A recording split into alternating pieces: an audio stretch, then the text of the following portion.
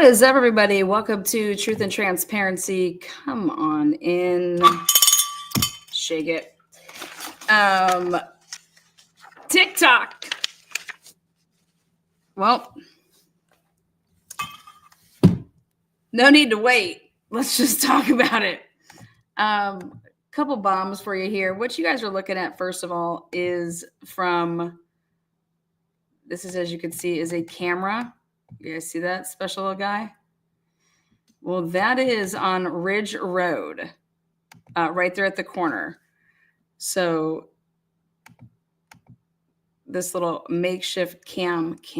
We're going to talk about that at the end, but that's right there on the corner. It's like Ridge Road for just like, I don't know, like it's like this much, but Lauder, Ridge Road, it's right there on the corner. It's really, really important because that's the camera and angle at 4:01 a.m. that makes this identification. And then also at 3:29 a.m. from 451 Paradise. And this is all very, very important because the reason that Jay Lodson said, wait, you have the wrong time and the car is going the wrong way. And they should have known that this wasn't the car. And I'm going to tell you why Jay says this. Again, this is all coming up in the second part of the show, but right there's your Ridge Road camera. Now, not sure if you guys knew this, but Ashley Jennings basically is married to the media. Her husband is the media. Yeah. You learn something new every day. So Ashley Jennings, her man, the media. Ashley Jennings is from Texas originally, then came to Moscow, so Texas. But now let's take a look at the PCA. Well, the PCA, remember Ann Taylor's been saying it really messes up their timeline when Payne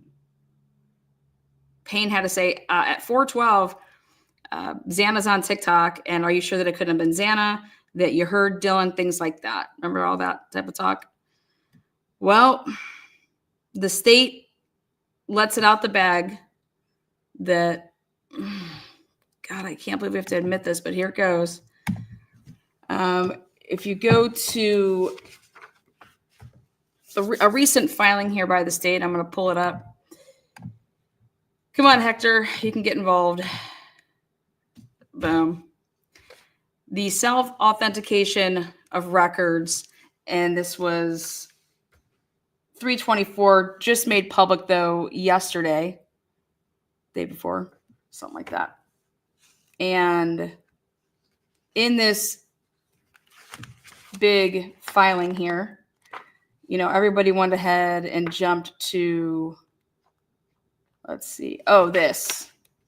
Bryan Kohberger and his final, the paper that he had to submit that was more like if you guys even knew the name of the class, but it's in this document where there's a bunch of state exhibits.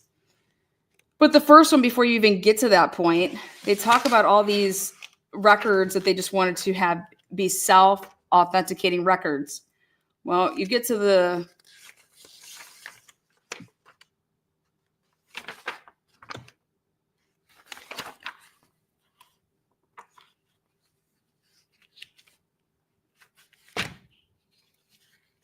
like the third page. The first thing I want to show you guys is on the walk home, they use, it's like a coffee place. They use the Cafe Arista at 1:40 a.m.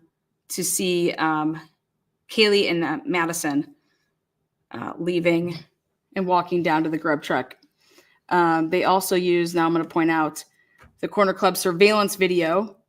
They have them entering at 10:20, and then they're leaving at 1:37. So then they're on that camera that we see. What'd you tell Adam? That video? So this is where this comes from. But there is a big piece here that I want to show you guys about this. When you go and look through these records, you can come across, it's a receipt. And it is the Corner Club receipt. And it's purchases.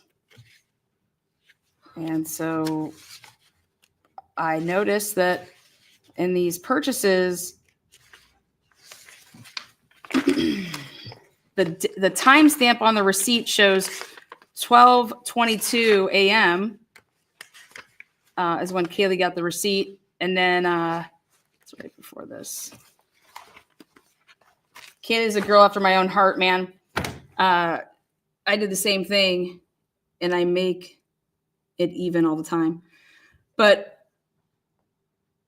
the date, 11/13/2022, 12:22 a.m., that would tell you that Kaylee got this and stayed in the bar for an extra hour and, 20 minutes after getting this receipt.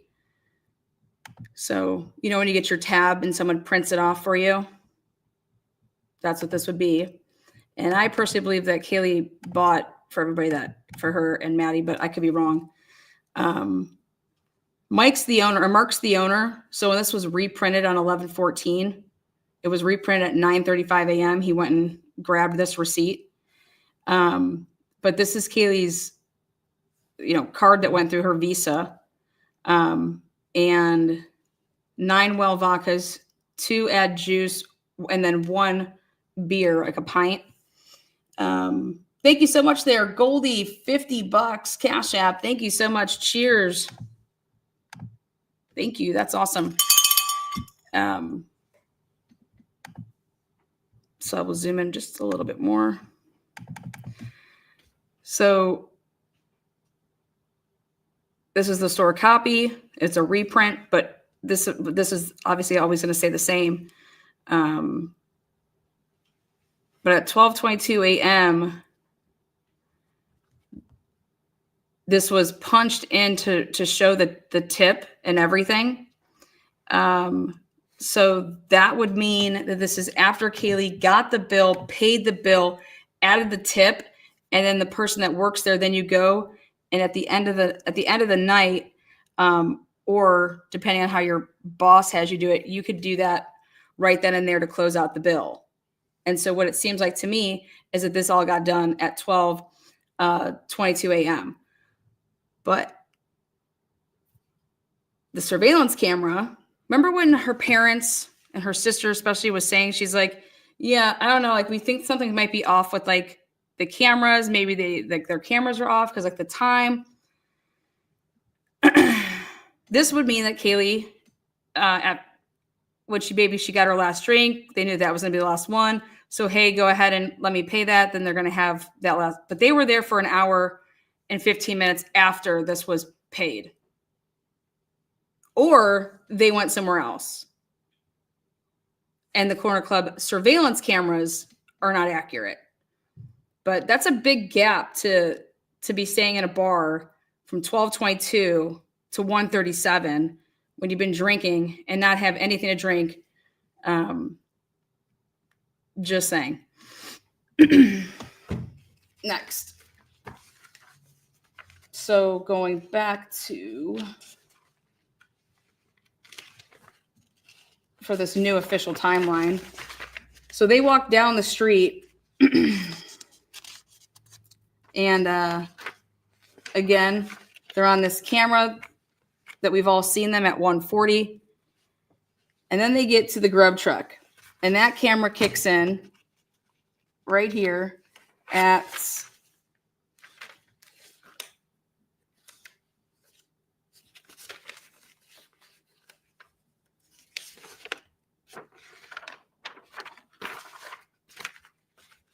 1:43. So from 1:43 until 1:53, they're on the Grub truck video that we've all seen. Okay. Yes, crime tourist, absolutely. Maybe somebody bought them a drink. Absolutely. That makes the most sense to me. Or they could have, like I said, went somewhere else, or just didn't drink. Or maybe Kaylee closed out hers and, somebody else that was getting theirs hadn't closed theirs out. I don't know. 9 vodka of those for one person in a 2-hour period.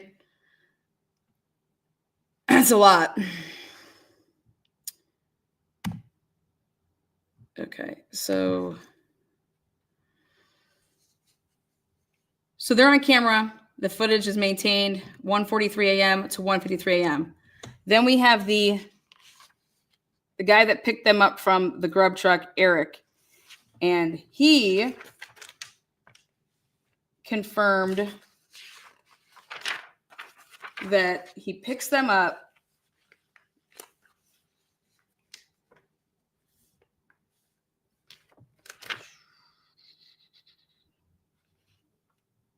at and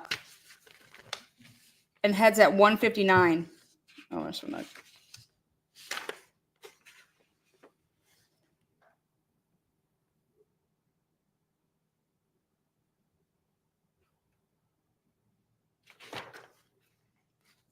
He actually might be at the beginning.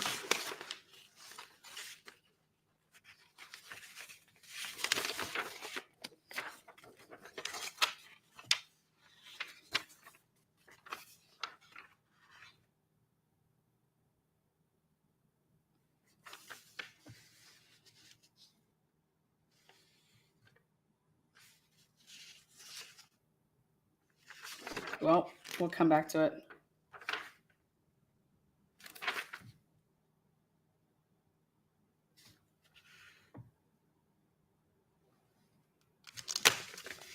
So next up, DoorDash.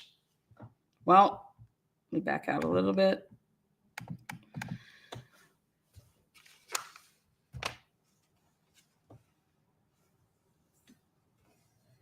These documents are maintained by a business. The state would seek admission of the documents pursuant to IRE 803B, or I'm sorry, 8036. The state may rely on the attached records, the state's Exhibit S9 from DoorDash. These are from DoorDash. I will show you the document. And it's regarding a delivery to 1122 King Road. Do you see that? It doesn't say to Zana, to Ethan. It says it's regarding a delivery to this address. Very, very important. And it was delivered at 3:59 a.m. This particular evidence provides a timeline of events, and they're saying it's for Xana, not. See how they have this separated? This particular evidence provides a timeline of events and imprint for Xana before the homicides and corroborates state's witnesses' testimony. Okay. Well, we're going to get into that state's witnesses' testimony, but first, let's take a look at this S9 for you guys. Right here. It would look like it is, redacted completely, but it's not. And when you go to S9, what's redacted around it is all the purchases and deliveries surrounding it. So you have to zoom in, and when you do, you will see that it's 1122 King Road, and it's 3:59 and 00 seconds because your DoorDash clicks a button when they complete their delivery. Okay. So, and it says 2022, 11, 13, 3:59, 00. And then it says the amount, I believe, then the address again. But this is from the subpoena and the search warrant that they went and got, rather, from 1122 King Road when they did the whole January of 2022 forward. So that's where you get that. And again, delivered 3:59. Now,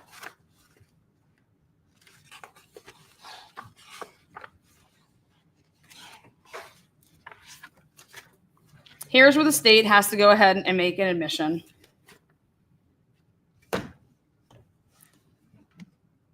TikTok user records for Xana. Everybody should know, and this should not be new to them if you've been following this case.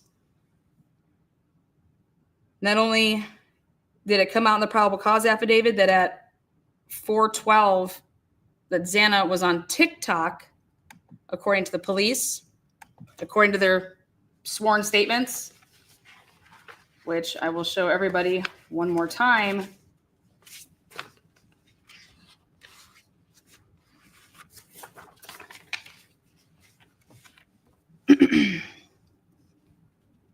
DM and BF both made statements during interviews that indicated the occupants of King Road residents were at home by 2 a.m.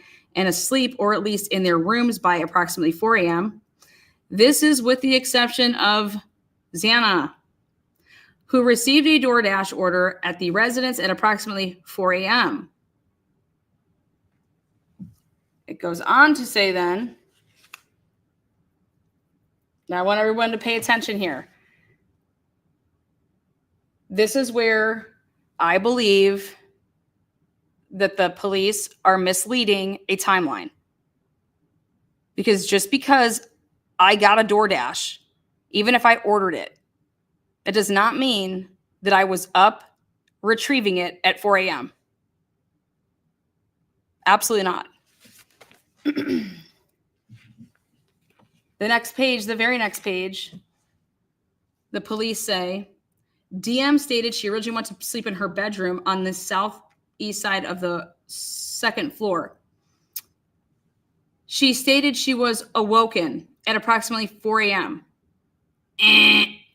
By what she stated sounded like Kaylee playing with her dog in one of the upstairs bedrooms, which were located on the third floor. Does she say that to Kaylee when she texts her? No. A short time later, DM said she heard who she thought was Kaylee say something to the effect of, "There's someone here." Now, this is where I think somebody could have possibly outed themselves. Okay? Because you would then be, well, let's just say this. If that's in fact what Xana, what DM said, why would a police officer ever need to put in a probable cause affidavit something like, oh, well, it could have meant, she could have actually meant this because Xana got a DoorDash. Or, and also Xana was on TikTok, right? Look at what they do here. It is in this section where DM is saying that, hey, I know my roommates' names, or I hope she knows their names, what their voices sound like. But Payne says that a review of the records obtained from a forensic download of Xana's phone shows this could also have been her, as her cellular phone indicated she was likely awake and using the TikTok app at approximately 4:12 a.m. Well, ready? You're thinking like, well, first of all, they said they downloaded the phone and they did the extraction and they looked at the extraction. All right. Well, then why the prosecution now, however many years later, is saying the TikTok records that we need to have be self-authenticating here, these records are maintained by a business. The state would seek admission of the records pursuant to IRE 803-6. The records would show that Xana on the TikTok application on November 13, 2022 at approximately 3:16 a.m. The state is in the process of obtaining a certification of authenticity. 3:16. Lana, where do you get this from? Lana, you're just making this shit up. I can't believe that you fucking keep talking about this stuff, man.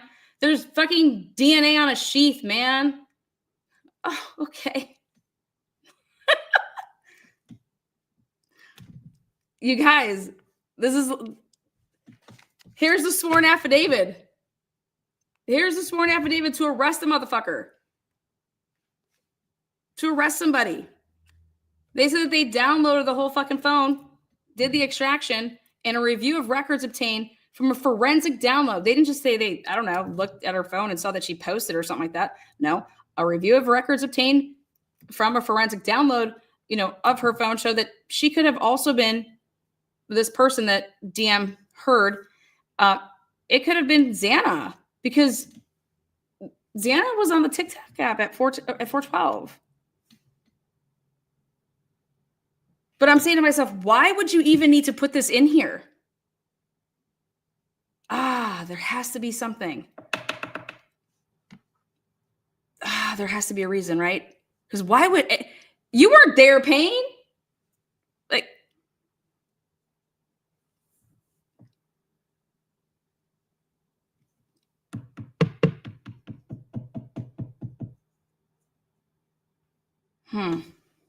there'd be a reason. Well, you guys can all ponder that reason for a really long time, but something that we do not have to ponder is right here. I want to point out something. Do you guys see how it says 5:25 a.m.? Does it say PST? 5:26 a.m. Does it say PST after that? 3:28 a.m. Does it say PST after that? Do any of those say ST? Any of those say PST? No, they don't, do they? You're not going to find that anywhere except for this entry, PST. Well, I can already tell you what the state's going to try to claim is that they fucked it up and did it in mountain time or some shit like that. And that's why they put 4:12. Suck a dick. Go running all through here. You're not going to find PST. But this one you are. Well, I can already tell you what the state is going to try to claim. And it's just a bunch of bullshit. But if you want to believe it, that's up to you. You can believe it. I'm choosing to see a lie. And then it's like, either you're a bunch of fucking idiots or you're liars. And I don't know what's worse, because I wouldn't want a bunch of fucking idiots on my fucking kid's case. All right. But right here, homeboy, Payne, and company went out of their way to put in this last fucking sentence. And it's just like, why? Were you not going to get the fucking search warrant?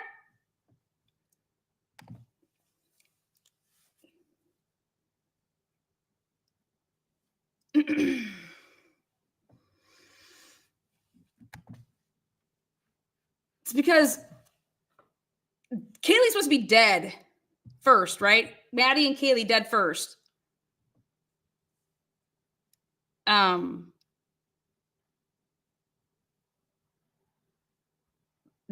is just, she didn't go to bed she was up saving accounts, got 351. But here, she just woke up at 4, up out of the blue. Lies.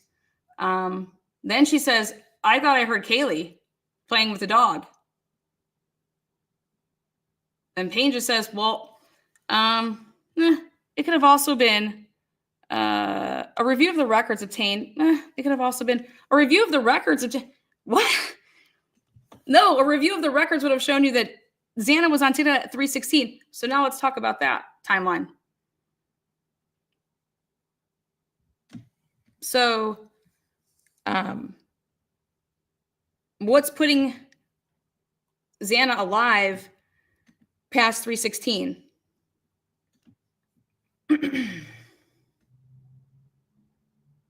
Dylan. Right? Who? No, I mean, I have no idea.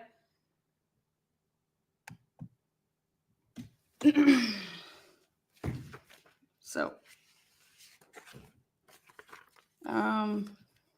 now, so there you have it. TikTok 3:16, not 4:12. So, lie again. Lie. All right, now,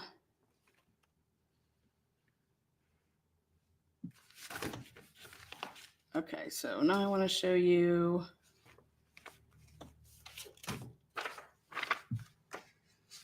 Here we go.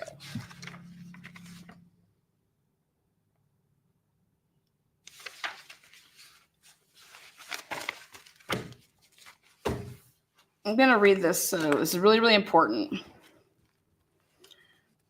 Now, what I believe happened here, again, this is just my opinion based off of the hours upon hours upon hours, right? Woo, that I've done on this case. But if they had other suspects before, obviously, Bryan Kohberger, right?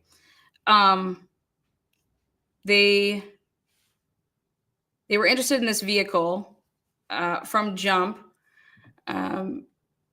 But the person that they thought it belonged to was somebody else. Okay.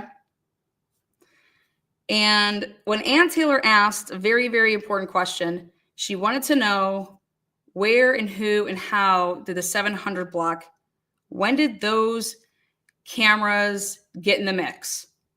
Who found them? When did they bring them all to you? Because what I've determined is that it was hella later. Okay. It wasn't like with the Linda Lane and the Ridge Road and the Paradise and okay. And why that's important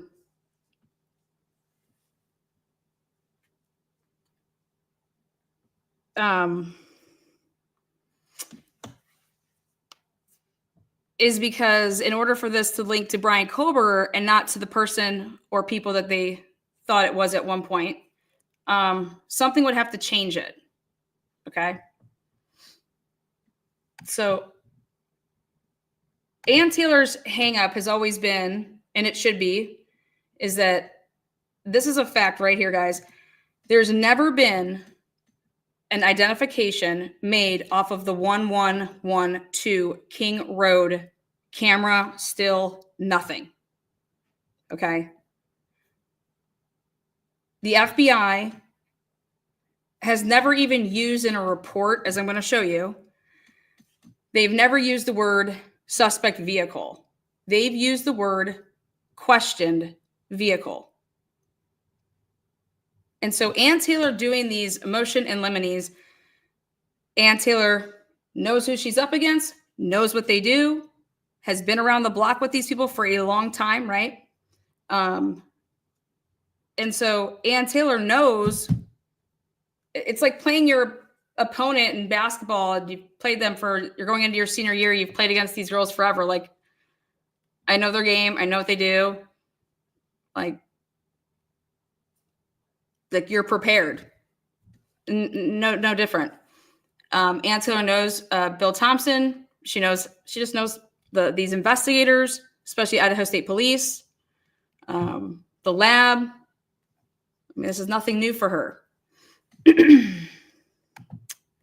So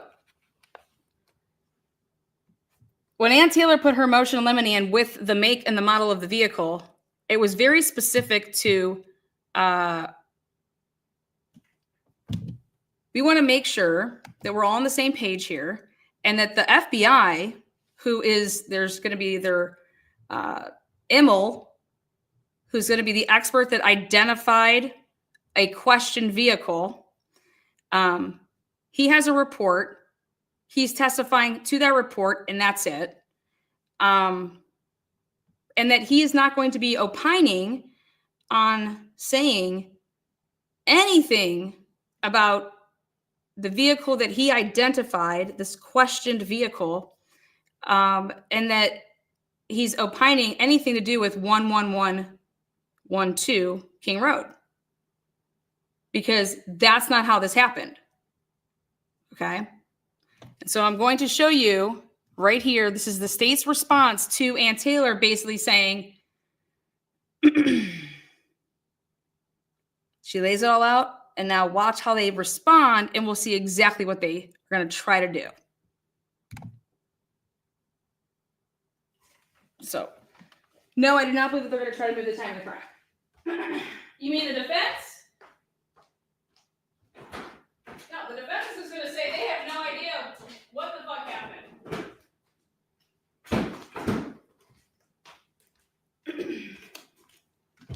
Kind of like the Karen Reed case.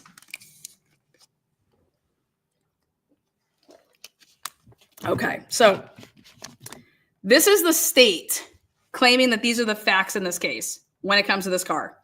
On November 13, 2022, Moscow Police Department responded to 1122 King Road. Hereafter, it's going to be called the crime scene. Now, they use the probable cause affidavit when they're going to say right here, Payne affidavit attached as State's Exhibit S1. So now when we see the ID, and they're talking about the affidavit. So investigators found 4 deceased individuals who died from apparent stab wounds. ID. So you look at the affidavit pages 1 and 2. Investigators canvassed the crime scene area for surveillance. This is Ashley Jennings is putting this in writing. Investigators canvassed the crime scene area for surveillance footage to identify the person responsible for the homicides. Again, taken right out from ID at page 5, the affidavit. A surviving roommate, DM. Now look at the language. Reported. Okay. A surviving roommate, DM, reported to law enforcement she was woken up around 4 a.m. by noises. Knew she didn't go to bed, though. You know, this is what she reported. ID at page 4. So they've always known. Ready? That's from the probable cause affidavit. These cocksuckers always knew. DM reported that to law enforcement. Law enforcement didn't determine that. See the difference? DM reported to law enforcement that she woke up around 4 a.m. by noises.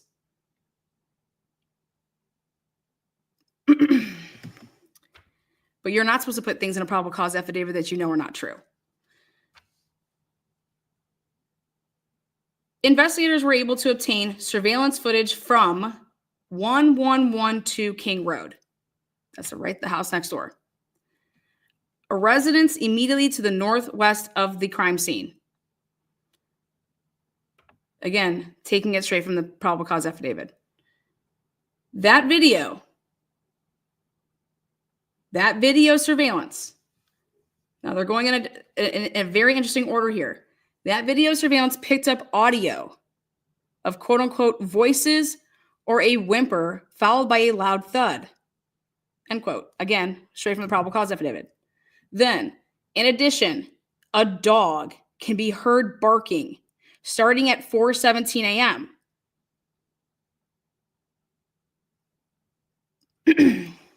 Straight from the probable cause affidavit. DM, again, look at that word, reported.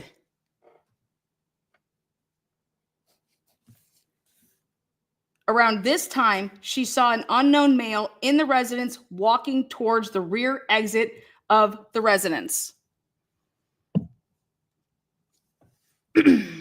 All of this relies on DM. Huge, like you have no idea how big DM is for the state's case. Again, pages 4 and 5. The 1112 King Road video shows a white sedan entering the crime scene at 4:04 a.m. Look at where they start this. Remember in the probable cause affidavit, we start this at 3:29 a.m. Okay. At 4:04, just so we're clear, they do not use this still image or a still images of the video, like a little picture, or that video to identify this vehicle. Okay. This same white sedan is seen departing the crime scene area at 4:20 a.m. at a high rate of speed.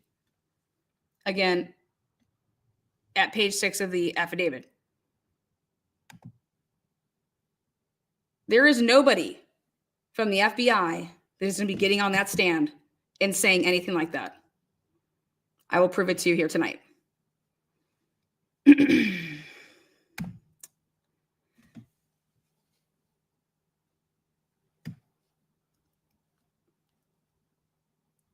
Based off of this sentence, Ashley Jennings is trying to say, hey, the footage at 4:04 and at 4:20, like, look here, look here, look here. Well, the FBI is going to be saying this word. It's unrecognizable. We could not do anything with that. We did not identify this vehicle from that. Based on this information, investigators focused on identifying the make and model of the white sedan. This is where Ashley Jennings is completely gaslighting Judge Shepard. Based on this information, investigators focus on identifying the make and model of the white sedan. That would mean two things: based on Dylan's information, okay, and based on 1112 King Road camera surveillance footage. And I'm like, dude, wow, you're just a dog, man. Here we go. Like, this is Jennings right here. And it says hereafter, suspect, you see this right here, or question vehicle. Ding, ding, ding. Woo, Ashley. Thank you. This is what Ann Taylor's looking for. She checked you. Why all of a sudden are you saying question vehicle? Oh, that's right. Because that's how the FBI is going to be talking about this car. They're never going to refer to this car as suspect vehicle. You want to know why? Because of how you're going to see it right here in the report. Because of how they presented here, like, here's footage. Look at this. What can you tell me? What's the make and model? Here's here's another batch of footage. Here's the car in question. What can you tell me about it? Here's another batch of footage on a different day. Here's the car in question. What can you tell me about it? Man, how do you know this? Come on. You'll see. It says it right in the report.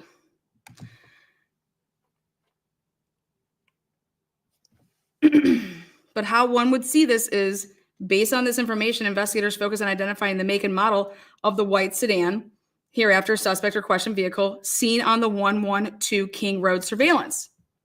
Well, how are you going to, if we hand over that surveillance from 112 King Road to the FBI, and they come back and they say, we can't identify the vehicle. So, for example, the FBI, the state's case, the person that they took this to was to Immel.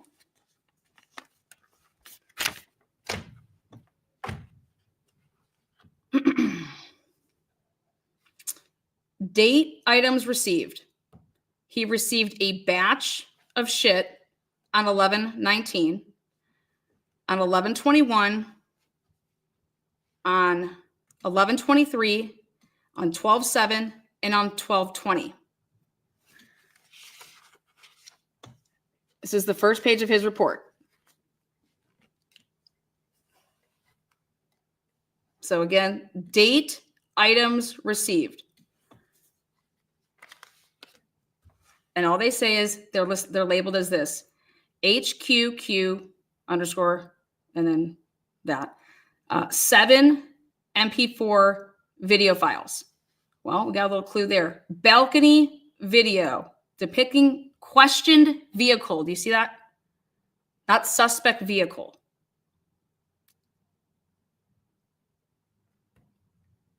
questioned vehicle. They received this batch, this dude, on 11/21/2022. Well, balcony. Balcony. Next one here on 11/19. 5 MP4, 2 WMV videos depicting questioned vehicle received electronically.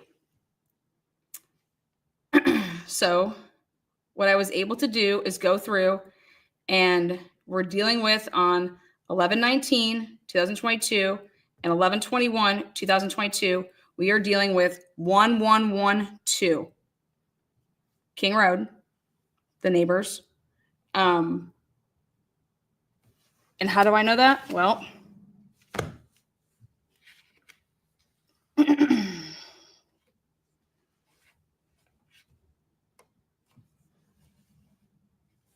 summary. The forensic audio, video, and image analysis program was requested to determine the make, model, and year of the questioned vehicle depicted in the submitted media. Whatever you submitted to me, it was the questioned vehicle you submitted to me. I looked at those, put in the software, pumped it all out, and then told you what it was. Based on, or I would be telling you, hey, we can't identify it because of X, Y, Z. The submitted videos and images were electronically processed to identify the questioned vehicle's make, model, and year. 7 vehicle make, model charts were produced. 7. See the opinions section for the results of the examination. I was like, okay, perfect. Finally, maybe we'll get some dates. Didn't really. I had to work through shit. Okay, so the dates, he says, details of the examination. The dates of this examination were November 19th through March 21st. Again, just from the other page, the submitted videos and images were electronically processed, from which 7 make, model charts were produced. The make, model charts were recorded on a DVR, just everything that he went ahead and did. He produced 6 copies of it. They were produced, the 6 copies with the charts as well. Reference media was recorded, and we will be retained in this case file. The multiple admissions of media were reviewed independently and collectively to identify the questioned vehicle's make, model, and year. Okay, now let me show you how Ashley Jennings tries to use this sentence and spin it. I just showed you how the different batches came in, okay? And it doesn't say addresses, nothing about, it just has a date, okay? But, so go back to this real quick to show you where she says, well, I'll finish actually this right here. So it says, go down to the opinion section. So this is the last part of it. The submitted videos on November 19th, 2022 and November 21st, 2022 were reviewed to determine the questioned vehicle's make, model, and year. So from that batch, because it's the same here, November 19th, and whatever you gave me on November 21st, all of that was looked at, reviewed to determine the questioned vehicle's make, model, and year from that. Due to insufficient image detail and obscured views produced by the blooming of the vehicle's headlights, the one on 1122 or 1112,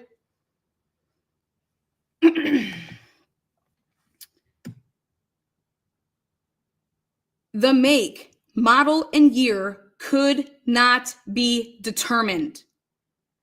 Do we see that? Cheap seats.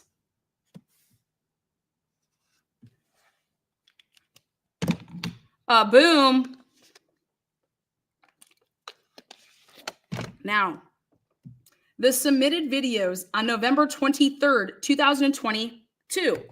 This is when you then would take, I will show you,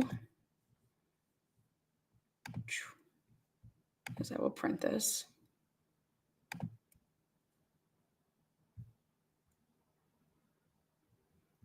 Boom.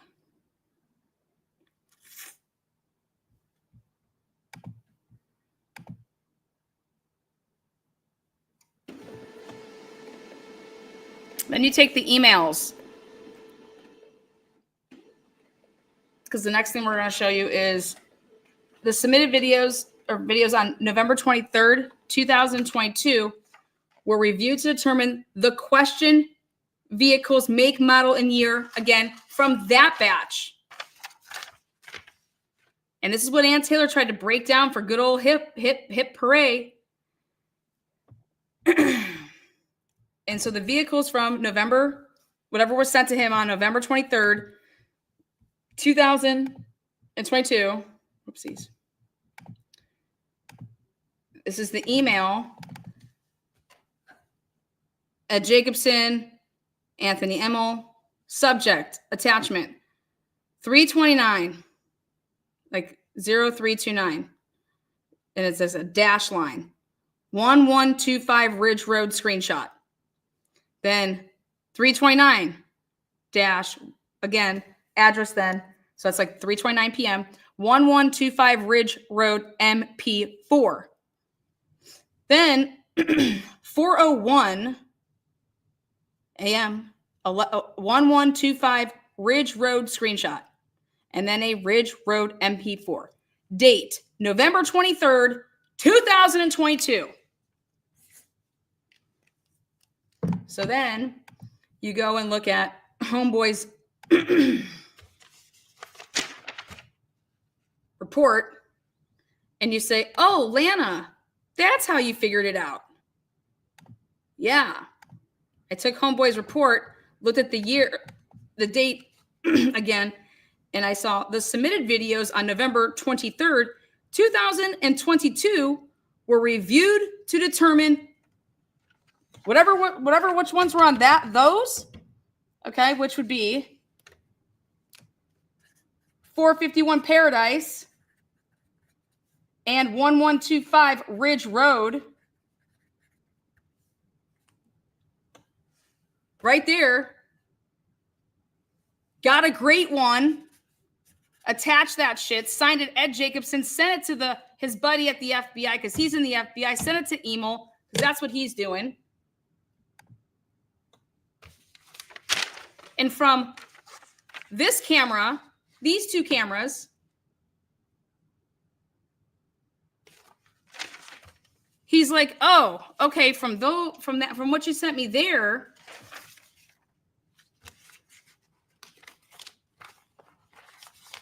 yeah, this, and this, yeah, okay, all right, yeah, because this was the blooming shit I couldn't do anything with, and this was this leaving shit. There's not even a car there, okay, okay, so yeah, okay, that's that chart, make model chart. This is the number 3, February 24th, 2023. Okay, great. Now, what'd you do, boy? What'd you say? What you got? Oh, well, what I got is the 329 and the. So what he did is Jacobson sent, I don't know which one he sent first, but from the question vehicle on that camera, the question vehicle shares similar class characteristics with a 5th generation Honda Elantra between 2011 to 2013.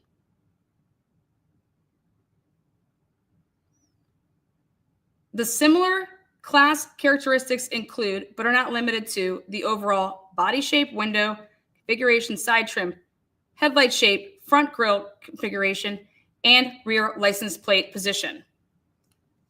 Then, see how it has this new date? On November 26, 2022. So we're going to come back to that. Hang tight, because we have to go back to Ashley Jennings is spinning us. So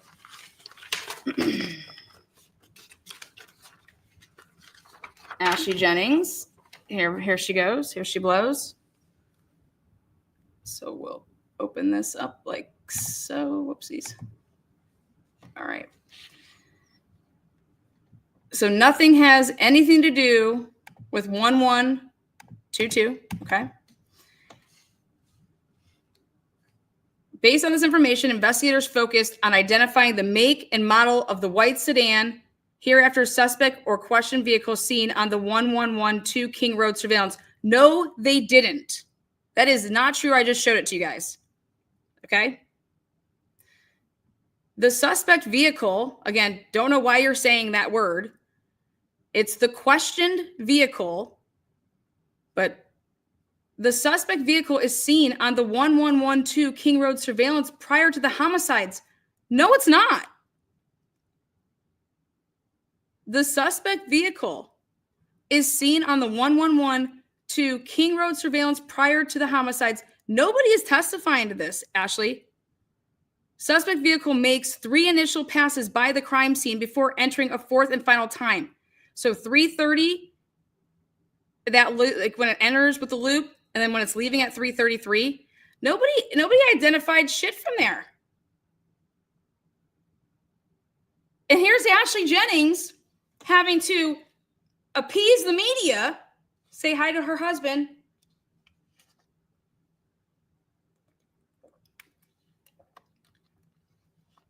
And she is just right here lying. This is a lie. The FBI report, I just read it to you guys, doesn't say shit like that. Okay? So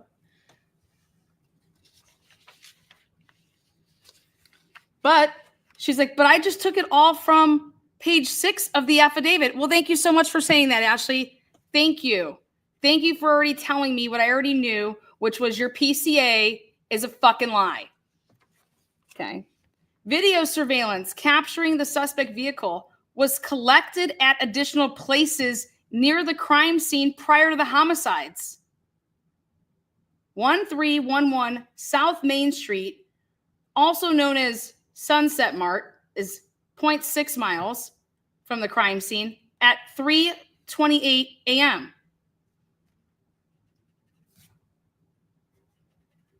Then 1125 Ridge Road is 0.4 miles from the crime scene at 3:29 a.m. and 4:01 a.m. 320 or 1320 Linda Lane, 0.2 miles from the crime scene at 3:29 a.m. No, wrong, negative. You guys.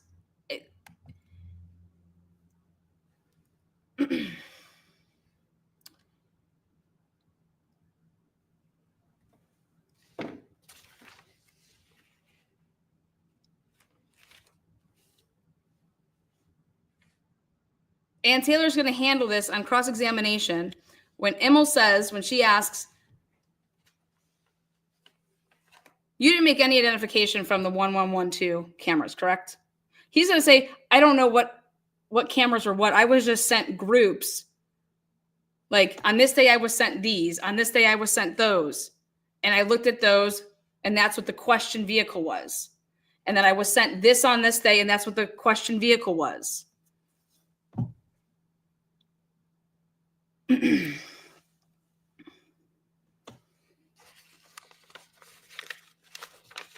Okay, so then let's go ahead and look at these files that you looked at. You labeled them stuff, right? So let's pull up this. Boop. Which one's that one from? Yep, that would be those blooming lights. I told them that I couldn't identify anything from that. So all the footage that you watched from, that you had from that, you couldn't identify anything? Nope.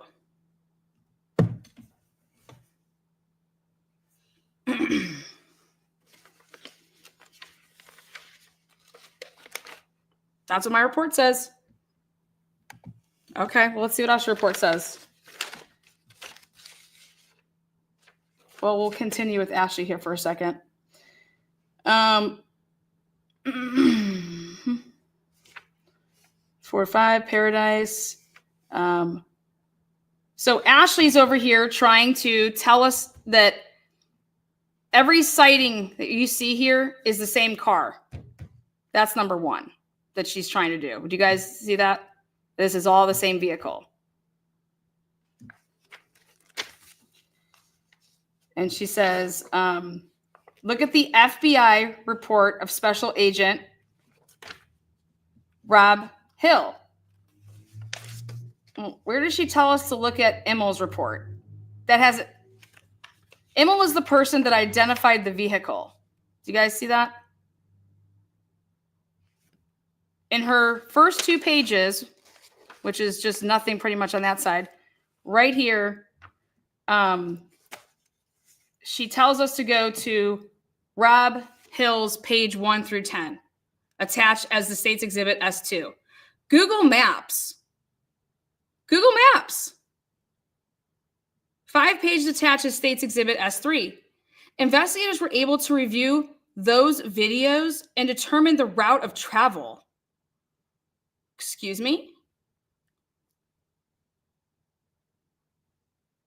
So you looked at Google Maps and you thought that that's how you would determine paths of travel. Based off of what? Does it say possible paths of travel? What does it say there? Investigators were able to review those videos and determine the route of travel. Oh, wait, that's right. Ashley is just telling us more about what it said in the probable cause affidavit. Because now Ashley is just riding hard on this probable cause affidavit.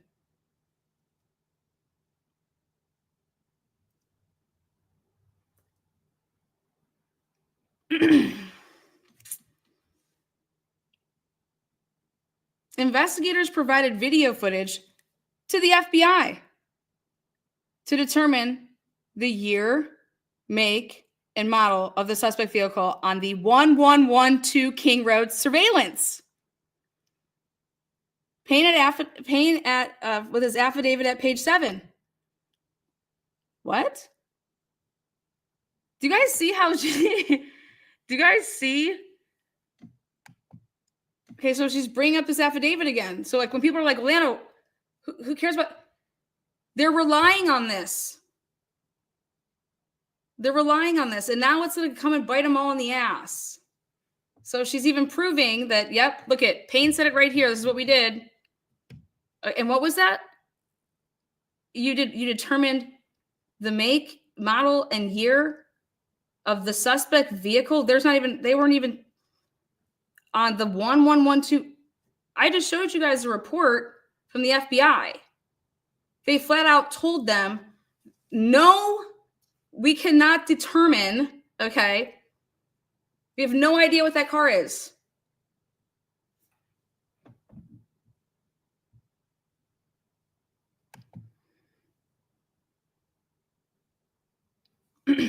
Forensic examiner, oh, here we go. We're going to hear about Anthony. Here we go. Imel. He reviewed, look at how she words this. He reviewed multiple videos and still images. Yeah, he did. It's all you can say, Ashley, right? Because you can't say anything more than that, right? Because that's not a lie. That sentence isn't a lie. He reviewed multiple videos and stills. Sure did. According to Immel's report, in quotes, the multiple submissions of media were reviewed independently and collectively to identify the questioned. See how she She has to use question vehicles, make, model, and year. But wait, you got to back up, Ashley. According to IndianHill's report, the multiple submissions of media were reviewed. No, hon. No. Shug tits. Nope.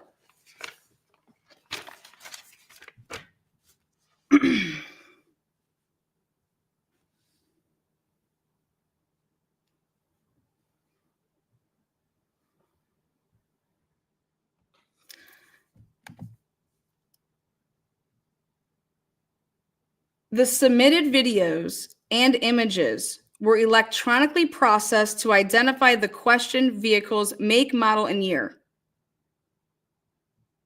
7 vehicle make, model charts were produced. Do you guys know what that means? 7 vehicle make, model charts were produced. 7 different charts.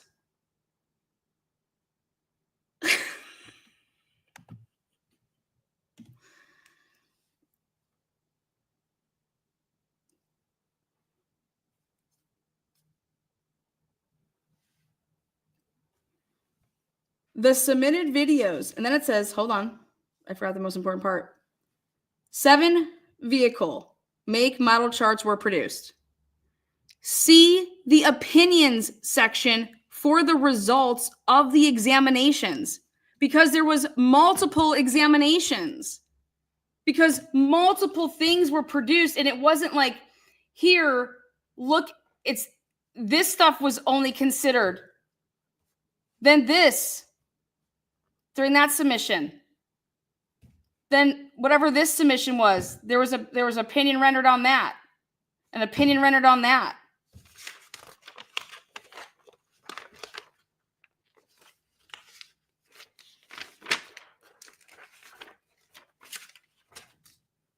So when Ashley says that,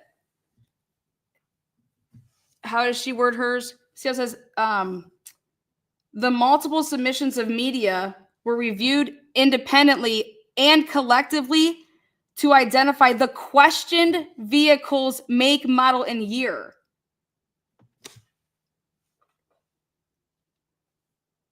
The questioned, whatever the question was, based off of what video you submitted. If you're submitting, here's this 451 Paradise clip. Here's the one from Ridge Road at this time. That's the question car. You cannot say ever in your fucking minds and brains, and this will never happen, as the FBI will come out and say, if you think that the FBI is going to get up there and say that 1112 camera is the same car that's on Ridge Road, that ain't never happening. This report proves it. That's what Ann Taylor wanted to make sure that wasn't going to happen. That's what this is about. It's because you've misled everybody and their mother to believe, even Judge Hippler thinks that you didn't identify the car with this Honda Elantra, Hyundai.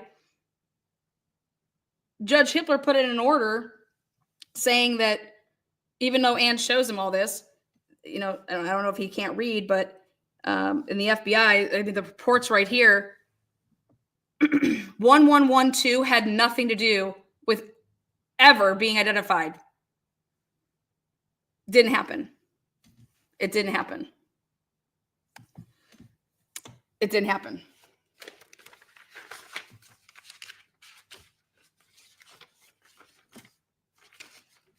So then Ashley says,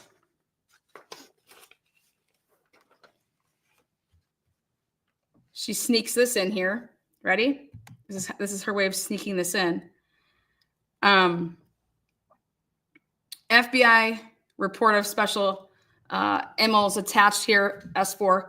Of those videos, yeah, the 1125 Ridge Road video provided a clear view of the suspect vehicle. Wait, what? You see how it doesn't say ID at the end of that? That's just Ashley's fucking statement. She makes it seem like the fucking FBI said that shit. The fuck out of here, Ashley. Of those videos, the 1125 Ridge Road video provided a clear view of, wait, what?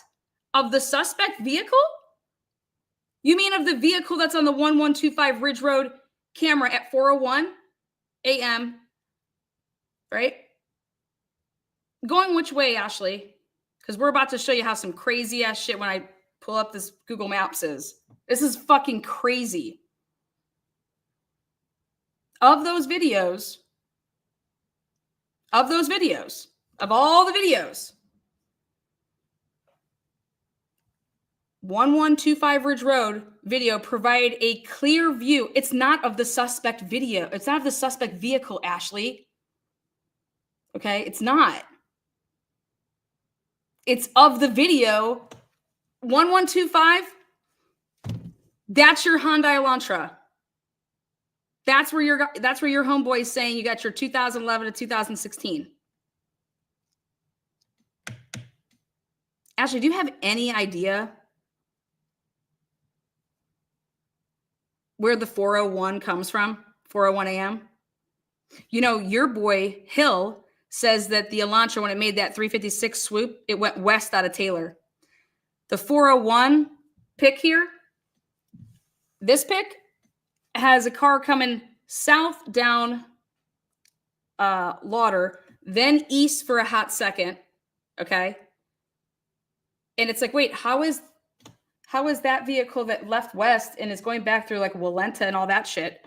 How is that the car that's now coming from like either from a driveway or an apartment complex or Taylor at 4:01, and then it's heading out of town, you know? But now all of a sudden, this one that's not the same one that just made that circle at 3:56 a.m. This one at 4:01 over here, it can't be that one that was 3:56. Then it leaves at 3:58 because it goes out west, and there's no way to get back over to there without being on these other cameras. That's why Jay said that. He's like, y'all knew it wasn't the same car. We have multiple. We have at least 3 vehicles. But this, you cannot write this sentence, and you will never going to hear this from an expert ever. Say, yep, that whatever this camera is, or yep, that's the one that I got to see the clearest on. And that's where I gave them my chart number 3. So it came from that one.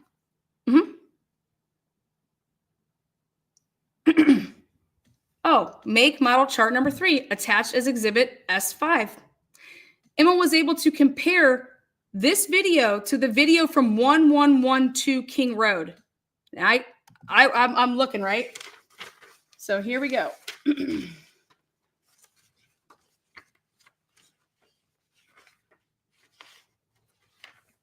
So this is the one, which is the make model chart number 3.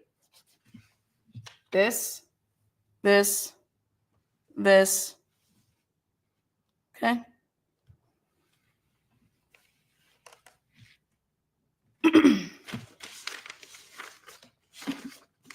And so she says that, well, we'll continue here for a second.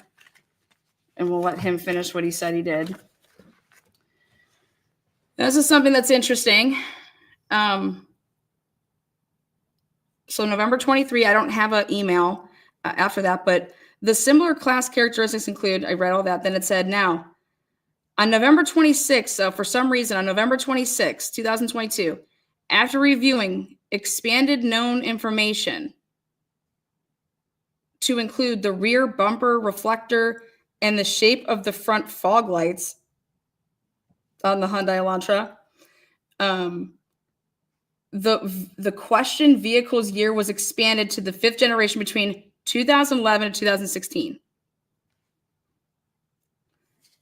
Now, whatever they submitted to me on November 7th, this video, whatever it was reviewed to determine the questioned vehicle's make, model, and year. Due to insufficient image detail, the vehicle's make, model, and year could not be determined. So, not determined, not determined, and now we know Ridge. This is Ridge Road, okay? Next. The submitted videos and images on December 20th, 2022. Oh, what's that date? Oh, that's the date after Brian's name, right? The submitted videos and images on December 20th, 2022 were reviewed to determine the questioned vehicle's make, model, and year. The questioned vehicle shares similar class characteristics with a 5th generation, and this is the WSU. That's that camera, like whatever came from WSU. Between 2014 and 2016. The similar class characteristics include, but are not limited to, and then says this. Okay. You see that? See how he signs it right there? So, page 1.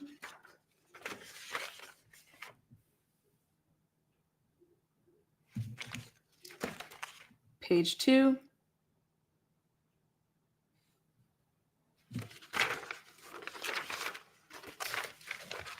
Page 3.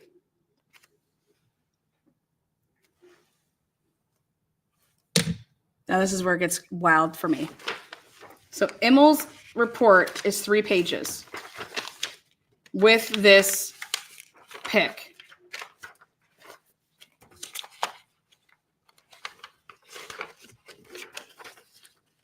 Now Ashley Jennings says that Immel, I don't know. Immel was able to compare this video to the video from 1112 King Road. ID.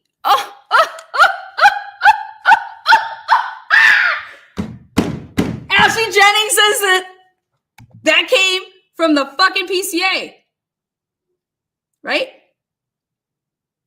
Ashley Jennings says that the PCA says that Immel compared.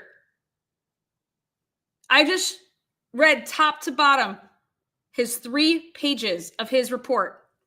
Where did you guys see that he compared? Did you guys see it?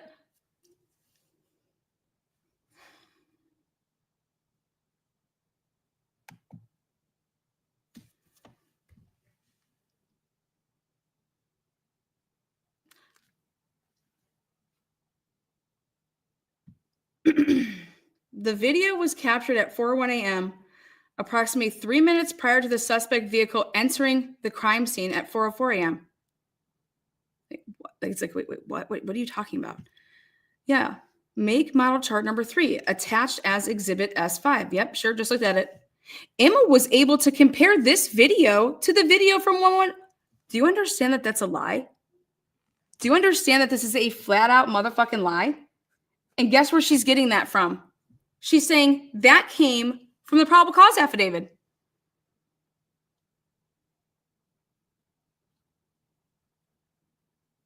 Or is she saying that it came from what?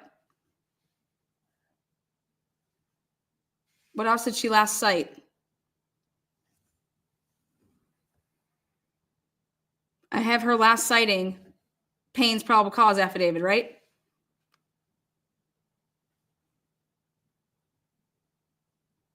Is she saying that it came from Anthony Immel's attached state exhibit S?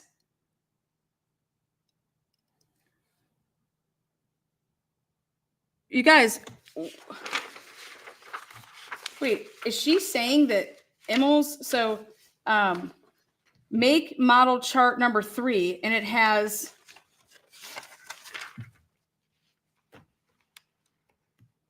arriving, departing third brake light lower window, 2011, 2016 Hyundai Elantra. This is when he did his expansion. Okay. Is this when he did this expansion? What does he say in his report? He says, let's see.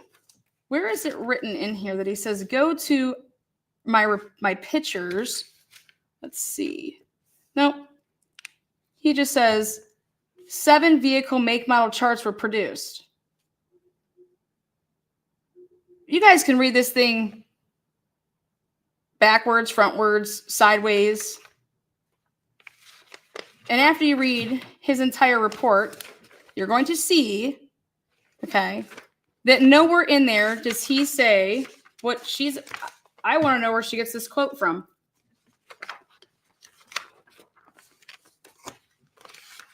Let's see, where is she?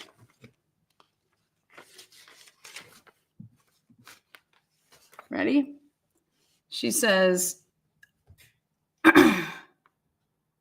just so we're clear, Hill is not the identification guy. Ashley Jennings is trying to commingle Hill, who looked at the video surveillance cameras to chart down, okay, I see headlights here.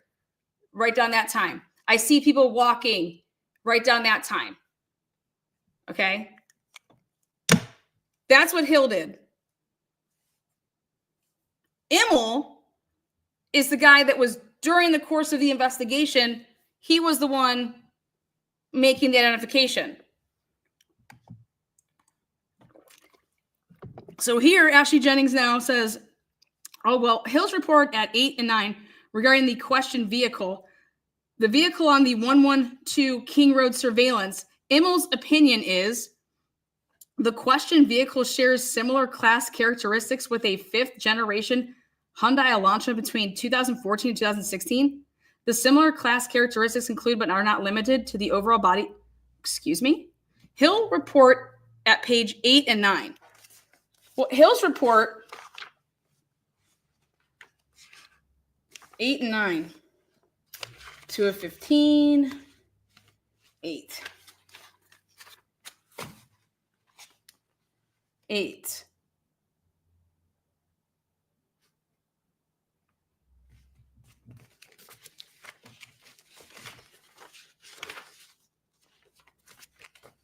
And 9. Okay.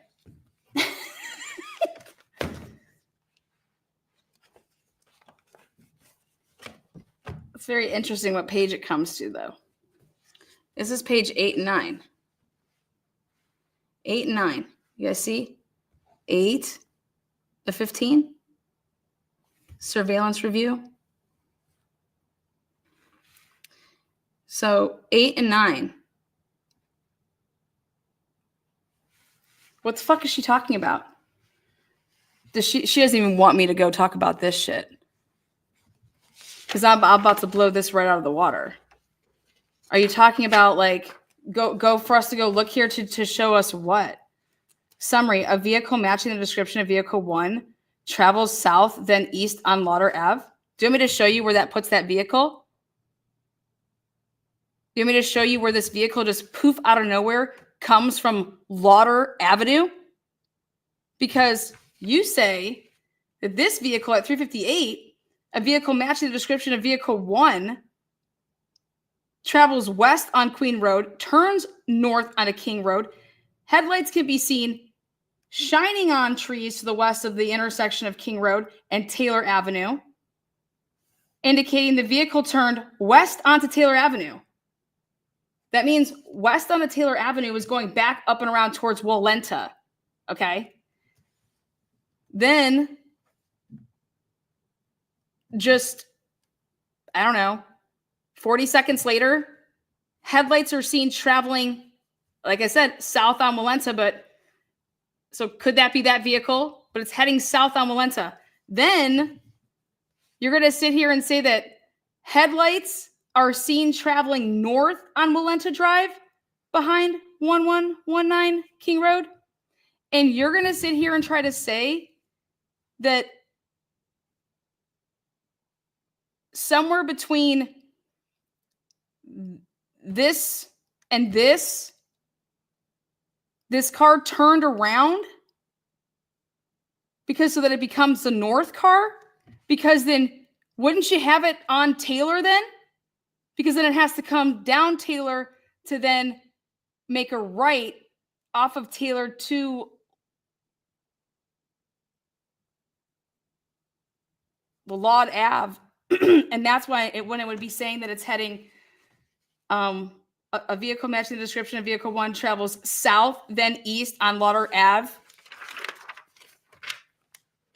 And then a vehicle matching the description of vehicle 1 turns from eastbound. Are you guys in, do you really think that this is how you're going to say that, oh, go look at Hill's report, it matches what Immel said? What the fuck are you speaking? You have 3 different white cars here, man, and it starts at 326. There's at least 3 different ones. And who even knows if they're white? They may be silver. You know, they may be green. Summary. Holy ball sack. Look at this summary. Look at this summary.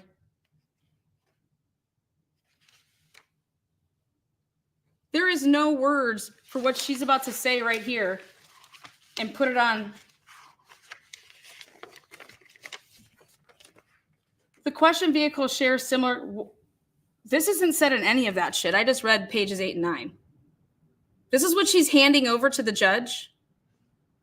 Immel's report at page 2 and 3. A white 2015 Hyundai Elantra was registered to the defendant at the time of the homicides.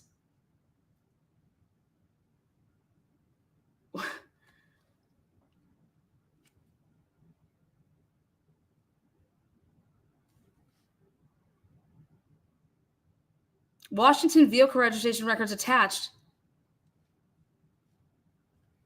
You guys.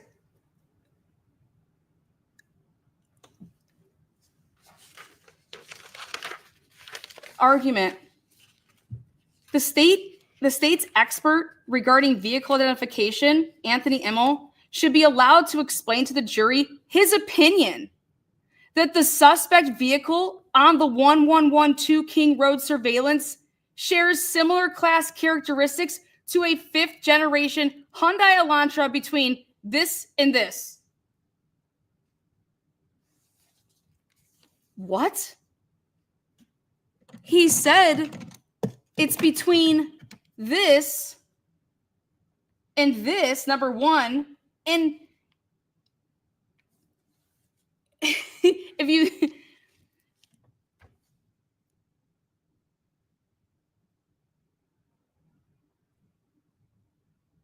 so I don't know where she gets that from, but he didn't. That's not what he said. This isn't what he said. He's saying that from the Ridge Road one, okay, that's the one. That's the one that I'm talking about.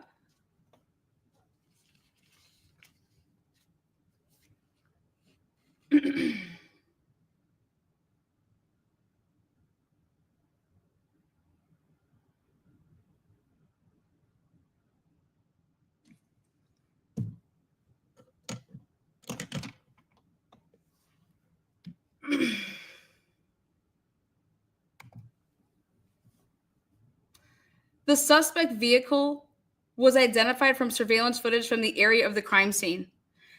No. Look and read the reports. It says the questioned vehicles. It does not say the suspect vehicle.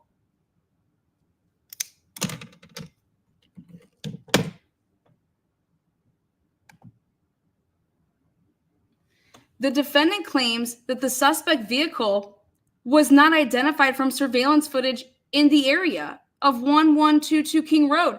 No, the defendant said that anything to do with identification came from the words questioned vehicle, and you gave him these vehicles in these little, here, this is your batch, this is the question vehicle, what is it? then you identify a vehicle that's over there, Ridge Road, wrong time, heading the wrong way, and you needed to make some crazy ass, like, U-turns, 2 of them, not 1, but 2, in a 3-minute period, okay? Meanwhile, that one that's even the 401 isn't the same one that was the 326 and the 329. And what about the 356? And what about the what's the other one? The 340 something?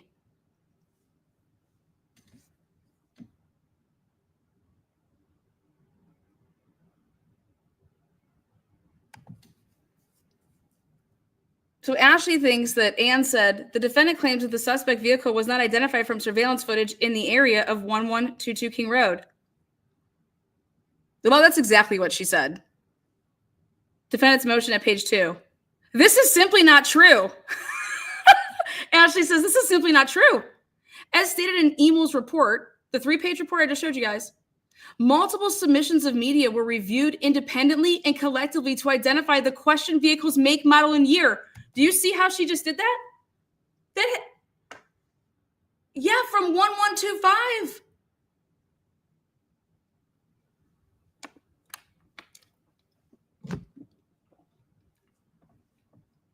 She's now putting back in that sentence and making it seem like,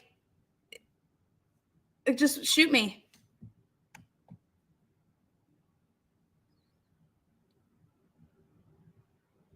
Multiple submissions of media were reviewed independently and collectively to identify the questioned vehicle's make, model, and year. Yeah, from each of those individually submitted dates, you fucking idiot. And you know it. The suspect vehicle was picked up on multiple occasions, at least 6 separate locations. It's not the suspect vehicle, Ashley. The suspect vehicle, no, it's the, you picked up these vehicles and he couldn't identify them. I also just read that. The suspect vehicle was picked up on multiple occasions, at least 6 separate locations, all within 0.6 miles from the crime scene, immediately preceding the crime, i.e. less than 1 hour ahead of time, as indicated below. And somebody sent this to me, and you know what I did? I fucking laughed at this. I said, what is this? What the fuck is this?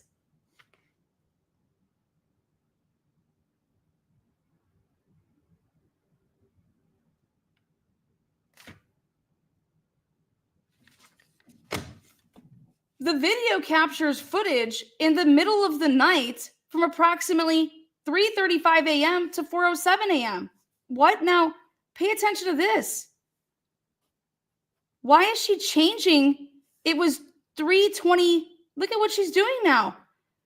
3:26. Do you guys see what she's done? She's now covering up for her 7 fucking minutes.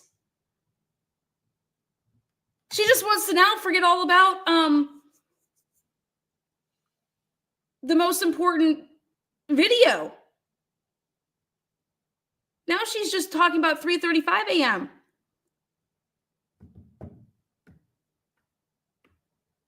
Wait, I thought we have to start somewhere. And the starting point is that we found this car on Indian Hill at 3:26 and then 3:27 and then 3:28 going across Snyder or Steiner, whatever it is. And then at 3:29, it's on the Ridge Road or in 451 Paradise. Now the 3:29 doesn't matter.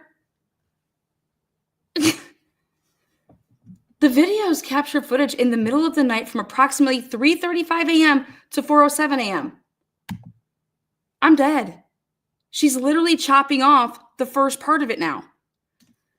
When there is light vehicle traffic, especially in Moscow, Idaho, from the review of the surveillance videos, investigators were able to determine the suspect vehicle's path of travel based on the witness direction of travel associated with the timestamps.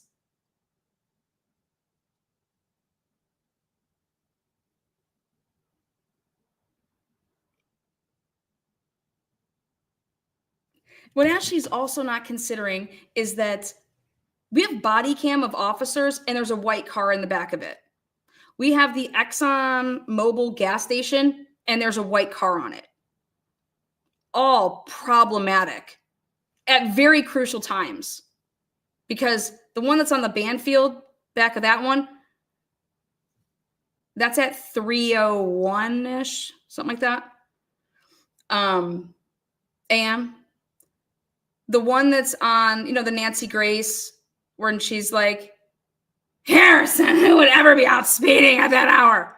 That one, the 3:45 and 10-second one? Yeah, that one. That's not even mentioned. That's in there.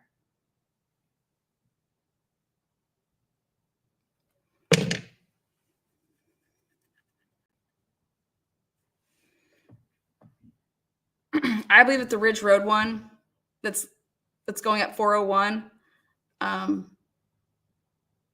they were going to stop right there and they were only going to show that one ever. Okay. And that's the one that I believe that they were just going to be using for the purposes to say these, these U-turns and stuff like that.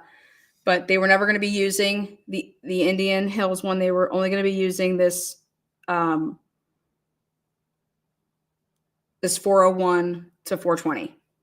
And they had and they knew who they were going for.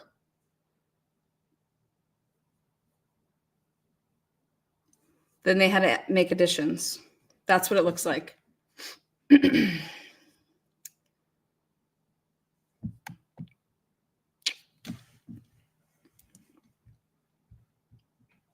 Let's hear some more about Ashley here, though.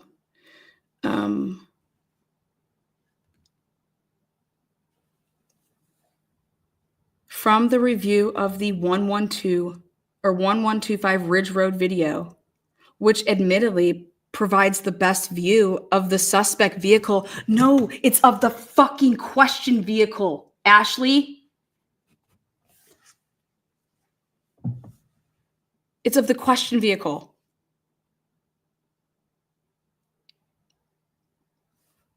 So all of this is so important, though, too, because it's based off of Dylan's timeline. Dylan's timeline. Without Dylan's timeline and what she's saying is happening, you can just take all this shit and fucking blow it to shreds. If these kids were killed any earlier, if these kids were killed any later.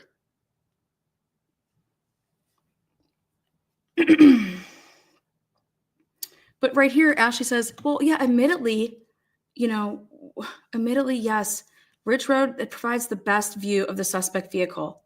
Investigators were able to determine that the suspect vehicle shared similar class characteristics to a fifth generation. When she says that investigators now, you see that word? Investigators. Yeah, who?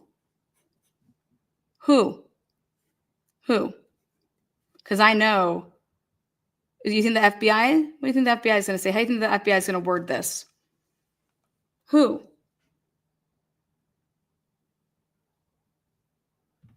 (1125) Ridge Road. Wrong vehicle, wrong time.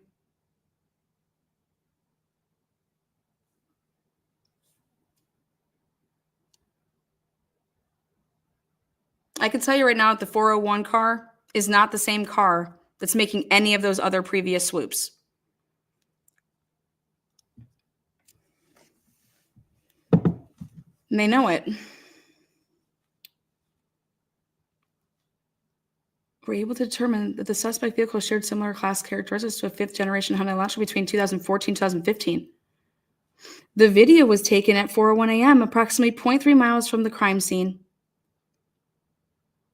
Based on the 1125 Ridge Road surveillance and the other video surveillance, investigators can determine the suspect's path of travel as follows.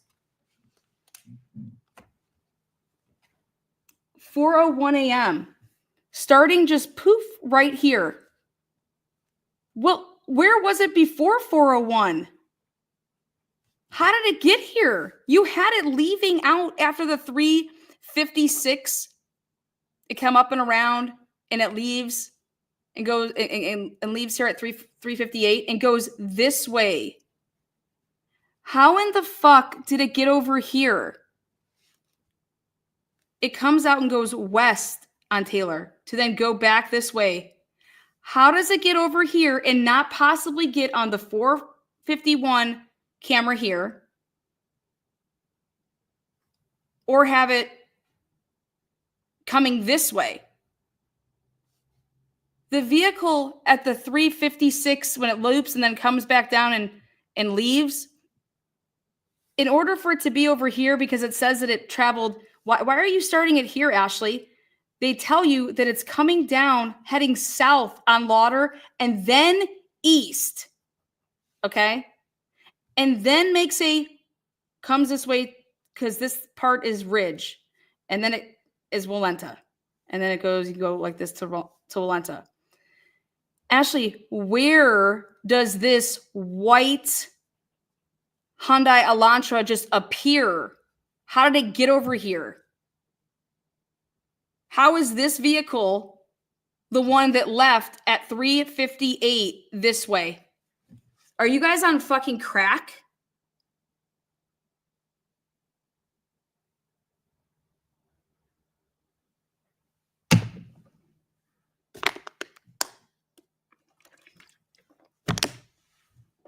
To go like this, and this is what, to go like this and come down around and be able to come back over here, because this is where the two cameras are for the Ridge apartment 108. You'd have to pass the 451 that's right there. And how it comes, it's like right on this side, because it's on Paradise Drive. So it's right here. That's the camera. Okay. And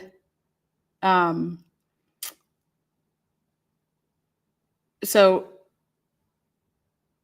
but if it comes this way and goes like this, the car's facing this way.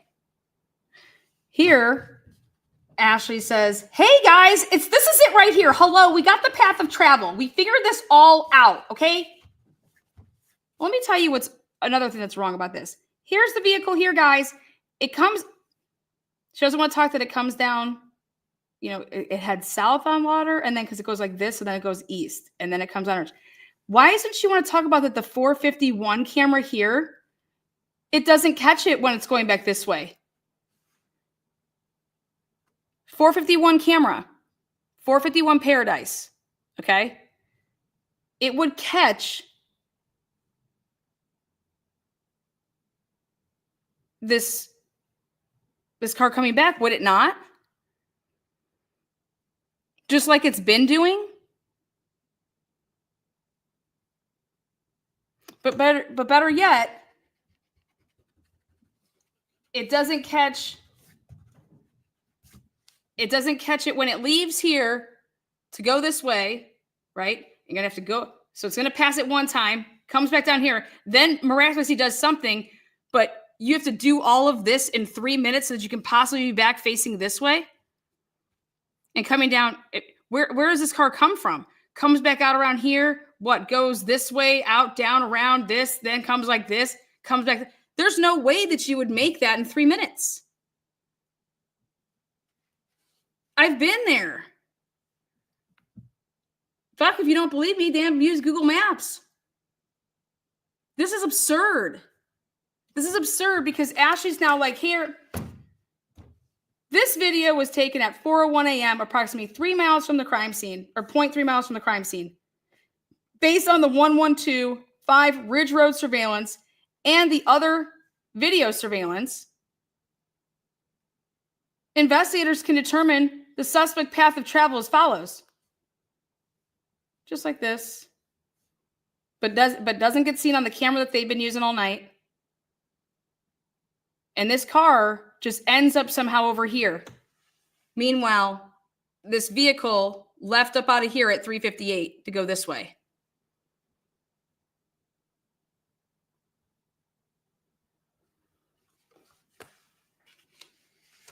It takes approximately 3 minutes to travel from 1125 Ridge Road to 1112 King Road. Ashley, I get that you want to start a car right here, okay?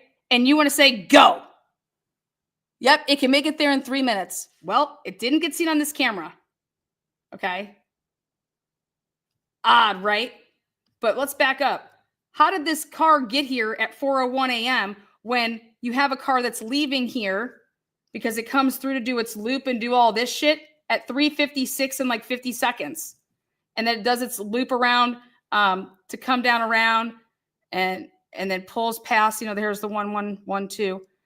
The camera then turns this way and then makes a left because it's a west on Taylor to then come around. So start the clock. How do you get this vehicle that just did all that back over here, but not right here, homie? It's coming south down Lauder like it came off a motherfucking Taylor or it came from one of these houses. Like, you just cannot make this shit up.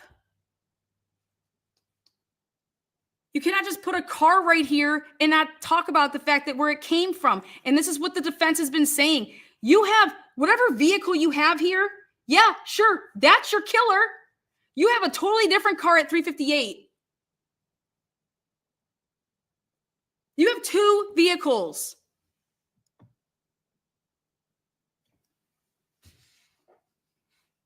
It takes approximately 3 minutes to travel from 11225. No one's saying that it doesn't. Awesome, Ashley. Great. She says a logical application means the vehicle with characteristics of a fifth generation Hyundai Elantra is the same vehicle on the 1112 King Road camera at 404.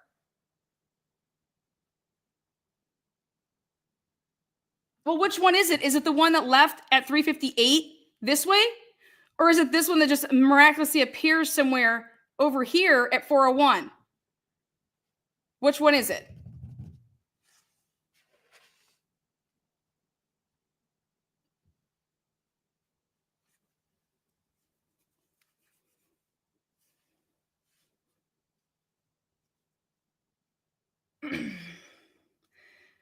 This is on camera, going left and leaving at 358.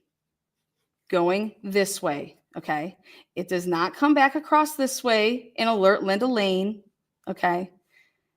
The FBI makes no other, it's right here in the little,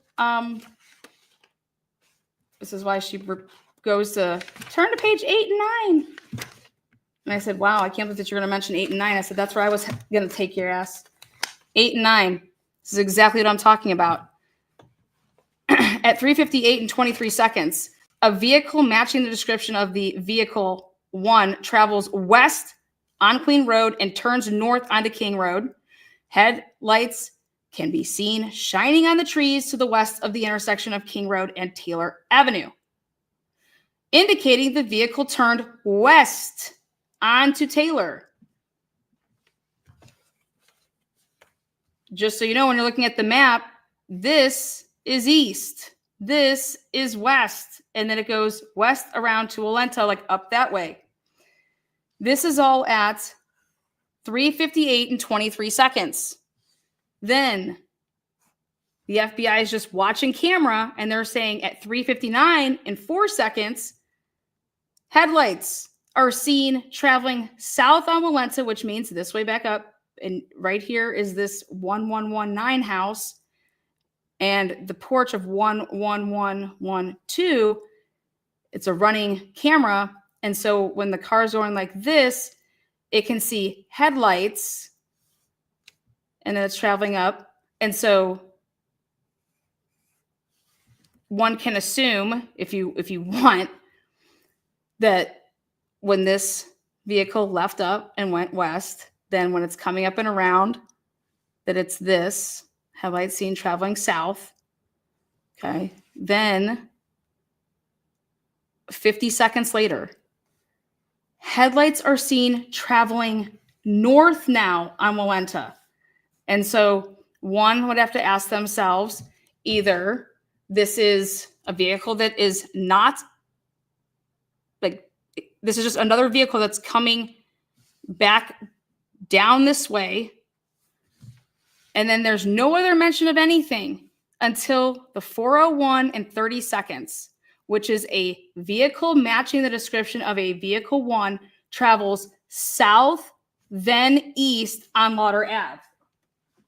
And so what that means when you have your map here is in order to go south, then east on Lauder Ave, it's right here. This is that part.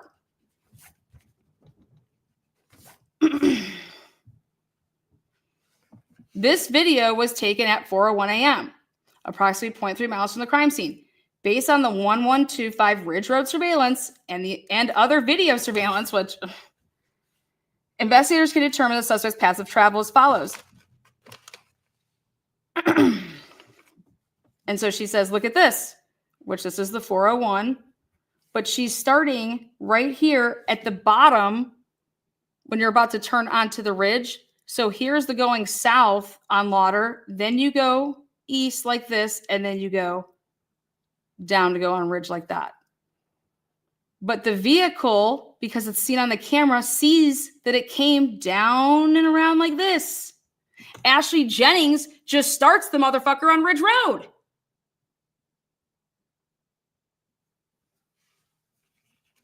And now you have to ask yourself, where did this vehicle come from? Where did this vehicle come from at 401?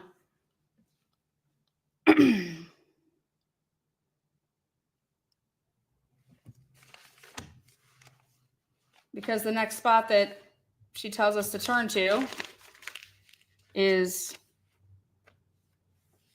401 and 40. So 13 seconds later, same camera, mind you, it's the 1125 Ridge Road, apartment 108. A vehicle matching the description of the vehicle one turns from eastbound Lauder onto southbound Ridge Road. So this is where Ashley wants to start. And I'm saying, wait a second. You were just picking a car up out of, this wasn't the, where did this vehicle come from? Like,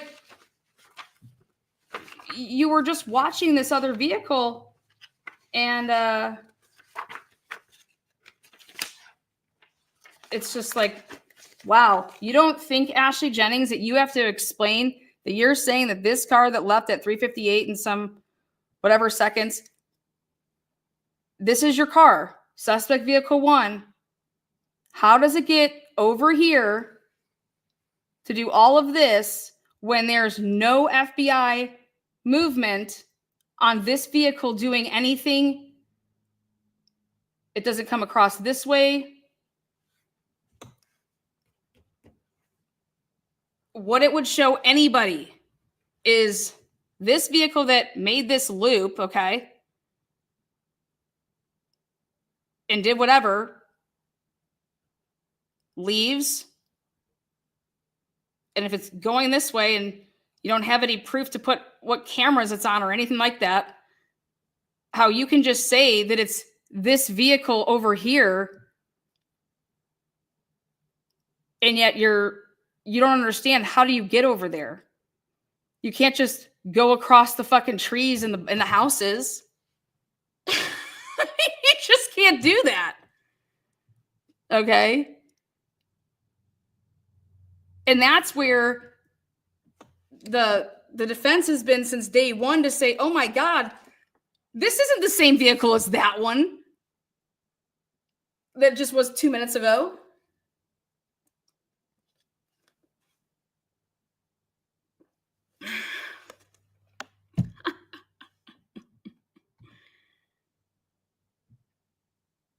I love the fact that 1,400 people are here. I know I wouldn't be here if I wasn't making any sense. And Ashley Jennings is over here just saying, it is logical application. It means the vehicle with characteristics of the 5th generation Hyundai Elantra is the same vehicle on the 1112 King Road camera at 404. What? This same line of reasoning can be applied to other surveillance videos. Dude, nobody's going to sit there. Dude, nobody is going to sit there and buy this. Okay? Impossible for it to be the same car. It's in motherfucking possible. This is why Linda Lane cam is missing from 335 to 406. Boom. Boom. I love it. I love it.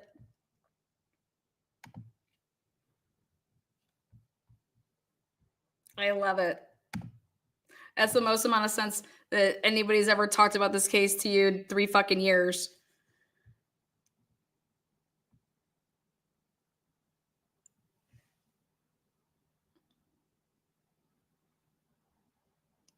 Does she think those 12 jurors are going to be able to understand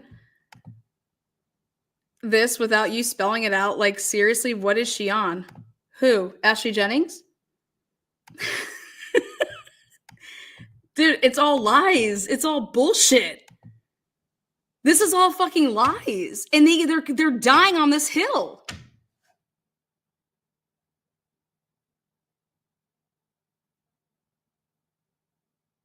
Emil never did anything like this. This is crazy. It's fucking glorious, though. It's fucking glorious.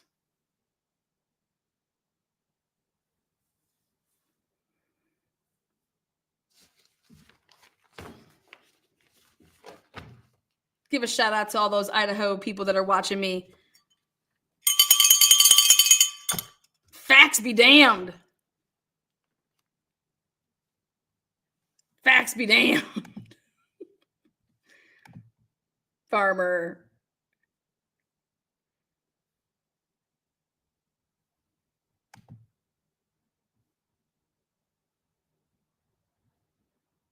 This is priceless. Okay, so the best part is Ashley's not done. Do you really think they are sandbagging, though? I have to look at that. Sandbagging the discovery? I'll tell you what sandbagging means. They're sandbagging the discovery. That's tomorrow night. So, poor AT will never be able to unconfuse the jury. That's what this motion in limine is all about. Okay? And so I think that you are going to be able to, you guys, it's truly not,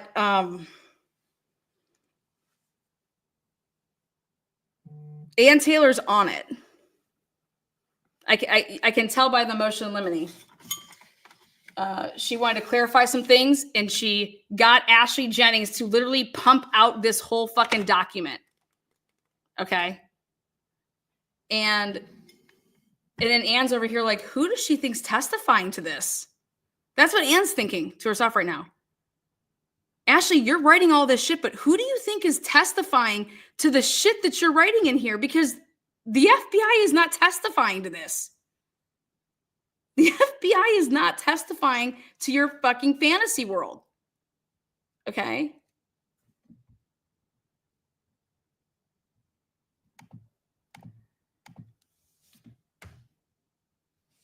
So Ashley Jennings says that,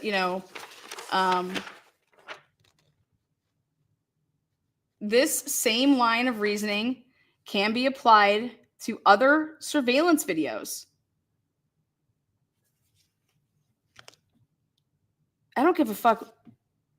If you're going to apply that to the first 3,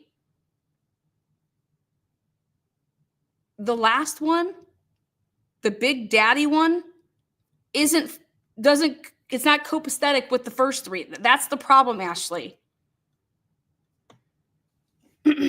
The state should be able to introduce all video surveillance surrounding the crime scene preceding the homicides. You guys, Ann Taylor she's not saying this is where Ashley just over her head. Woo! Ann Taylor didn't say, you're not putting in the videos. What the fuck, Ashley? Ann Taylor had to literally write one page to say, we never said that we didn't want this shit in here. We said we want to be very clear. What is the FBI testifying to? Because we're putting our motion in limine to show that the Immel dude, he's testifying to his report, and he's not going to be saying that the 1112 King Road camera produced a goddamn thing that it did not. And because of that motion limine, it sent Ashley popping this thing out. And then Ann Taylor responded with 1 page.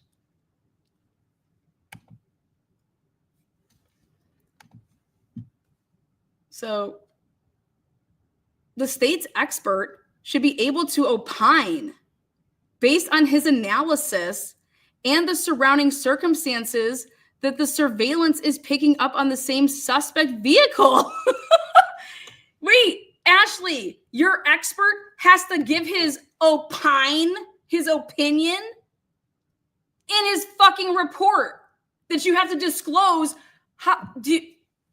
December 2024, that deadline?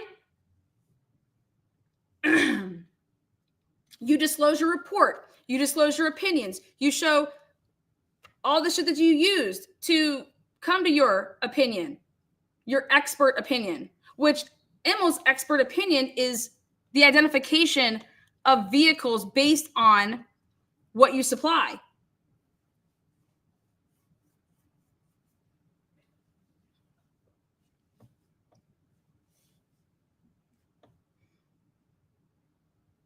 I just want to be in the room because if they're going to do this, we're going to be live streaming the trial, all that stuff. But I'm hoping that it's better camera footage that we get to watch. I don't want to see Ashley doing pirouettes in fucking, Pongland 1986 Nintendo shit. Okay. I want to see this in high def. So they better get some high def cameras because I want to see Ashley Jennings fucking spinning this. She's going to have to spin, baby. Next is, look at Ashley Jennings wants to put a dollhouse in front of the fucking jury. Ann Taylor told her that her and Bill can go play dollhouse. Take your dollhouse and shove up your fucking ass. This is a goddamn murder trial. Okay. And we're not playing dollhouse. Did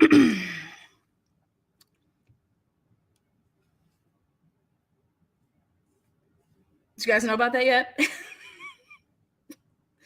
Give it up for Ann Taylor. Shove your dollhouse is what she said. It's a murder trial. Then Ashley says, there does not need to be continuous footage for this evidence to be admissible. What the fuck are you talking about, Ashley? Like, that's not what they're saying.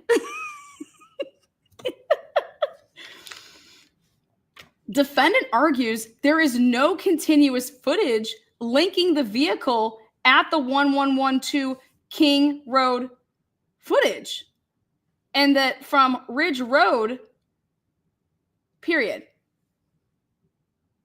In quotes. Defendant's motion at 3. Defendant's argument appears to suggest that because every single business and residence surrounding the crime scene did not have video surveillance, the state should be precluded from introducing this evidence. The fuck are you talking about, Ashley? That is not what the fucking defense said. Girl.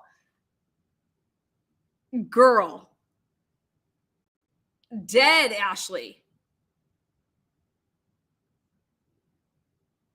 She just wants to say this, okay, and put this in a motion.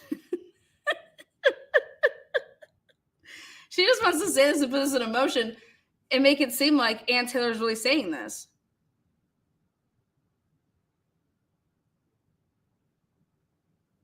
That's not what she's saying at all. She's saying this expert will not be saying that the 1112 vehicle that's on camera that you cannot make out, are we thinking that we're going to be telling the jury something that Imel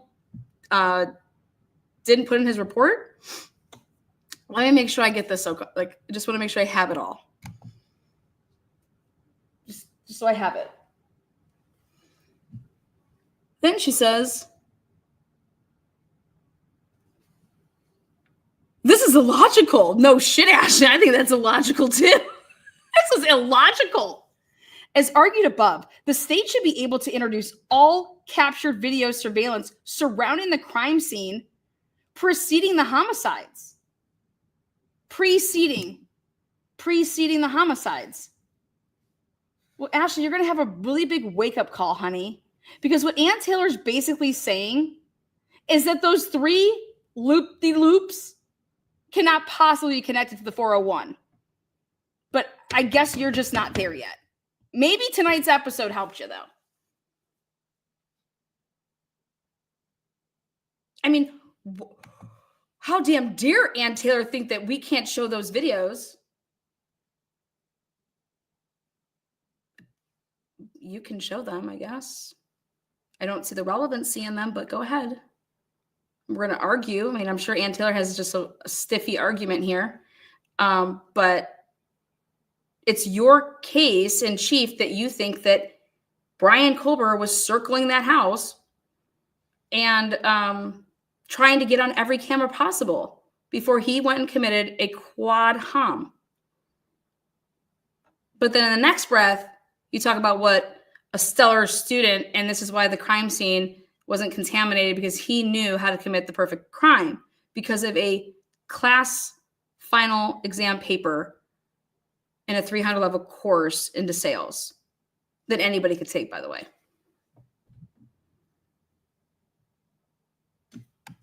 Ooh.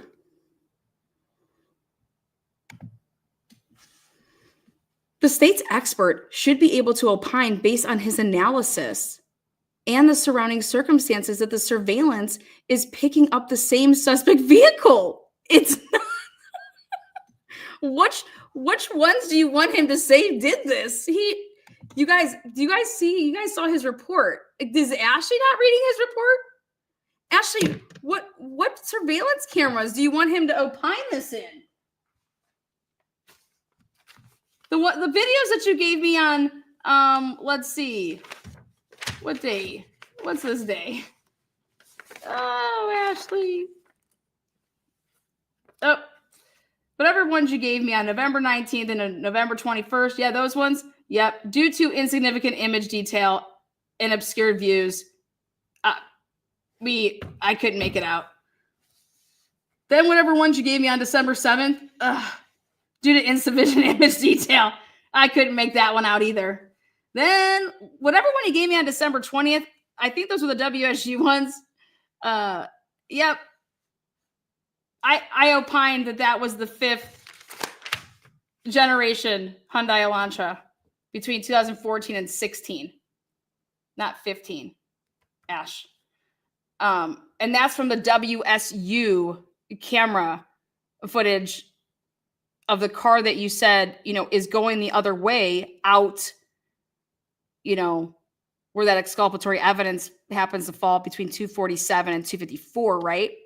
So, but that's right. Cars just turn around, right? But you still don't have it on camera, right? But that's the WSU one, right? Okay. So which ones are we talking about here?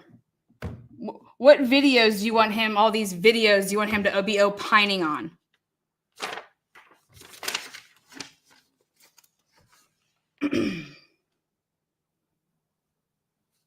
Ann Taylor had the best question. Where did you get those Indian Hill cameras? Because that just blew up your case, girl.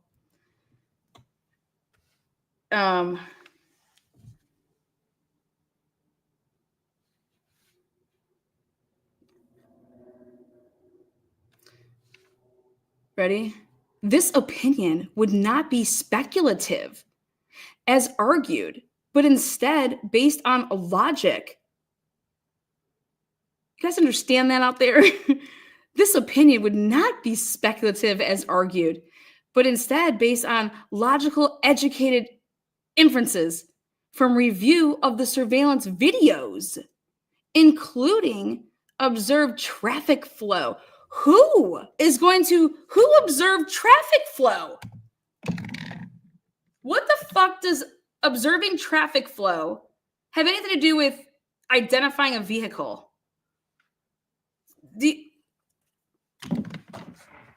I just fucking can't.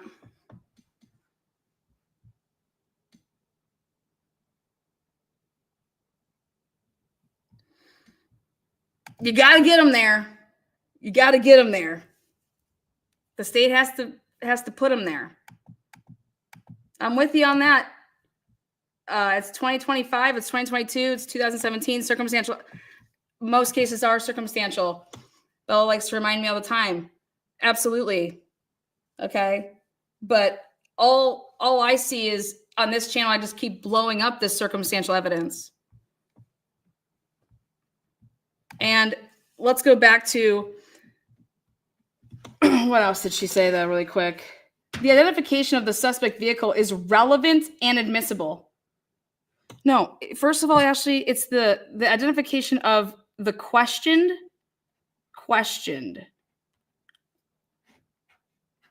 vehicle. Ashley's like, this is relevant and admissible. As the court has seen in the defendant's other filings, the defendant tends to label bad evidence for the defendant as irrelevant and asks this court to prohibit the state from introducing it. That is not the rule, damn it. Under the rules of evidence 401, evidence is relevant if it has the tendency to make a fact more or less probable than it would be without the evidence, and the fact is of consequence in determining the action. This evidence is clearly relevant as the defendant owned a 2015 white Honda Elantra at the time of the homicides. Ashley, what the fuck are you talking about?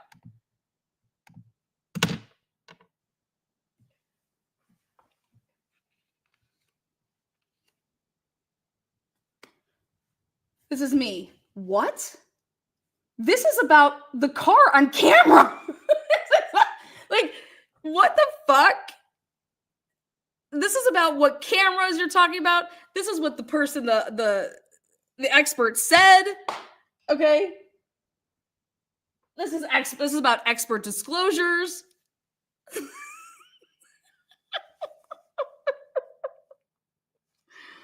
I'm over here like Ridge Road makes 1112 King Road car more probable. That's what you're saying here, Ashley. That the Ridge Road 11125 identification makes the 1112 unidentifiable car more plausible to be what? Bryan's? No, you dipshit, Ashley. Your argument would be this, you sick son of a bitch, and I'm giving it to you. Your argument would be Ridge Road makes 1112 King Road car more probable to be that. That's what your argument is. But it fails, Ashley, because you got two of them there, you fucking idiot. 358 leaving left. Then one just shows up on the right hand, up there coming by Taylor at 401. Then you got the mobile bullshit at 3:45 and 10 seconds. You got white cars coming out of your fucking ass, Ashley. And then your investigators, they didn't think to go and get cameras from all the exit points the fuck up out of Moscow? Wow.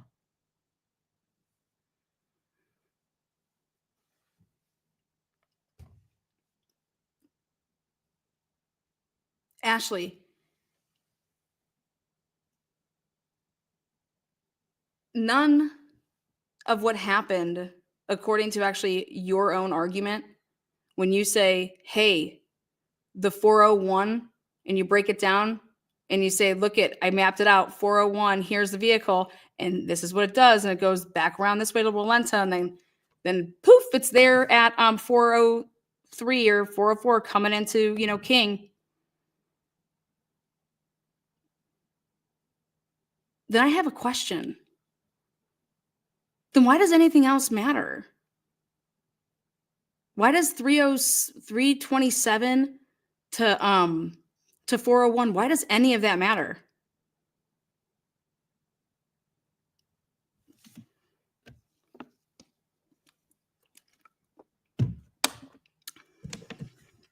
Oh, because we have to put Bryan doing something.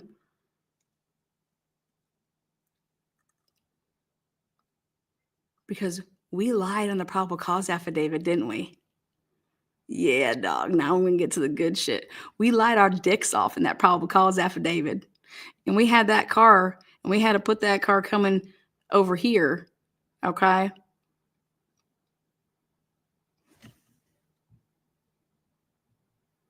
I feel secondhand embarrassing for you.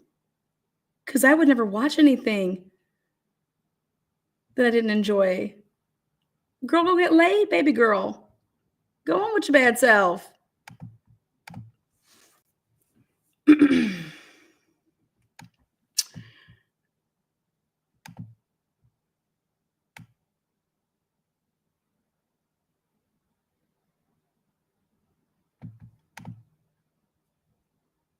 Thank you there.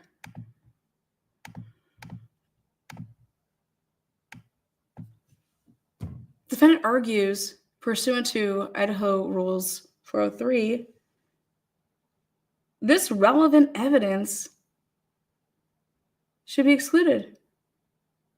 Mind you, this is not even Ann Taylor's argument. She wants all this in. The defendant fails to show how this evidence is unfair, confusing, misleading, would cause you, Ashley, you are going to try to confuse the jury.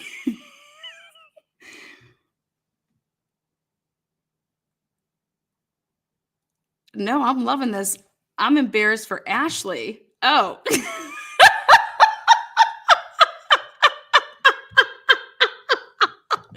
Well, hot damn, all of Idaho should be. See how I told you we don't block people here. I love it.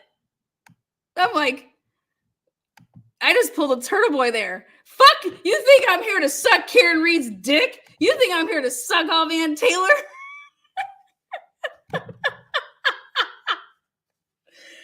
Oh, shit, I'm fucking dead. Oh, my God, one of the funniest. Oh, shit.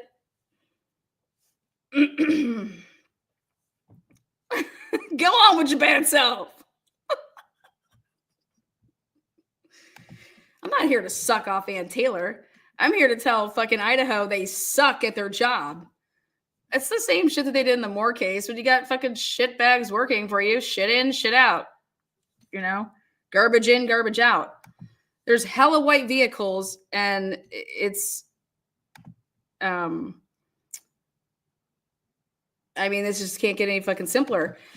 But what was really funny, you guys want to laugh, is Ann Taylor's like, what is wrong with Ashley? What is going on with her? What does she think that we wrote? Damn. So then you got, let's see where it's at. God, and you know what's always a good laugh is Hippler's rulings. I'll give you, oh, here we go.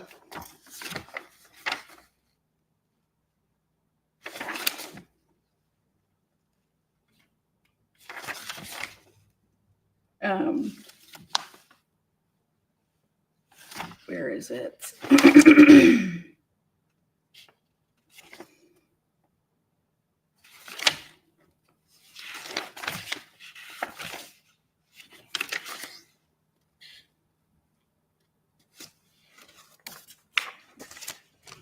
This is Hippler. Ready?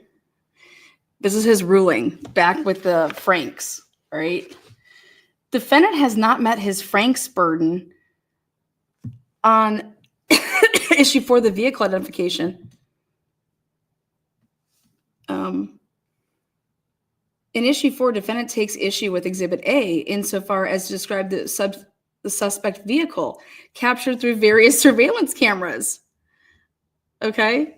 This is where it's just like, this just hits just another wave for me because basically Home Tits, Ashley Jennings, her own motion that she just filed takes what Hippler said here and is just like, God, I have no choice, but I'm just gonna like watch how ridiculous this now sounds. Law enforcement, so Anne's saying, law enforcement officers provided video footage of suspect vehicle 1 to video specialists with the Federal Bureau of Investigation that regularly utilized surveillance video or footage to identify the year, make, model of an unknown vehicle that is observed by one or more cameras during the commission of a criminal offense. After reviewing the numerous observations of suspect vehicle 1, which I guarantee you Anne did not use, you cannot be using this word anymore. It needs to be questioned vehicle. The vehicle specialist initially believed that the suspect vehicle 1 was a 2011-2013. That's not the argument. Defendant claims that there are 2 material and exculpatory omissions in this paragraph. So first, he asserts that law enforcement should have disclosed the FBI's vehicle specialists felt more comfortable with the 2011-2013 date range for the suspect vehicle. Second, he asserts that the specialist's opinion expanding the date range was predicated on the erroneous use of a video taken from Ridge Road, motherfuckers! Dead! And nailed it! Nailed it! And then fucking Home Tits comes through and basically says, yeah, Judge, we lied to you. We lied to you. Look at this is Anne's argument. Like, dude, it was predicated on the erroneous use of a video taken from Ridge Road, which law enforcement knew or should have known was not the suspect vehicle. Defendant also faults the officers for failing to provide the magistrate with the footage reviewed by the specialist, which according to defendant would have demonstrated to the magistrate that a vehicle identification could not have been reasonably made. You guys, what did the report just say? We finally got it. What did it say? He couldn't make a determination from 1112.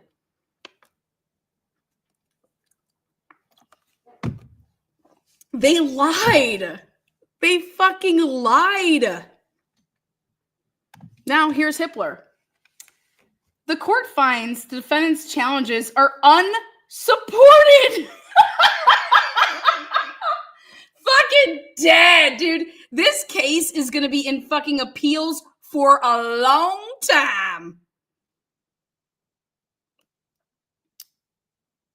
The proffer that she showed was, this is the report. This is what, like, here's the email. This is where it's all from. Judge Hippler. The court finds the defendant's challenges are unsupported by his proffer and do not warrant a Frank's hearing. A Frank's hearing is when you want to show and prove that the feds lie, or that the police, whoever did the affidavit, that they lied and they knowingly and recklessly did this shit. And this is knowingly and recklessly. Defendant claims that the FBI vehicle specialist felt more comfortable setting the year range of 2011-2013 because that came out in an email. And law enforcement knew their specialist was of the opinion the car was also certainly between 2011 and 2013, is based on an email chain between the specialist, Agent Anthony Immel, and another FBI agent who's fucking Ed Jacobson, about their investigation. However, the email chain does not support his argument. Well, maybe Ashley Jennings just coming out and saying it in this other motion that she just filed, is that supported? You guys, this is the fucking email.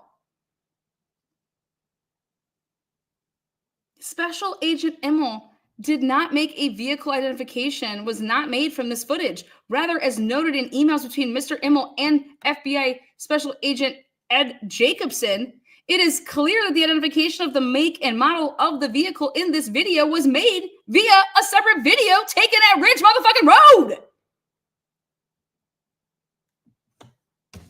He had this information, the judge.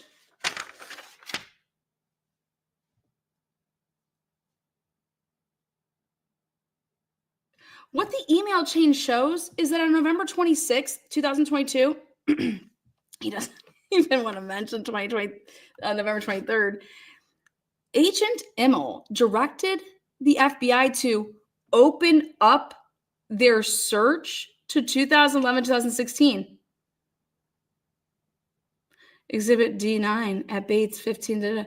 In doing so, he discussed the changes to the Hyundai Elantra in 2014 and 2017 and stated that he wanted a better shot of the vehicle's front fog lights and rear reflectors. He further added, rather not leave anything out, better safe than sorry. What, off of what vehicle, Hippler?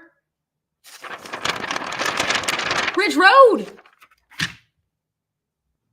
5 minutes later, he sent another email stating, yeah, I see the change in 2014, and I'm not really a fan of the 2014, much prefer the 2011-2013. But wanted to lay that out. Have a good night. That's what Immel said. So again, Ashley is a liar. A liar, Ashley. You a liar. I just love that they just have to like sit in their fucking lies. Like,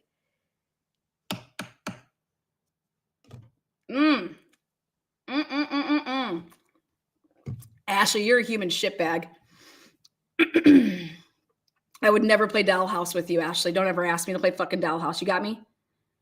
All right. Maybe I'll play Barbies with you. But they better have all bushy ass motherfucking eyebrows.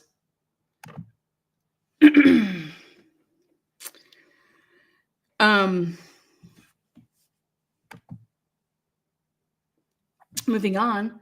These emails demonstrate that it was Agent Immel's decision to open the date range to 2011-2016, despite his preference for the 2011-2013. Exhibit A accurately captures this decision by stating that the specialist initially believed it was a 2011-2013, but opened it up to a 2011. Yeah, off of what camera? Off of what camera, Hippler? How are you going to explain that now? Let's wait to see what he says about that. Because this is all bullshit.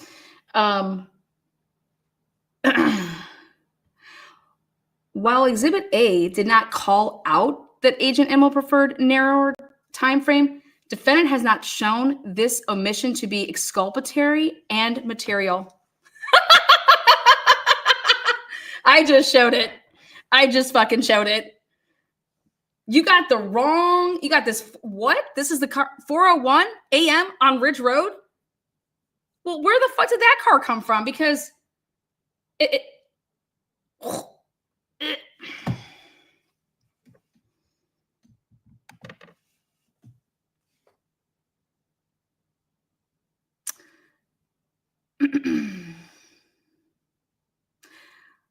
defendant has not shown this omission to be exculpatory and material.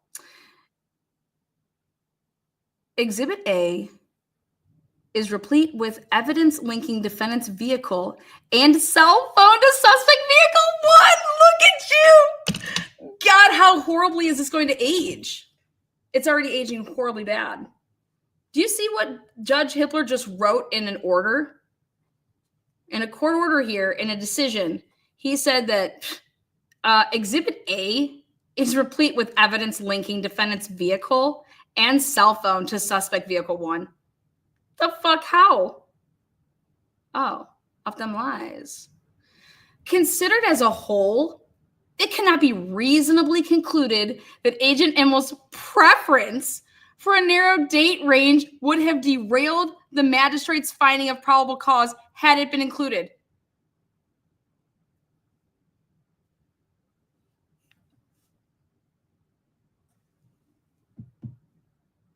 This goes to Ashley Jennings' point, relevancy. Ashley, what kind of vehicle did you say Brian had? 2015? So if you came to me and said the vehicle that our specialist said that it was a 2011, 2013, well, that dude has a 2015. Yeah, I know. Fucka, schmucka.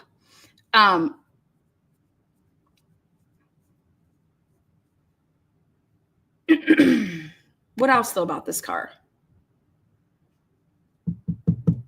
Oh, probable cause is not an exact science, duh, guys, and does not require that law enforcement establish with absolute certainty that the facts alleged in search warrant affidavits are in fact true.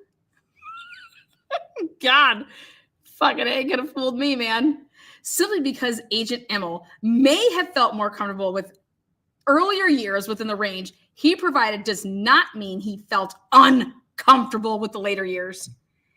Dude, that's not, like, I knew it. I knew that wasn't Ann's argument. And he's like, I'm going to go right there. This is what I focus on. Dude, that's not Ann's argument.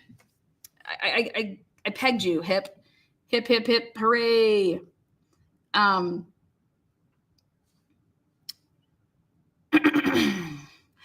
Thus, it is highly unlikely the magistrate would have disregarded the specialist's identification of the larger date range or otherwise declined to find probable cause simply because Agent Emmel preferred the narrow range. Further, there is no evidence that information was intentionally or recklessly omitted. Thus, a Franks hearing is not warranted on the issue. Now, let's see how far this went. Defendant infers that it was intentionally or recklessly omitted by pointing out that one of the earlier search warrant affidavits in ISP's November 25th, 2022, be on the lookout, indicated that the suspect vehicle was a 2011-2013 Hyundai Elantra. He points that it was only after he was identified through IGG that the date range of the Hyundai was opened up to include the model year of defendant's Elantra. However, the court is not willing to accept defendant's inference. Discrepancies between these documents and the later exhibit A's challenged by defendant merely reflect that there was an initial belief that the suspect vehicle was a 2011-2013 that was subsequently revised. It is not indicative of an intentional or reckless omission. Further, the FBI emails clearly show that the specialist expanded the date range on November 26, 2022. Well before defendant was identified through IGG in mid-December of 2022. Wait for it. This is going to age horribly. Defendant has not demonstrated a false representation or omission with regard to identification of suspect vehicle. Well, let's see. This is what Hippler said. This was his ruling. Defendant's next challenge is Exhibit A on grounds that the FBI vehicle specialist identification of suspect vehicle 1 as a 2011-2016 Hyundai Elantra was based on a video footage from Ridge Road that law enforcement knew or should have known was not the suspect vehicle 1. Defendant states that he, quote unquote, knows law enforcement based its identification off of the vehicle on the Ridge Road footage. Look at how he put knows. He knows. Like, Ann Taylor's probably like, damn, you're about to learn today. He knows. Hippie. He knows law enforcement based its identification off of vehicle on Ridge Road footage, quote unquote, because we have the emails from the FBI specialist who explains on November 23rd,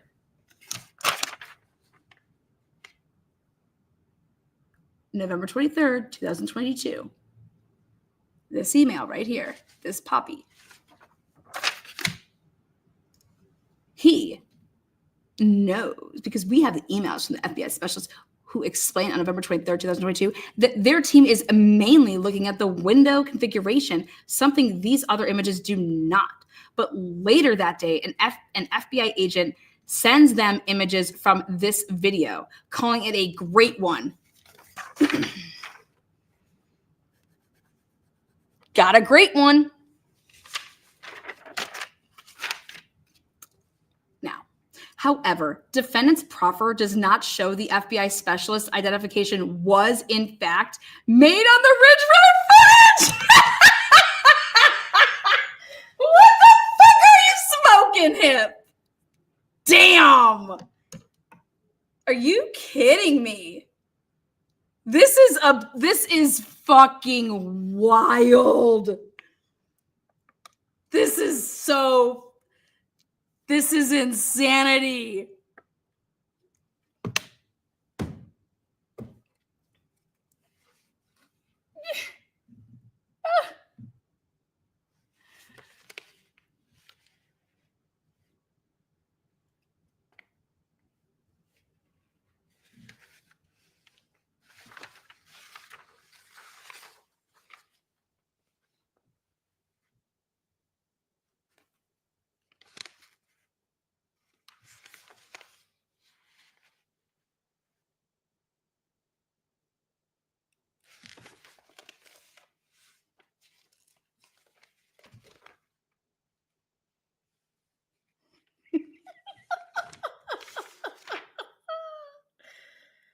Motherfucking shit. Okay. Oh, let's see.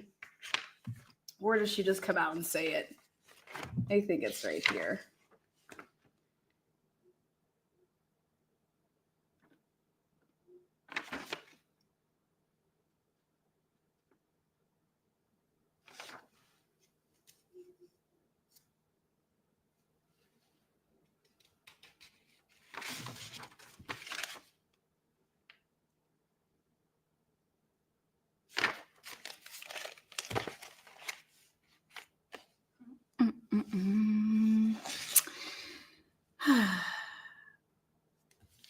Let me make sure I'm on the right one. Okay, here. Here it is. Okay.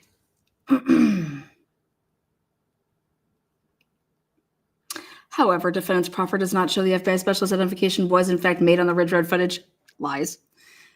Look at me back in the day. Wow. The FBI emails defendant contends support his position contain no mention of Ridge Road footage and no mention that the FBI was mainly looking at the window configuration. Subject line.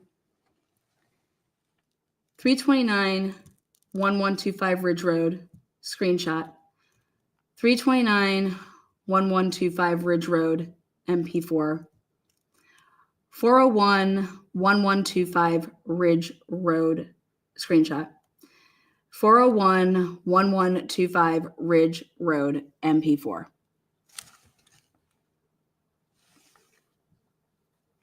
Last time I checked, the subject line is kind of important. 451 Paradise Stills.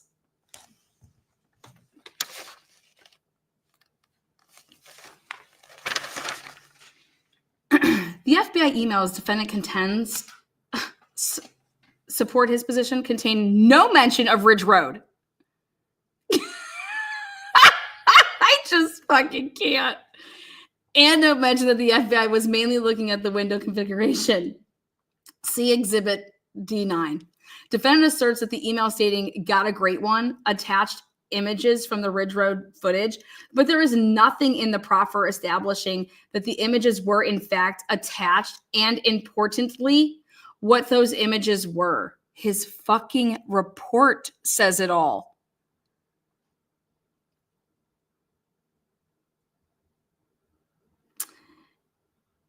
At the pre-Franks hearing, the court inquired further into defendant's support for his position that the identification of Suspect Vehicle 1 was based on the Ridge Road footage. Counsel again referred to the FBI emails and unlabeled screenshots reproduced on page 17 of defendant's amended memorandum that defendant claims were from the Ridge Road footage. Do you understand that fucking Ashley Jennings just sat there and said nothing? Yeah, Your Honor, it is true. We used Ridge Road. She sat there and let the fucking lie go. And it's great because now you have the hoe in fucking documents saying how they relied on Ridge Road. So what's that? Prosecutorial misconduct? I mean, what the fuck is this shit? If you let the tribunal believe something and you try to prosecute off of false evidence, isn't that considered something? I know it's a big thing going on in the Delphi case right now. I just can't possibly imagine that as a lawyer, you are that would be against all those fucking rules of professional codes of ethics and shit like that. You know, code rule 3.3, 3.6, fucking probably every single one of them. Put 1.1-7.0. Throw it in. Guarantee you she's committed. Bill Thompson. I mean, this is absurd.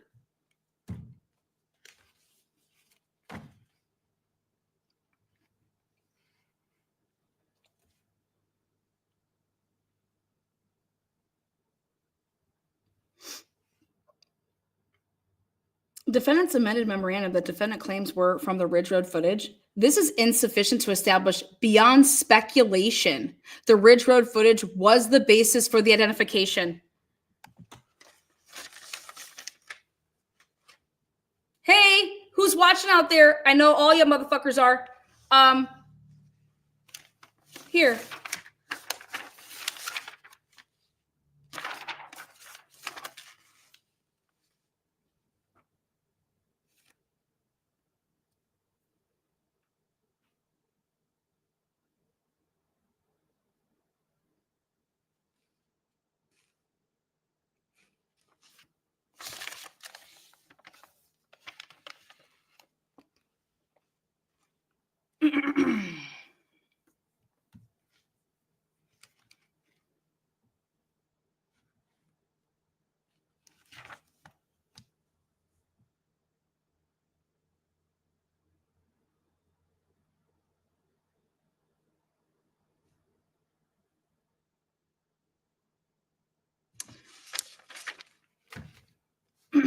Ashley Jennings' words. Forensic examiner Anthony Immel reviewed multiple videos and still images. According to Immel's report, the multiple submissions of media were reviewed independently and collectively to identify the questioned vehicle's make, model, and year. FBI report of Special Agent Anthony Immel attached as State's Exhibit S, whatever. Of those videos, the 1125 Ridge Road video provided a clear view of the suspect vehicle.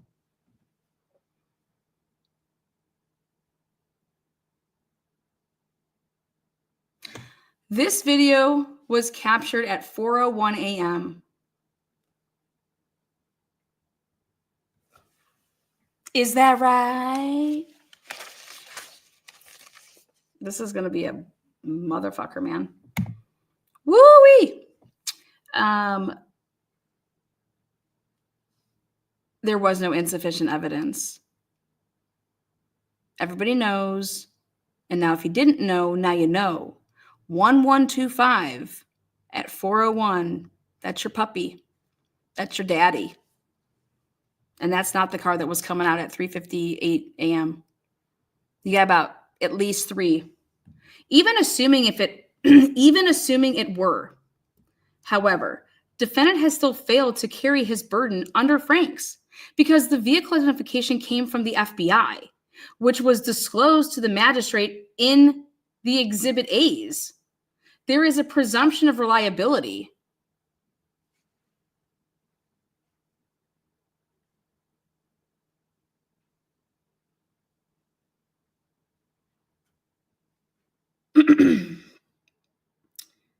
Where did they put that footer at? Oh, up there. This footer says, it's so tiny. It says, defendant's lack of citations to the record was the reason the court required defendant to submit an amended Franks memorandum and exhibits. Defendant's continued failure to cure the problem on this issue indicates there is no evidence showing The vehicle identification was based on the Ridge Road footage. He fucking footnoted it. And it's like, are you kidding me? In any event, the court will now will not scour the record to find factual support for defendant's argument. Now we'll just let Ashley Jennings fan your face with it. What an ass clown. Huh. God, this is aging so fine, like a great wine, isn't it? Thus, at minimum, defendant must establish that the search warrant defendant knew the FBI specialist identification was based on incorrect footage, yet intentionally or recklessly relied on it anyways. And that, my friends, is exactly what happened. That's exactly what happened. You know how you could prove that? Show Immel's report and how he was given the documents. Nothing was labeled. Here's this batch. Here's the question vehicle. What's the make and model? And he was just labeling things like, this is the date that I got it. Unbelievable.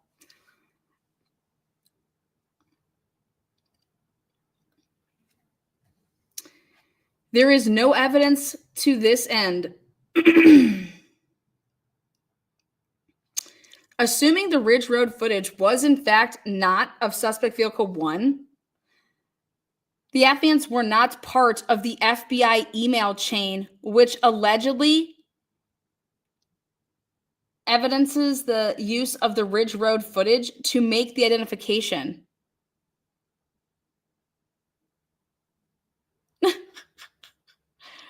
Further, there is no evidence law enforcement provided the Ridge Road footage to the FBI for identification purposes. Fucking dead! I can't breathe. Wait, repeat that, Lana? Yeah. Further, there is no evidence law enforcement provided the Ridge Road footage to the FBI for identification purposes, knowing it was not a suspect vehicle 1.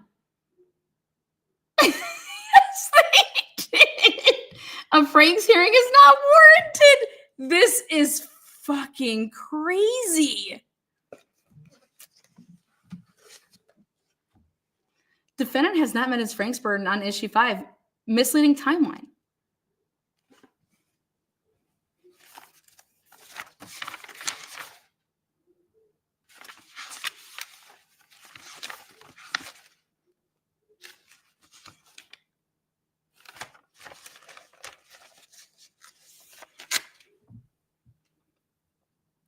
In issue 5, defendant claims that law enforcement created a false narrative of their investigative timeline in Exhibit A so as to make it appear that the defendant was identified through their investigative efforts and not, in fact, through IGG.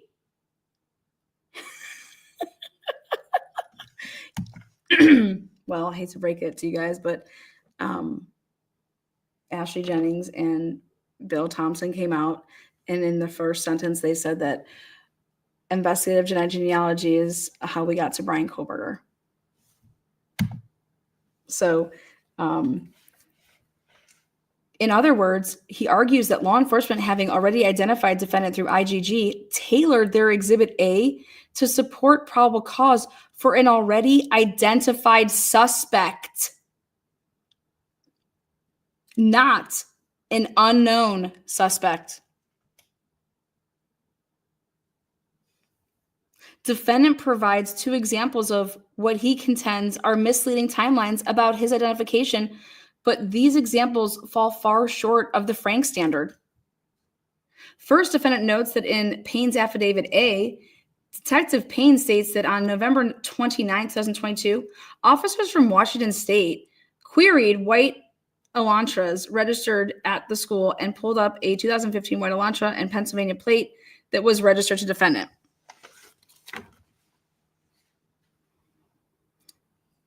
The same day, Detective Payne states that another WSU officer was patrolling the area by the defendant's apartment. Oh, really?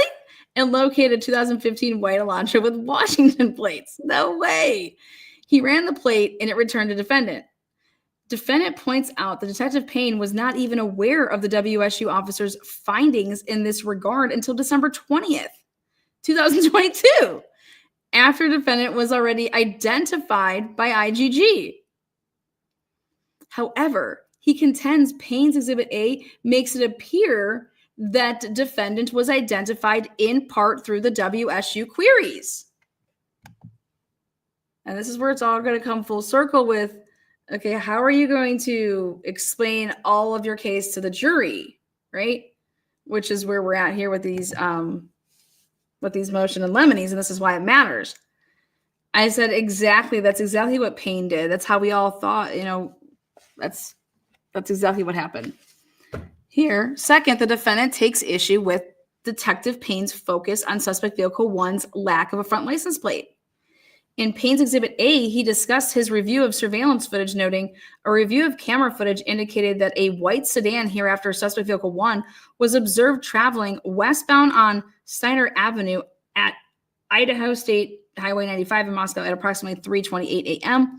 On this video, it appeared suspect vehicle 1 was not displaying a front license plate.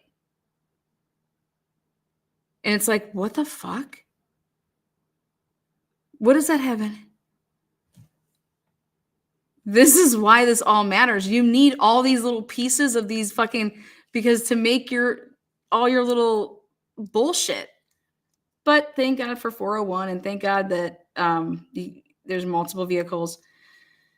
Detective Payne later points out the defendant registered his 2015 white Honda Elantra, Washington State, on November 18th. He noted that previously the vehicle was registered in Pennsylvania, which, unlike Idaho and Washington, does not require a front license plate displayed. Yeah, but that doesn't mean you don't have one.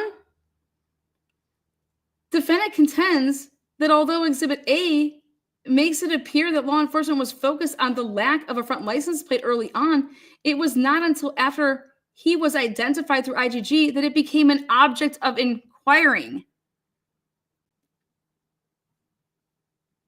In neither example has the defendant established Detective Payne's investigative timeline to be misleading or false.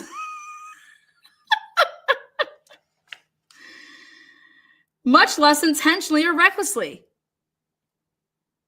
There can be no question that the defendant was identified in part through WSU officers' queries. I'm fucking dead. Oh my God. Woohoo! That's a lie. I mean, does anything happen to you after you lie in a case, even though it's already been ruled on? Like what happens to somebody after that?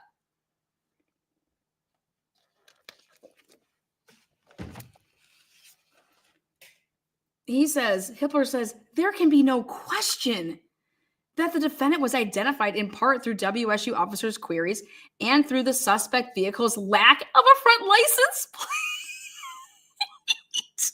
Yes, and this is why, Hippler, you're going to let them go ahead and show their case like the probable cause affidavit. Go ahead. Explain that to the jury. Explain that to the jury.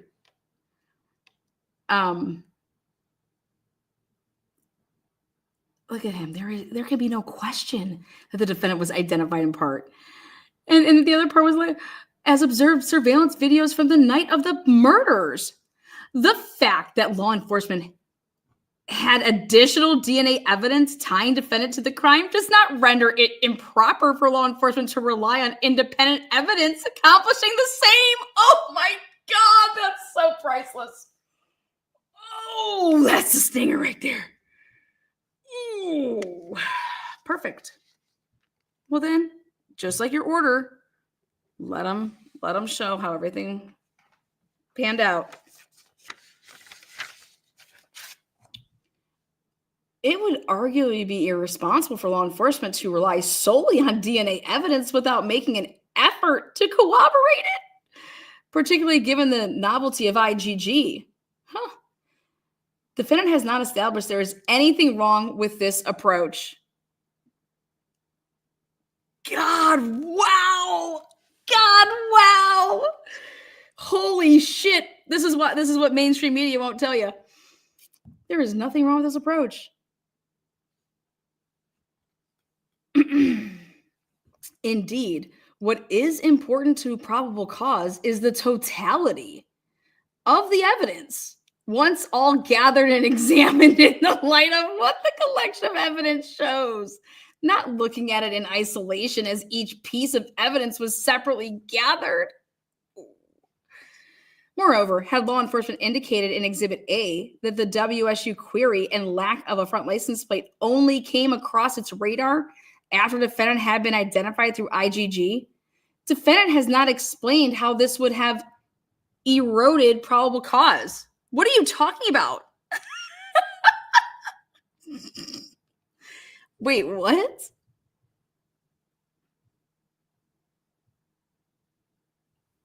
Indeed, as discussed,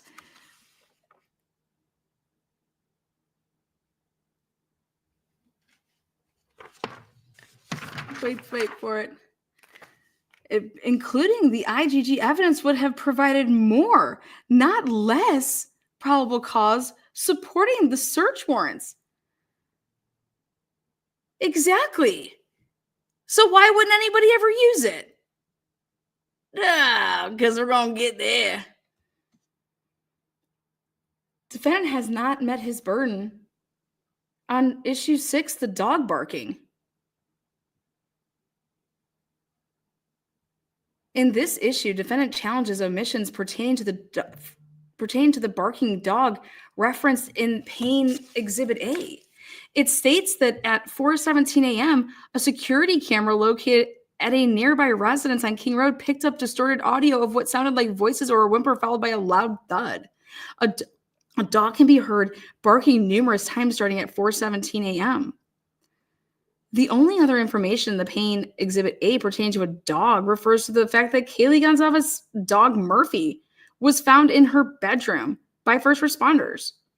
Defendant contends that Detective Payne failed to include 3 allegedly important pieces of information pertaining to the dog. 1, that the dog heard on the security camera continued to bark for 30 minutes after the suspect left. 2, that Detective Payne conducted a test to determine that the dog was likely outside while barking.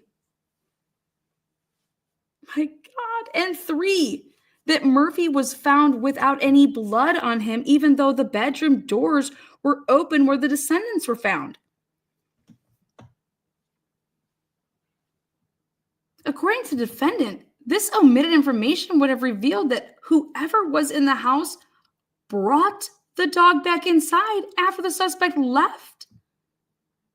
He further argues this information is material and exculpatory because it undermines the narrative and timeline that supports probable cause. You know everything about Dylan and Bethany. However, defendant argument assumes without proof that there was no doors left open in the home after the suspect left. This assumption is not only speculative, but contrary to evidence in his proffer that the sliding glass door to the residence, the same door toward which DM said the suspect left out of.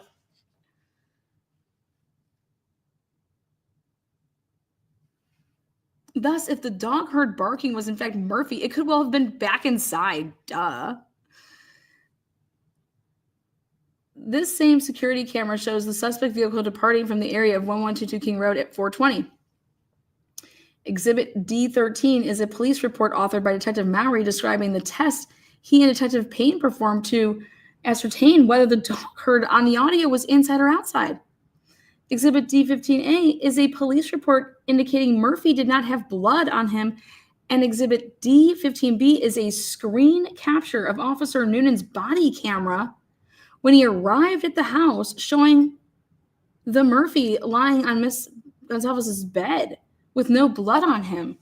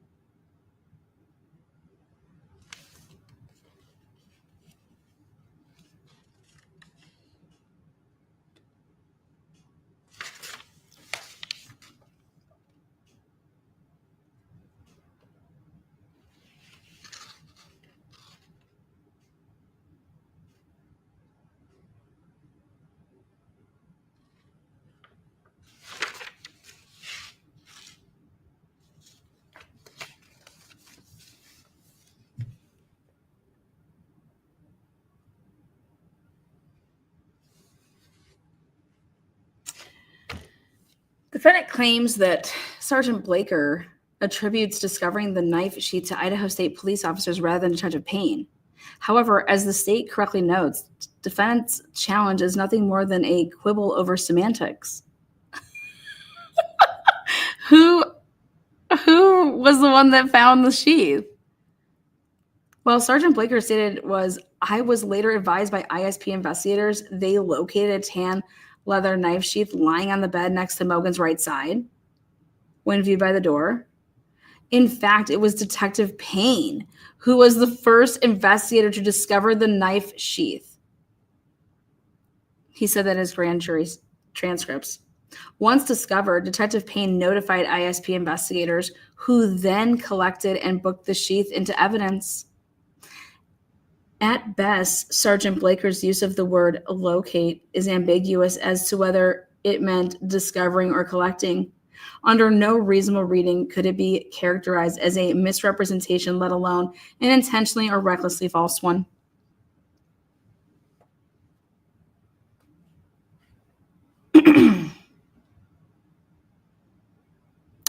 The second alleged misrepresentation are in Payne Exhibit A, supporting defendant's arrest warrant, where defendant claims that both detectives simultaneously claim to have done cell site location information work, as well as work to determine whether the defendant's cell phone was in the area of the King Road residence.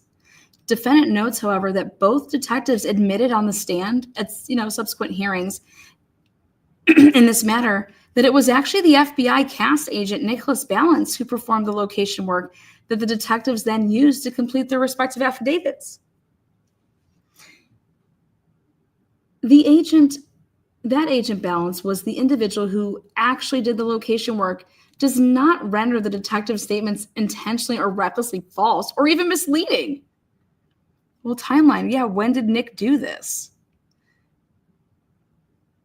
The Exhibit A's both state, after consulting with FBI cast, I was able to determine estimate locations for the 8458 phone. Why do you guys think Nick Balance hasn't opined on where the fucking phone was yet? Oh my God, it's because he never did. Ah! It's coming! Lana, you're a nut. Well, yeah, because I'll tell you anything you want to know about this case. And it's all lies. And so who wants to lose their job? I'm not losing my job for anybody.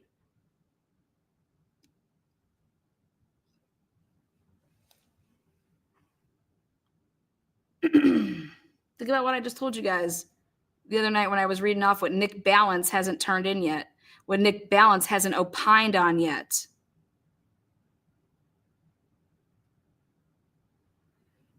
And that's been the location of that phone. The location of the phone. Remember, they all worked on it together.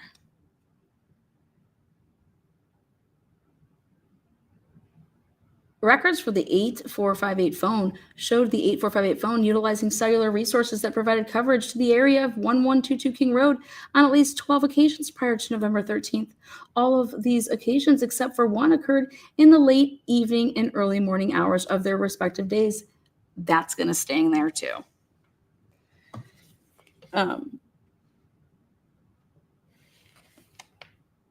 While defendant asserts that the detectives both claim to have done the work, they do not. They state they were able to determine the locations after consulting with FBI cast. What is that even? Dude, what is going on? What does that even mean, Hippler? What are you talking about? Defendant asserts that the detectives both claim to have done the work. Exactly. In their affidavits. They do not. They state they were able to determine the locations after consulting with FBI cast. So wait, who determined the location? Both detectives explained in their respective affidavits that CAST was the FBI cellular analysis survey team, duh. Thus, it was made abundantly clear to the magistrate that the detectives were relying on work performed by more specialized law enforcement agents. I'm dead. Oh, shit. Woo! That's bad. Oh my good Lord. In sum, as to the statements encompassed in issue 2, defendant has not established that a misrepresentation was made. Silly rabbit. Moreover, even if the challenged statements could possibly be construed as false, there is not a shred of evidence they were intentionally or recklessly false. Now it will be proven. Oh my God. Finally, even if the statements were intentionally or recklessly included, defendant has not established they were necessary to establish probable cause. What the fuck is that sentence? Finally, even if the statements were intentionally or recklessly included, defendant has not established they were necessary to establish probable cause. What the fuck? You're contradicting your last footnote. Remember what you said? That the phone and the car were moving in sequence? Remember that whole thing? In a common and massive investigation such as this, which specific member of law enforcement actually discovered the knife sheath or performed the location work using CSLI is irrelevant to probable cause, goddammit. You hear me? I said exactly. But to the case as a whole, how about that beyond a reasonable doubt burden? So basically they obtain probable cause but are going to totally fuck themselves on their case because whoa.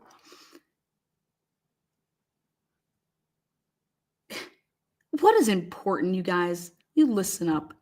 What is important is that the information came from other law enforcement personnel. Do you hear me? Which is a reliable basis for this goddamn warrant. I will have no more of this shit.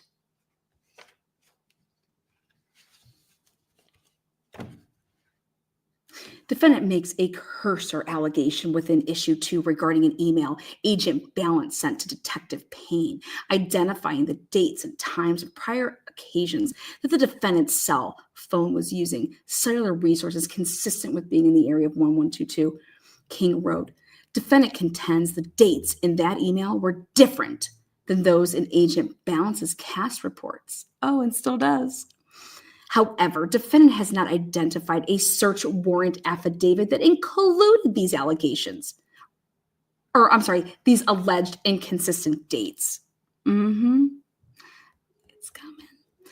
Thus, to the extent defendant is claiming the dates in the email were false, Franks is not implicated.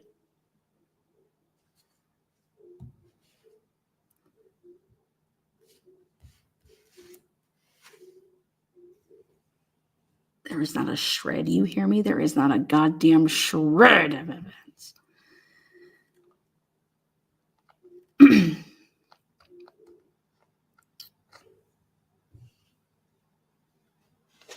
B.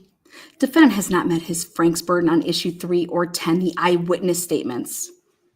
Oh, those are Dylan's, right? Insofar the challenge pertains to omissions regarding DM's reliability and consistency, it applies to all the warrants. Insofar as to pertains to her non-recognition of defendant, it applies to warrants issued after December 30th. DM was a roommate of the deceased and was in her own bedroom at the time of the homicides. Oh, that's because in issue 3 and 10, defendant challenges the probable cause statements insofar as they set forth witness DM's interview descriptions of things she heard and saw on the night of November 13th. Defendant claims that law enforcement failed to inform the magistrate that DM's accounts describing the suspect were variable, that she questioned her memory, and that she did not recognize the defendant when provided with a photo of him after his arrest. Defendant also contends that law enforcement misrepresented statements made by DM. that would have demonstrated her unreliability. These alleged false statements and omissions, according to the defendant, were exculpatory and material. While defendant's challenge may fodder for cross-examination, it is not the proper subject of a Frank's motion. Defendant's own proffer establishes that DM's accounts were remarkably consistent throughout her multiple interviews with law enforcement. And further, the probable cause affidavits are very consistent with her accounts. The fuck? Out of here. So, second, DM's interview statements that her memories were fuzzy and dreamlike and may have been affected by being tired or under the influence of alcohol do not call into question her reliability to the extent Frank's would require disclosure. Finally, DM's failure to recognize the photo of defendant is of no consequence given that the intruder she saw was masked, damn it. DM's accounts were consistent and accurate.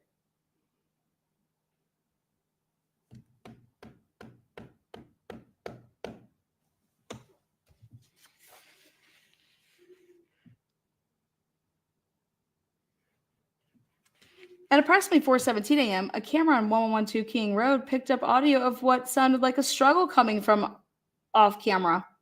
The security camera is less than 50 feet. Where'd this come from? The struggle lasted less than 1 minute.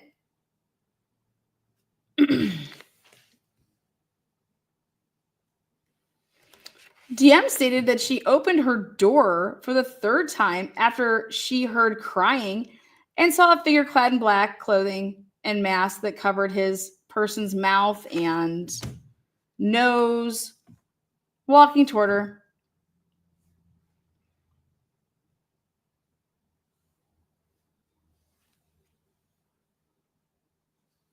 DM said that she locked herself in her room after seeing the mail.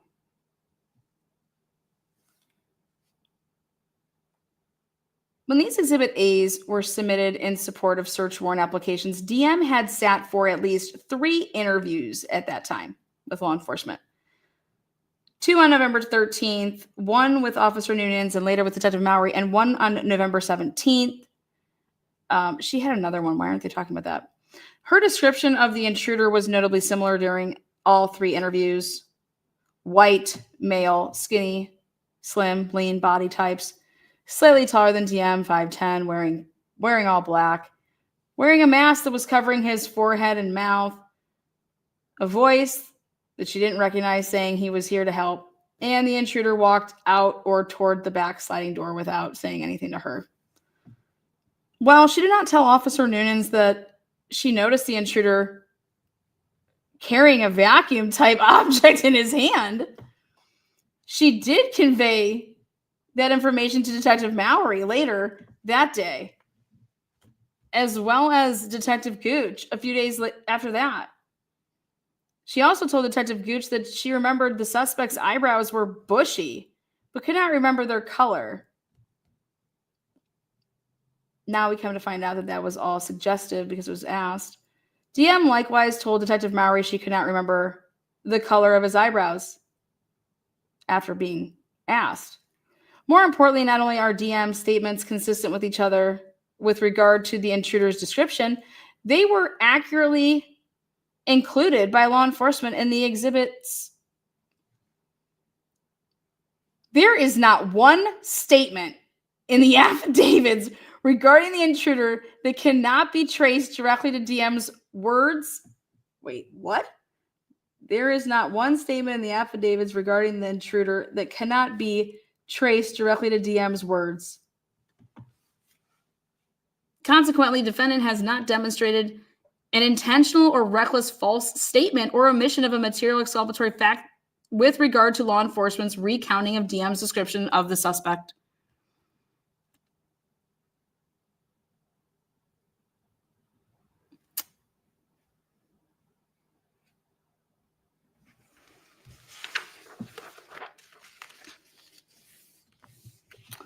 Defendant also asserts that Exhibit A is watered down DM statements about hearing Kaylee Gonsalves around the time of the homicides. So defendant also asserts that Exhibit A watered down DM's statements about hearing Kaylee around the time of the homicides. Remember?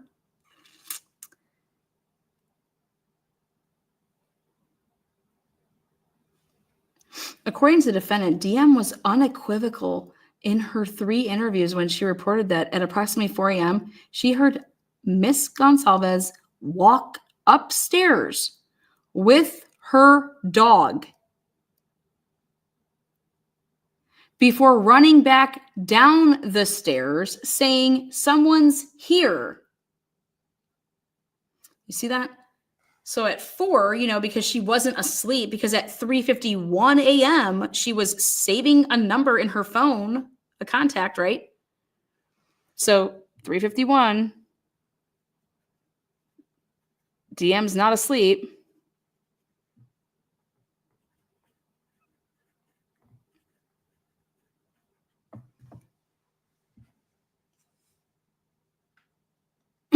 That means that Kaylee would have been on the ground floor, the middle floor. According to DM, she heard Kaylee playing with her dog and then bringing him upstairs, and then Kaylee running back down saying that there's somebody here.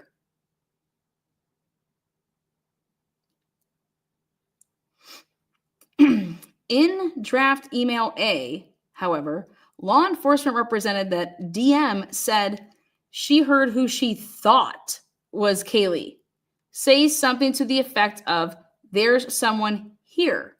Emphasis added.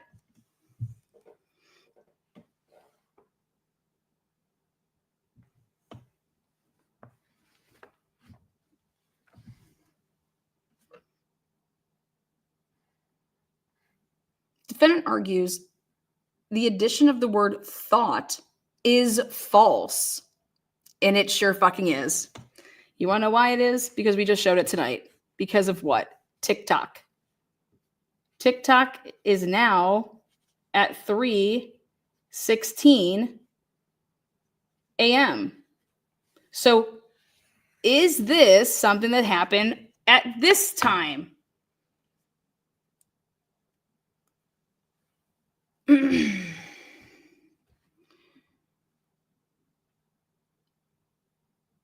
Defendant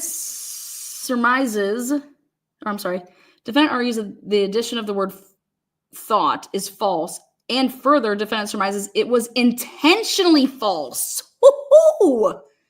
to cover up the fact that DM was wrong about what she heard. Or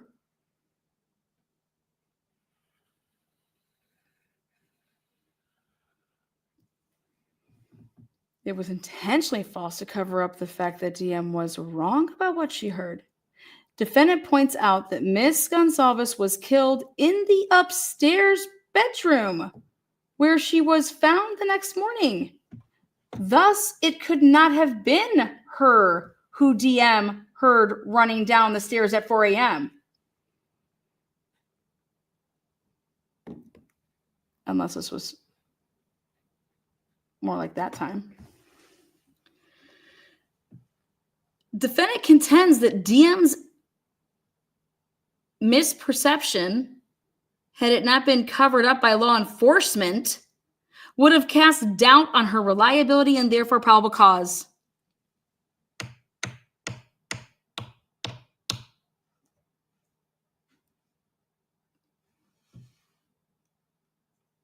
Remember, originally the killings were between 3 and 4 a.m.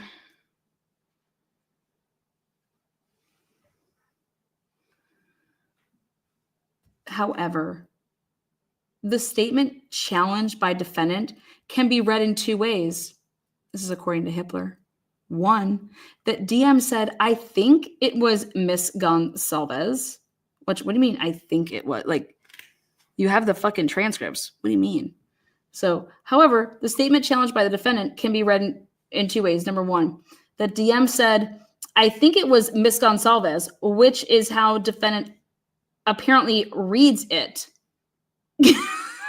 and which he claims is inconsistent with DM's interview statements. What? Or 2, that DM said she heard Miss Gonsalves, but law enforcement had reason to think it could have been someone else.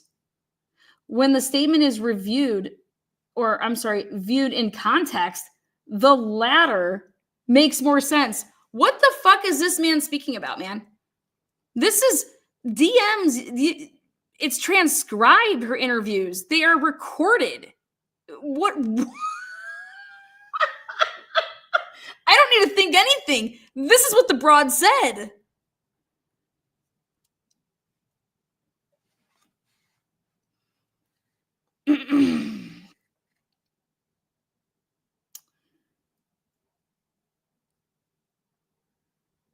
In their respective Exhibit A's, Detective Payne and Sergeant Blaker immediately followed up the challenged statement with the following. Ready? A lie.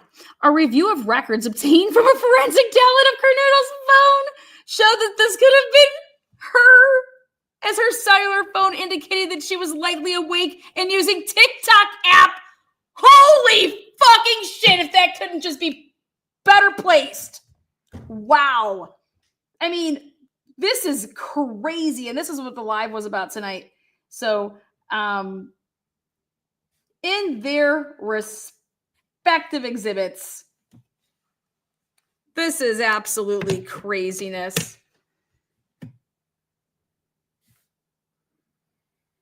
Immediately followed up the challenge statement with the following. Well, a review of obtained from, yep. This could also have been, as her cell phone indicated she was likely awake and using the TikTok app at approximately 4:12 a.m. Wow.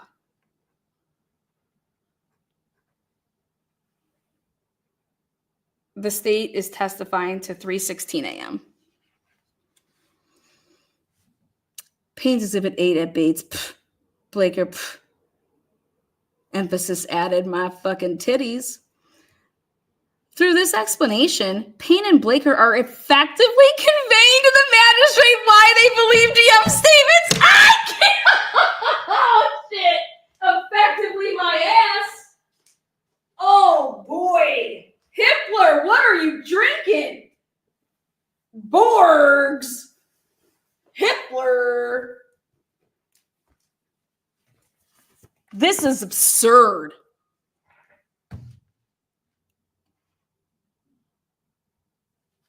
Wow. Payne and Blaker are effectively conveying to the magistrate why they believe DM's statement of who she heard was questionable because of this lie. Thus, the court cannot conclude there is anything false or misleading in this regard. Like, wow. Wow.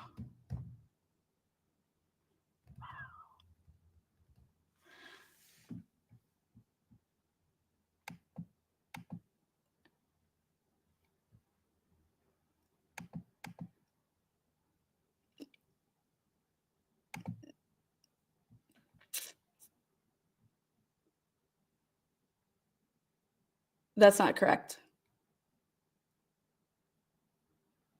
Moscow is not in Mountain Time Zone.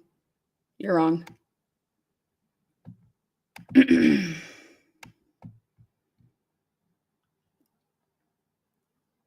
That's not right. Nope. Wrong. Sorry about your luck.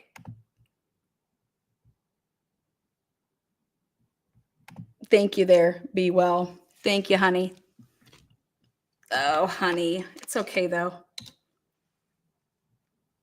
I'm glad you're excited and think this is funny. This is depressing and scary.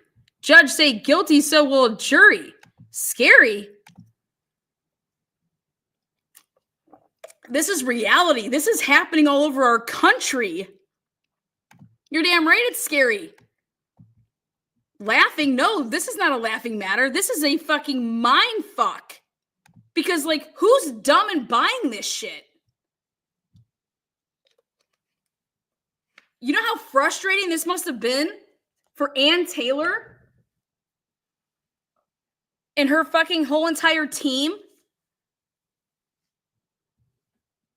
that's fighting for a man that's on capital case?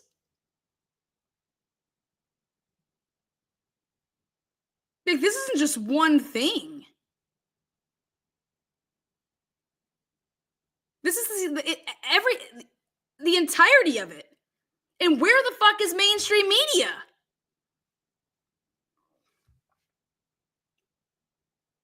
Do any of those people read? Do they have degrees? Can they not read? Can they not put dots together?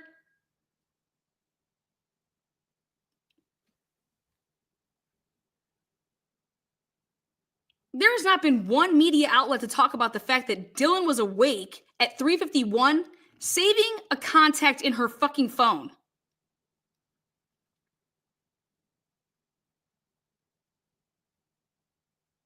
She told the police she was sleeping. She went to bed at between 3 and 3:20. She didn't. You want to know last time I checked when you lie to the motherfucking cops? They usually think that there's a reason that you're lying to them.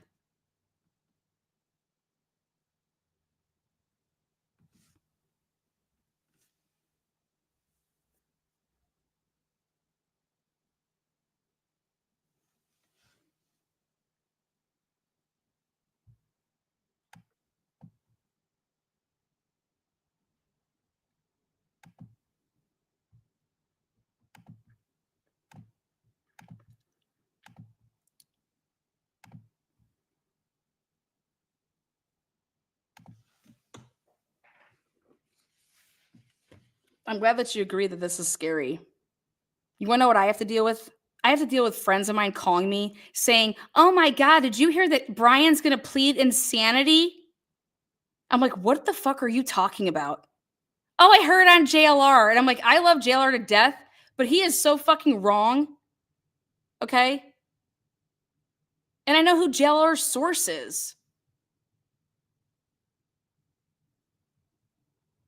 This is disgusting. I'm not telling you guys about some drug fucking shit. I'm not telling you guys about some this theory, that theory. I come to my channel and it's all through the docs, man. And I'm just so sick and tired of people like Ashley Jennings and the Bill Thompsons of the world and fucking corrupt governmental officials, whether you are in the capacity of a police officer, if you have power and we pay for your salary, then by God, if I want to know what you're doing, you're going to show it to the world what you're doing. Because we, the people, monitor that shit. But when we, the people, allow fucking mainstream media to be our fucking news source, fuck out of here. That's what's wrong with this country.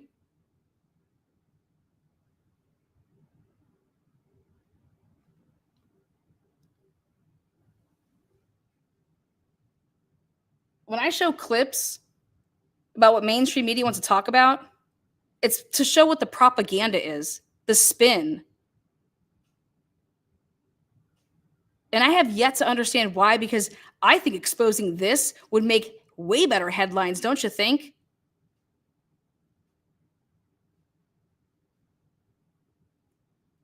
But then again, the root of all evil is money.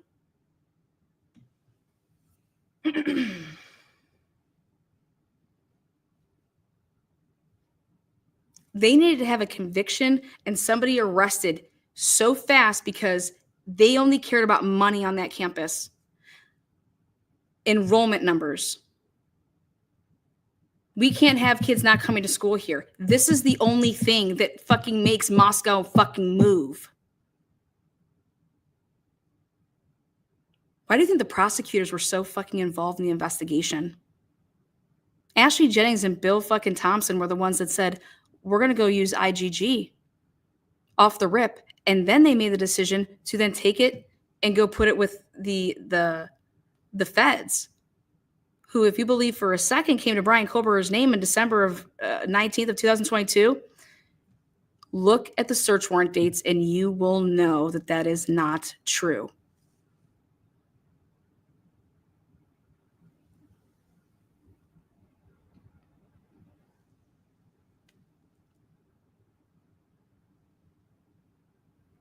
Remember back during COVID, we could do like school online and shit like that.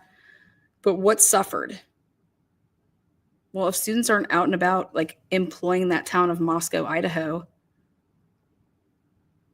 like literally the town will shut down without that college there.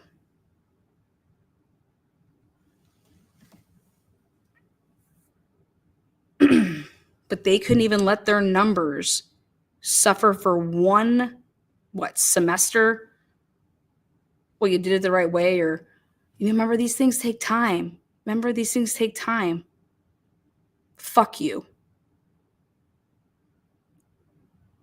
Take your fucking police little press conference and shove it so far the fuck up your ass.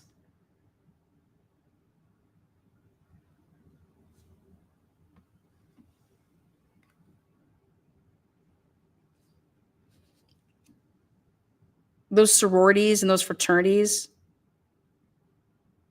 Do you know how many kids that go to Moscow for college there? They have one of the highest percentages of kids that go to school there and that are in the Greek life of any other colleges when you want to talk about percentages. 60% of the students that go to that college are in Greek life. I've never, ever, ever heard of anybody playing jokes on each other that would ever think that this is a joking matter in terms of people chasing each other around with fucking masks, cutting up animals and putting them on doorsteps of other frats or sororities. These girls and these boys are using fucking machetes and dude, party it up, drink all you want. This shit though, the shit that we've seen, to say that somebody thought that this was a prank, there was no text message that says, hey guys, okay, you're really freaking me out now. Okay, funny, haha, I'm scared. Like, okay, can you knock it off now? Where's that text message?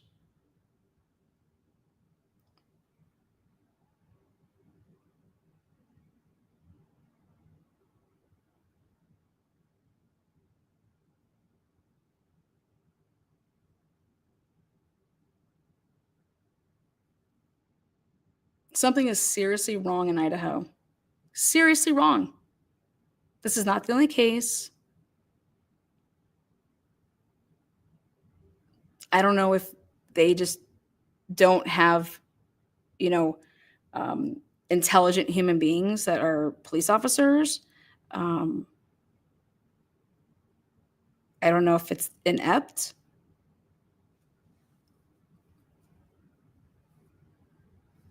But if Bryan Kohberger killed 4 kids,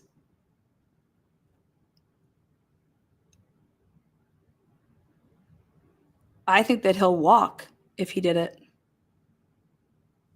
because of what they've done. And so as a parent, to stand behind this shit, my kid was murdered in her own home. And this is the shit you guys have put together?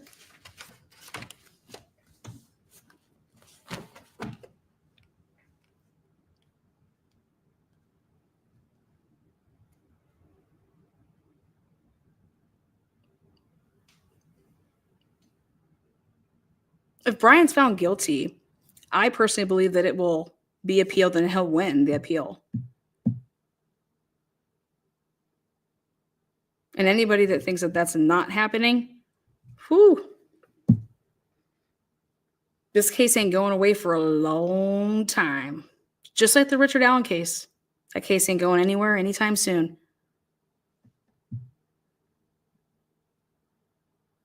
And so to think that this is what they put together to build this case, that mainstream media and everybody thinks, like, you turn on the Karen Reed case and you want me to believe that police officers shattered her taillight, right? And spread it all over the fucking lawn, right? That cops did that, right? But you can't sit here and tell me that you don't think that whether it's cops or citizens, same thing in the Karen Reed case, because I'm going to tell you that I think a citizen sprayed that shit all over her lawn or all over the 34 Fairview lawn. Or if it was, the Higgins and the Brian Alberts of the world, and they actually are ATF and police officers. But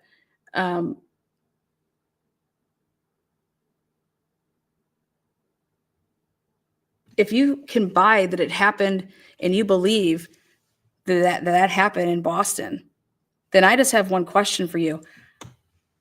Karen Reed puts herself at the crime scene. Karen Reed's vehicle is the alleged murder weapon.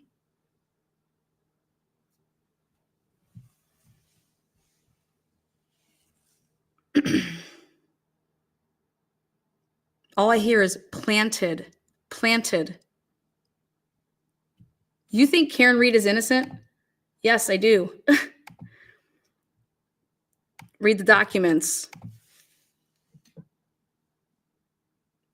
Look at the investigation.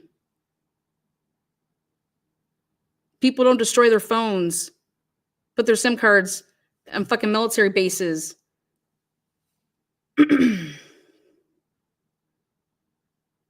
So when I see that people can say that Karen Reed was framed and shit was planted in place and a bunch of people fucking lied, right?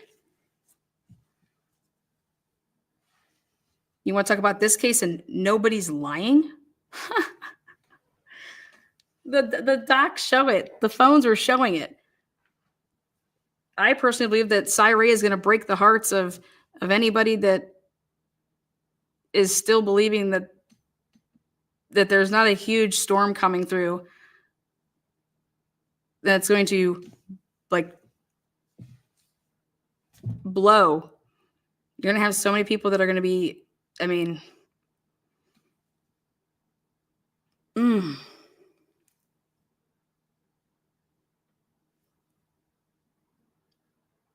This judge put out these orders, and we knew it back then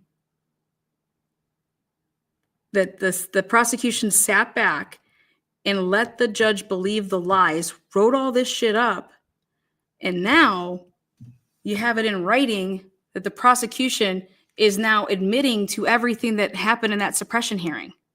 How the fuck is that? How are people just sitting by?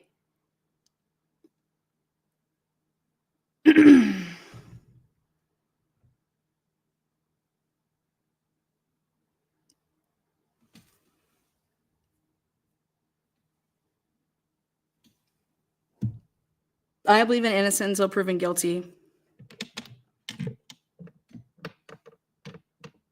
I went to the Delphi case. Couldn't believe what I fucking saw. Couldn't believe what I saw. But then I heard the juror interview and I said, well, there you go.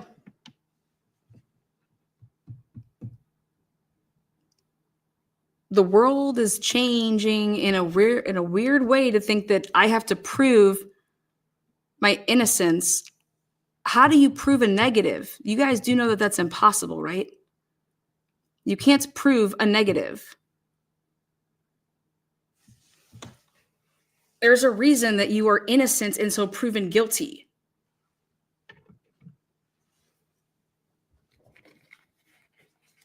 So everybody that's saying Bryan Kohberger is so guilty, yeah. Is there touch DNA on a sheath?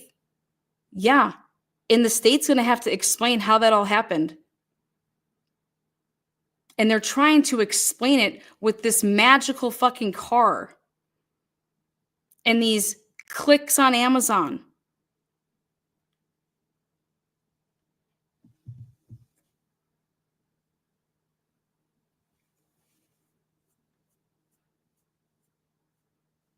A paper that he wrote in 2020 as a student.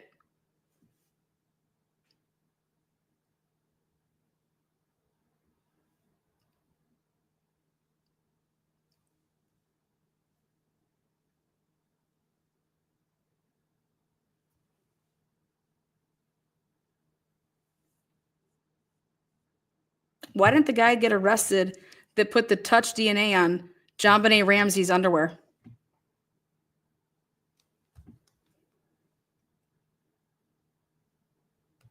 Just touch DNA on her underwear. Right?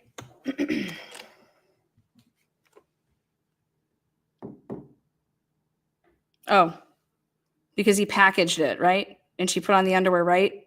Without showering, or not showering, but without washing it, right?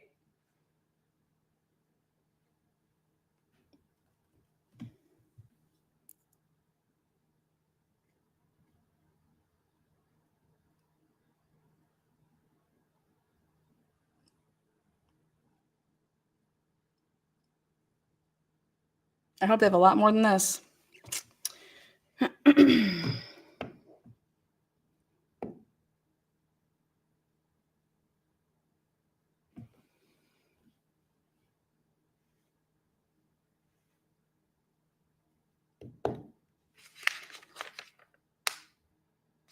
Thus, the court cannot conclude that there is anything false or misleading in this regard.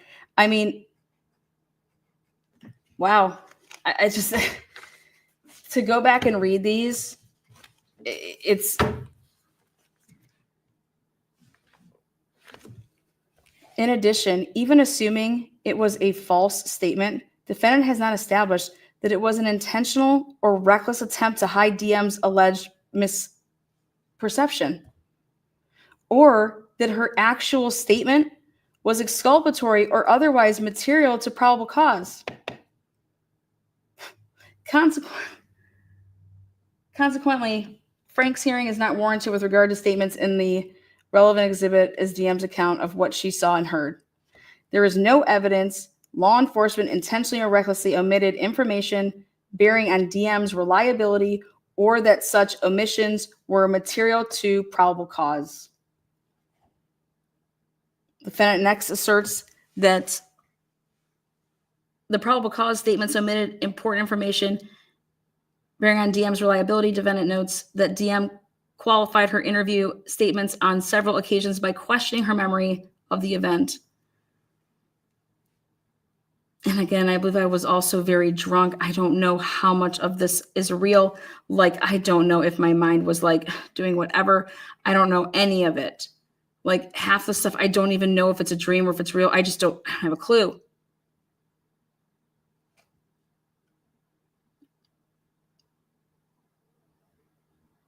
The law does not favor defendant on this argument. Probable cause is determined by examining the totality of the circumstances and making practical, common sense decisions.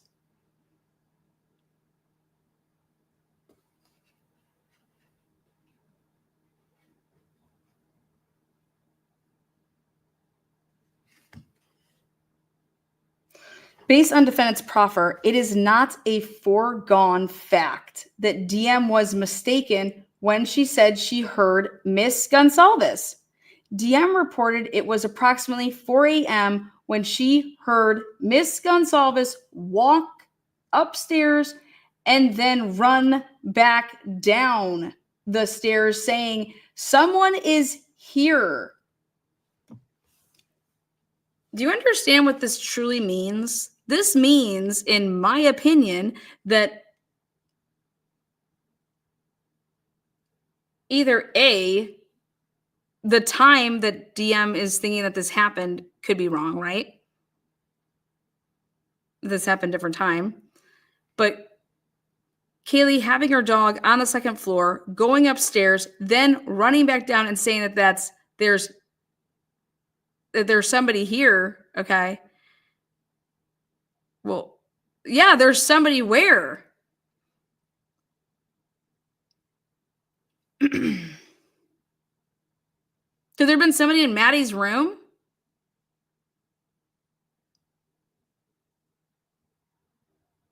And then Kaylee goes back up there to go, I don't know, help her friend. And that's why her wounds are totally different.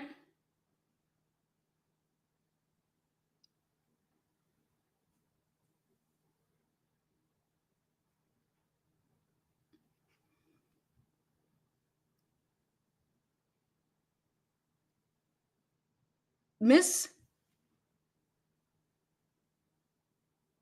Kunadol received a DoorDash delivery at the residence at 4. See, it is extremely possible Miss Gonsalves ran downstairs when she heard the delivery person and then went to bed, after which she was killed. Wait.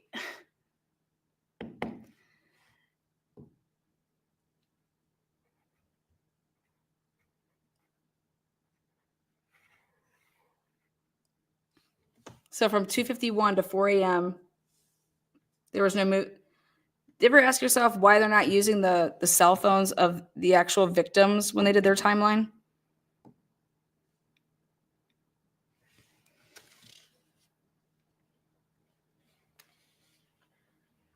So Kaylee wasn't using her phone from 2:52 to 4 a.m., but was awake per Hippler.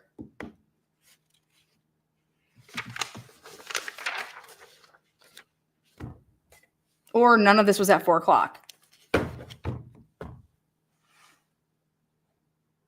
Whether the hearsay supplier is reliable is dependent in part on their status. Unlike an informer from the what are we doing? I'm not going to read this from this case.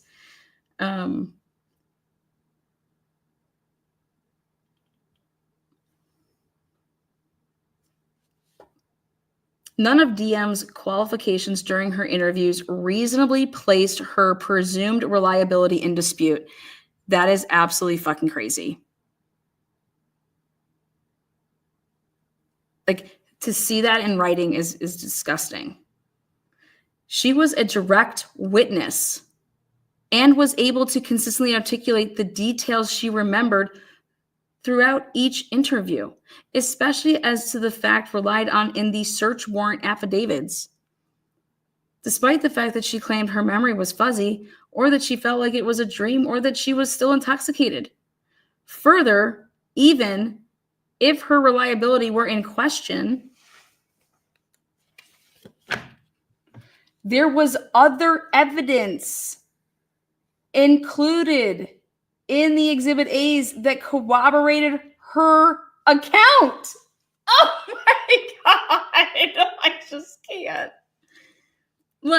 For example, the security camera, you guys, from 1112 King Road, it picked up audio of a struggle at 4:17 a.m. I can't wait to hear that. Which coincides with DM stating she thought was crying coming from Miss Cornell's room and a male voice speaking. It was shortly after this she opened the door for a third time, but didn't move either time. 1, 2, 3, no.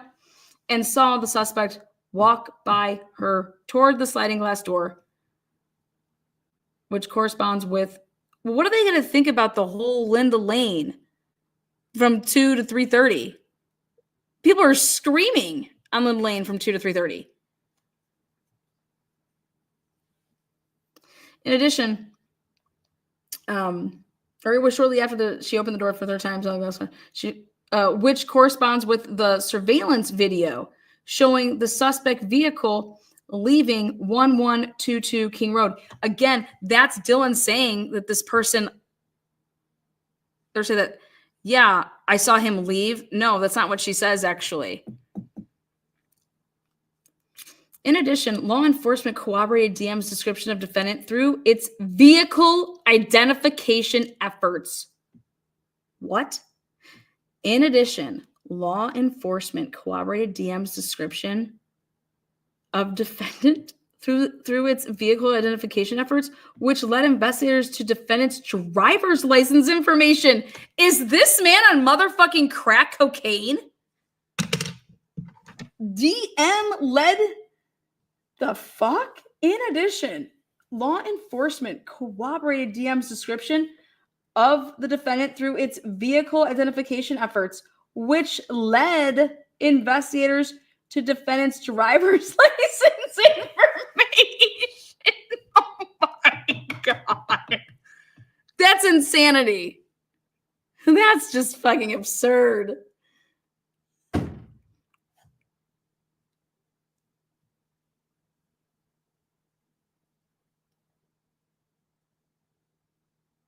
Why did Eric Growler, whatever his name is, Grower, whatever, when he did his interview, why didn't he say, oh yeah, after I dropped off the girls at like almost 2:00 in the morning, then Dylan texted me at 2:10, seeing if I was still driving. Then I texted her back at 2:13 and told her I was.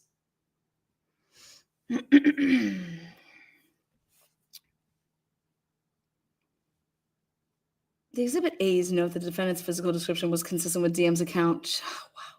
Defendant has shown no objective indication that DM's interview statements were unreliable, particularly given the other corroborating evidence, and therefore no reason for law enforcement to include her qualifications in the affidavit. For this reason, it cannot be said that law enforcement intentionally or recklessly omitted the information. Further, the Exhibit A's inferred that DM was traumatized when they noted that she stood in a frozen shock phase when she saw the intruder. Lies. Look at me. But she wasn't frozen.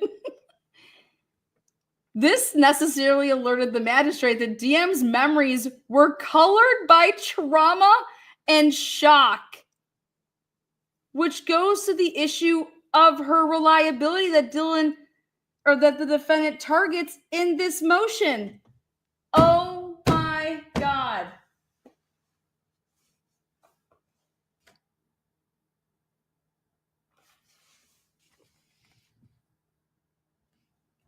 Finally, even had the Exhibit A included DM's qualifications to her memory, it would not have significantly undermined her credibility and would not have negated probable cause.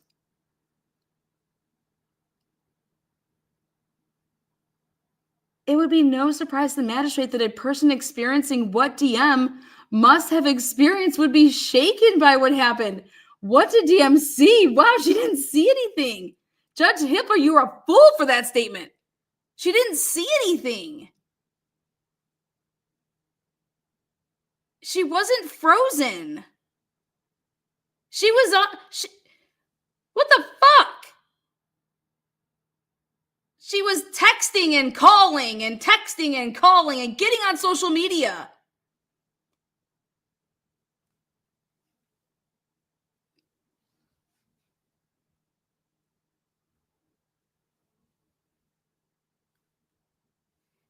I said, what? Why would you be shaken? Nothing. Like, what happened? What did Dylan think happened? You don't make any sense, Hippler, because then why wasn't 911 called? You can't have it both ways. She was so frozen, she couldn't call 911, but she's texting and calling everybody else. Are you out of your fucking mind? That's not logical. That's not common sense. You as a judge, how do you write that? How do you write this shit?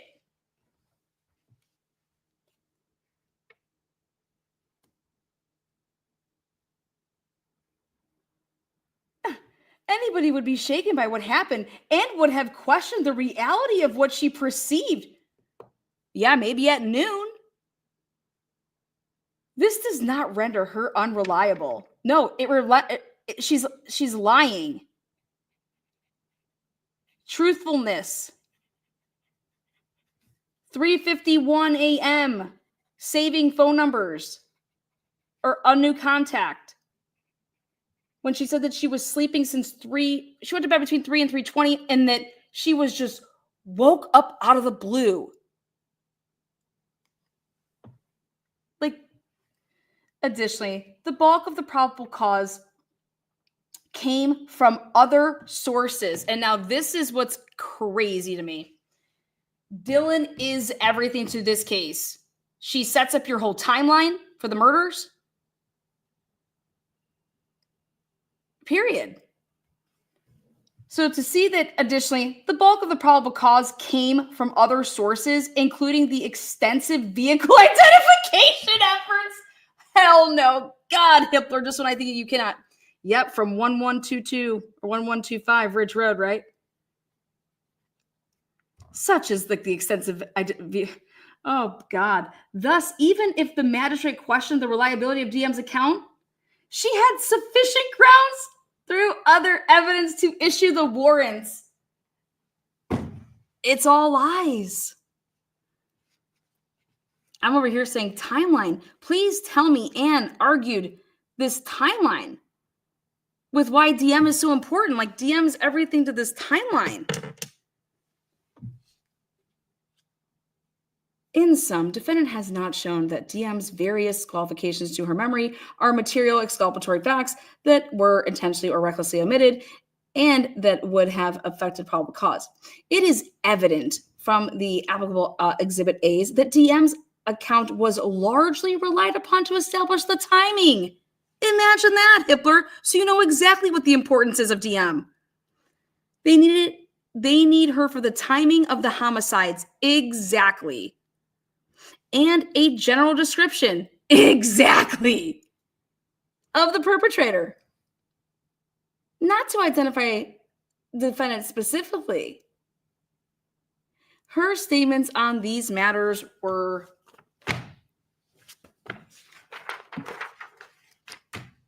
consistent. Yes, they were, weren't they, Hip? Well, any perceived weakness in her memory may be fodder for cross-examination.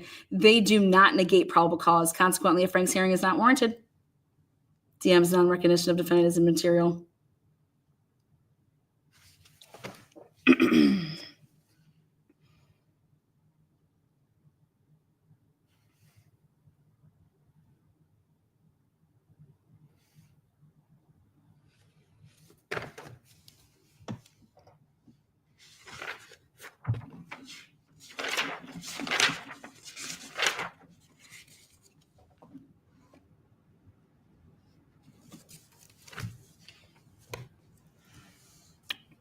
And now for the bang, and then I'm done. Defendant has not shown the alleged misstatements regarding when defendant's phone stopped reporting was intentionally false or exculpatory. Defendant next asserts that Detective Payne misrepresented the time defendant's cell phone stopped reporting to the network to imply that the defendant was traveling towards Moscow between 2:47 a.m. and 2:54 a.m. when he was not.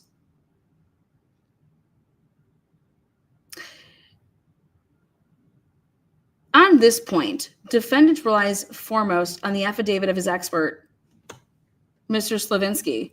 I highly doubt that.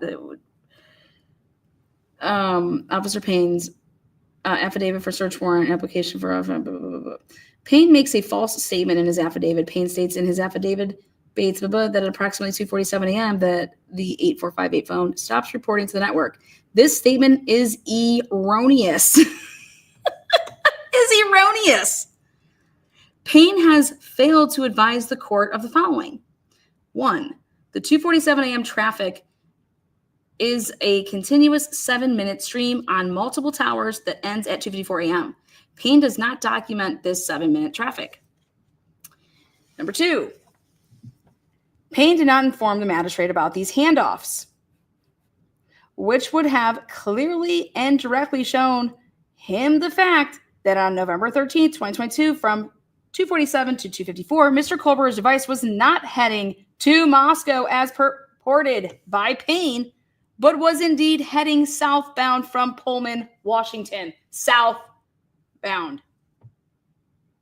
The fact that Payne either disregarded or was not aware of the handoffs and direction of the travel of Mr. Kohberger's device gives this offendant grave concern over the lack of training and experience Payne has in mobile forensics and the credibility of his affidavit. Defendant's other cellular experts, and now just so we're clear, the FBI has come out, according to Ashley Jennings, and Ashley Jennings has to say, like, oh yeah, maybe it was on. I mean, it's just 7 minutes. I mean, what the fuck? Ashley Jennings saying what? It's just 7 minutes. This is why Ann Taylor's like, no, Nick Balance isn't an expert in this case because Nick Balance did not disclose any of his fucking findings. All right. So piss off, Lou. Piss off. Defendant's other cellular expert, Sarah, says likewise contends that his review multiple search warrant affidavits prepared by Detective Payne and his statement that defendant's cell phone stopped reporting to the network at 2:47 a.m. is blatantly false. It's blatantly false and not supported by the AT&T data.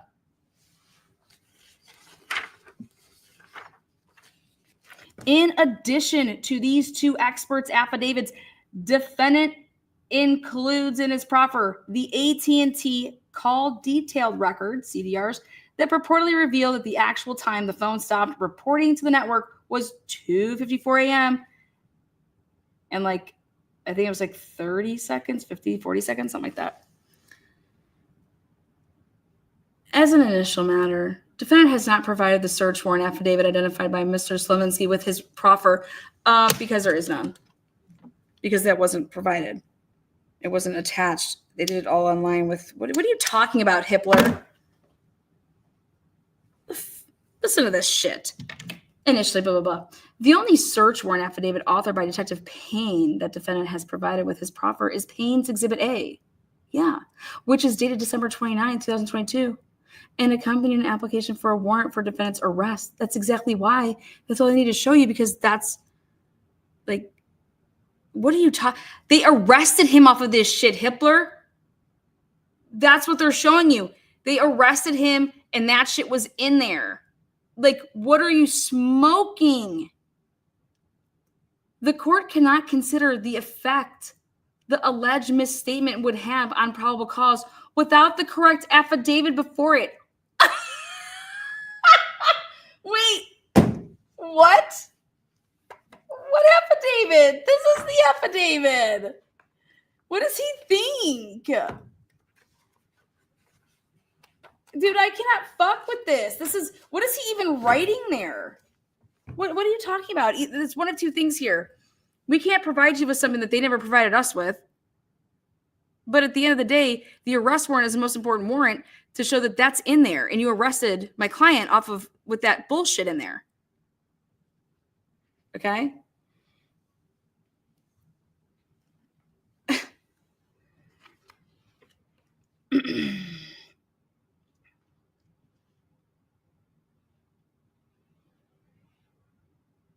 However, the search warrant affidavit referenced by Mr. Smithy is otherwise part of the record in this case as to the other motions, and the court will take judicial notice of it for purposes of deciding this issue. Well, what? Yeah, you're God, they're sick. The court does not find defendant's proffer deserving of a Franks hearing. Why? Let's see why. First, defendant has not established the challenge statement is a misrepresentation.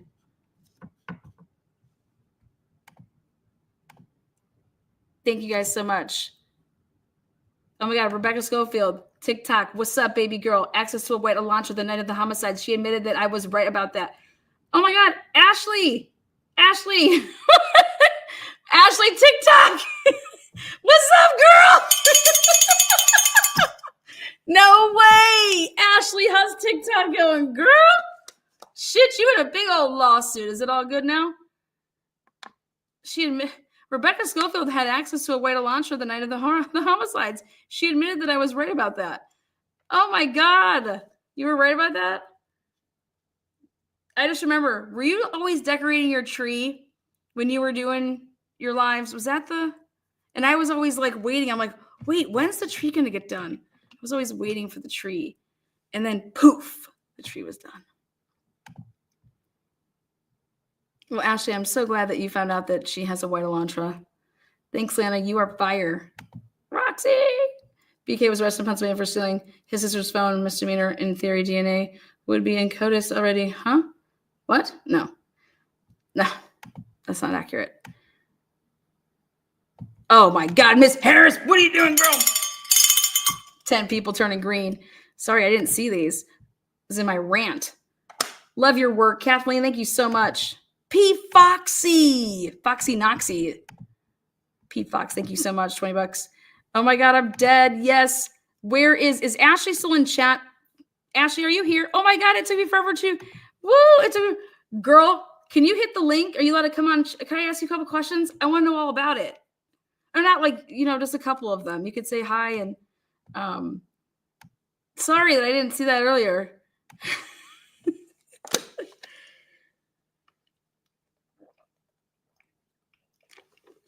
Or maybe another time, Oh, it took me forever to decorate that year, right? Girl, I saw it. I was like, I swear to God, she's never going to get done with this tree. Well, I hope that you guys worked it all out, Are you guys still in a lawsuit?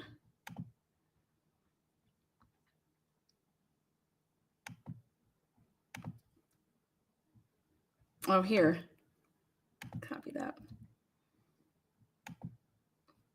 Here, if I drop this link, if you hit it, you can come backstage and I'll put you up here. Tell me about your life.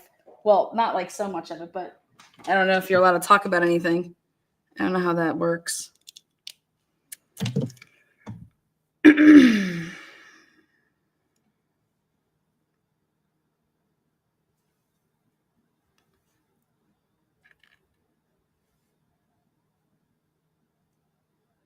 Or I can give you my email and you can come on a different time. It's really random. You don't have to be on like the camera or anything like that. But I have to make sure that it's you. I really don't want fucking Gigi Jen up here acting like she's Ashley. Twiz, no.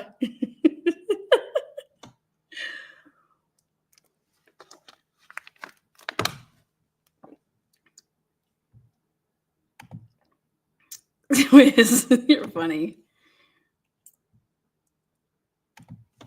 Oh, cool. All right, Ashley. Well, here's a little treat.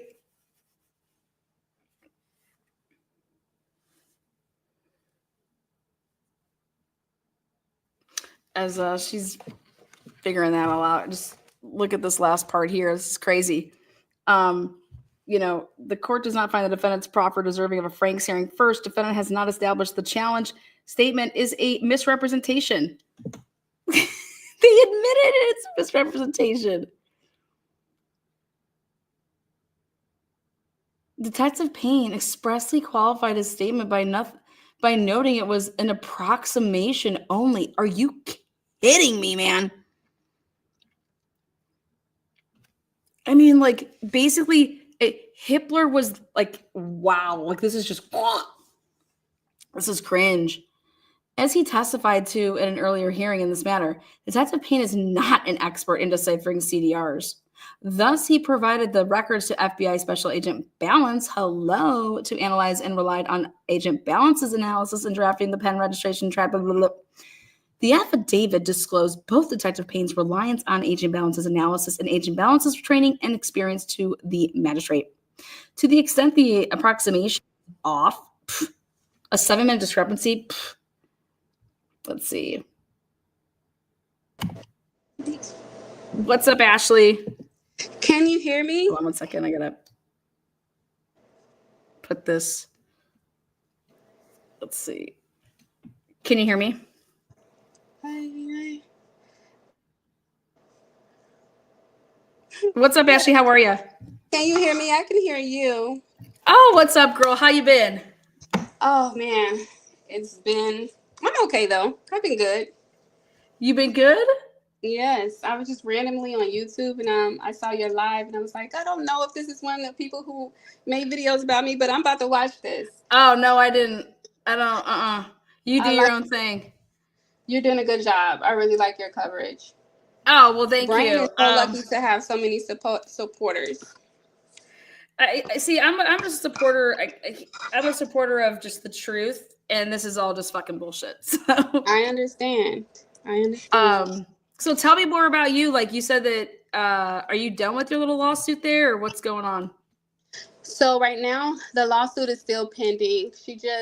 In June, the judge granted her summary judgment, seeing that I defamed her before any evidence came out. So I just had to file a new motion for reconsideration because finally documents are starting to come out. As I started back watching your videos and other people's videos, Harsh Reality, and there's another one that I watched. I was like, okay, so evidence is starting to be unsealed. So I went back and looked at the docket, and I had to match up my videos with the evidence that's in the docket. And a lot of my videos have manifested or it has evidence to support it. So I just had to explain to the judge in my motion that there's no way that he can have a summary judgment granted when there are issues of material facts, meaning there is evidence out there that supports everything that I said. So I'm not telling a false statement if I have evidence that I've been telling the truth. Okay. Well, also, what about, how does it work with, like, weren't you doing, like, is it like tarot card read, or what kind of things were you doing? Okay. It was an oracle and tarot card reading. Okay. So, I remember I thought this was this like, it was like right around like early December of 2022?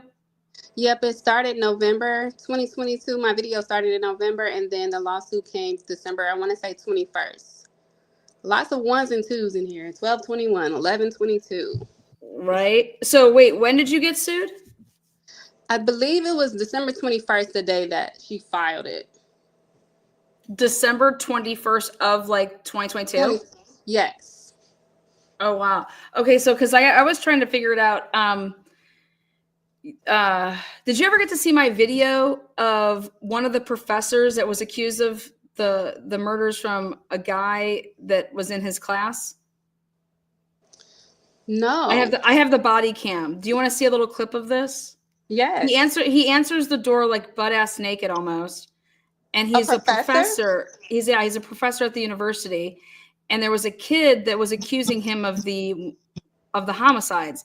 And I immediately thought of you when I saw it, because I was like, oh, hot damn. I was like, what happened with that? Did the kid get in trouble? Well, here, I'll pull up this little clip so you can see it. But it's wild. Hold on one second. Let me just, I think it's under, God, I have so many of these. I think it's under, does anyone remember what I named that video? I think it's not the naked professor. It's something like that. Oh yeah, here we go. Got it. Naked professor.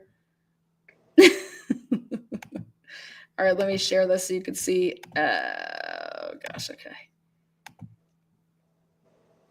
Oh, where is it? There it is. Oh wait. Oops, not that.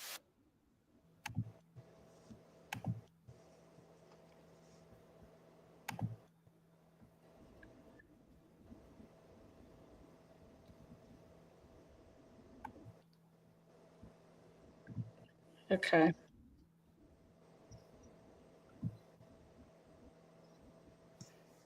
This is wild. This is sickening, actually. Hold on one second. All right, let me see why this is. I gotta go to this. Okay, hold on. All right, here it is. Okay, so this was, I got this body cam so I could show when he goes up to the door. I'll forget all this stuff. He's like calling him. He's talking to the police about the fact that he's like, okay, here he is. Right. Oh. So this is from, okay, here we go. He's walking up to the house. This is the dude. This is the professor lives here.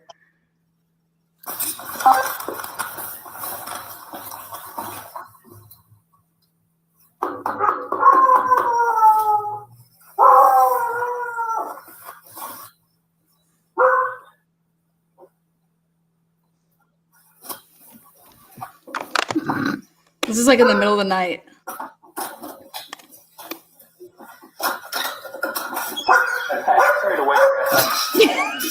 I'm looking for Fran. Oh my God. Okay, so what? You know, wait, what? Why is he naked? That is hilarious. And accused me of the murder of this girl. Yeah, so what is going on? the reason I'm here tonight is he just He's called opening again. the door more. He made a threat against your life. What? What is your relationship with him? He was my student. Okay. He was getting a C in class. Mm-hmm. sending in all kinds of emails threatening that Okay, the glass was at his expectations. sure. Have you had any contact with him recently? No. When's the last time you had any contact with him? Which was what? After the murders. Right after? Look at this. His wife comes out with this robe on. Because I didn't want it to be something like he'd come looking for me with a gun or something. Sure. Does he know Why where you live? didn't he get dressed? Don't know. Okay. Okay. So yeah, like I said, So this kid accused him, calls the cops, and is like, "Why haven't you arrested this man? He killed those kids." And I just couldn't even believe it. So so there you go. There's a professor that I was like, oh my God, what's her name was right. There was somebody that was accusing a professor of murder. That's funny. No. So there you go. So it was the girl even in town? Did you guys ever find that out? Was she out of town? She said that she was not in town, that she was like 5 hours away. But considering that she had access to a white Elantra the night of the murders, and they obviously are looking for multiple vehicles that look the same, it's like, I mean, I don't know if her alibi is correct or not. It's just what she said. And people keep saying that she was cleared and investigated, but they didn't investigate her. So You're saying that she has a white Elantra? she admitted in the admissions that she had a white Elantra. But they tried to discredit me by saying, oh, you didn't say that until after the police were looking for a white Elantra. But the police never said it was hers. So they admitted that she had access to a white Elantra the night of the murders. But they just tried to discredit me by saying, oh, it was on the news that a white Elantra was involved. Interesting. So the girl, she had to do her admissions, and she admitted in those that she had a white Elantra at the time of the homicide. Yes. Wow. Yeah, it's on the court documents. Wow. And that's so. Is that on the docket stuff, or is that like still sealed, or? No. In our civil case, nothing is sealed. So it's in the dockets, and also it was just in my motion for reconsideration. What year was it, by chance? Well, my motion was just like a week ago. Oh, so, no. Like her, did she ever give a year with the Elantra? No, she did not give. I'm waiting for their response. But my accusation was the first Elantra they were looking for, 2021 and 2013, and she admitted to having access to it. So my guess would be 2021 and 2013, but, we have to wait for their response. Wow. Interesting. And then, so you were pulling cars, right? I don't know how that works. Because would you do that actually on your lives, or would you just report on? I couldn't remember. Did you do it like live? No, so the way that I do it is some people, they just pull it on their lives and do it. I take notes. I really try to read the cards. So what I was doing during that time was reading the cards, taking notes, getting the message, and then using the 1 minute or less videos to kind of sum up what I've read. So I did it live before. But do you have, if I was to pull up, do you have anything on so if I was to pull up like an old YouTube or anything like that, do you think there's, or is it all taken down, or how does? They took my TikTok down, but I was looking through my videos because back in the day when I was heavy on TikTok, they would automatically save the videos to my phone when I would post them. So I had to go through my videos. There's also some in electronic evidence, but I was going through my phone as I was getting the evidence from the criminal case and connecting it to the videos that I posted. I had to re-upload some of them just to show on the docket how my videos matches the evidence. So for example, everything that I said happened in my videos regarding the roommates the night of the murders, it was pretty spot on to what the exhibits and the evidence, the motions in limine revealed. Idaho murders TikToker doubles down, claims jury will believe her evidence against professor. When was that? Which one you reading? Wait. Hold on, let me share this. Let me see.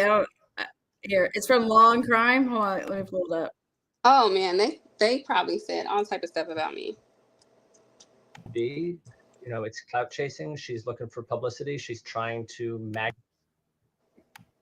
Okay, wait. I just want to see this.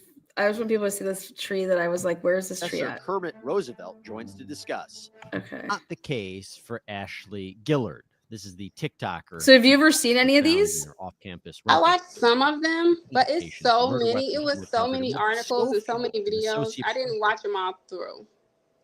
All Yeah. the way. professor and chair of the history department. Suspect Rebecca Schofield. There's the tree. I knew it would be on here. That Woo! is so funny. People were talking about my tree.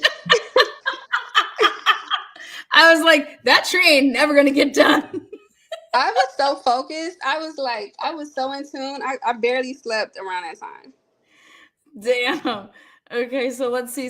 Let's see if this is back in the day. They want both of them. Schofield Wait. filed So, a oh wait, I want to hear. Okay, hold on.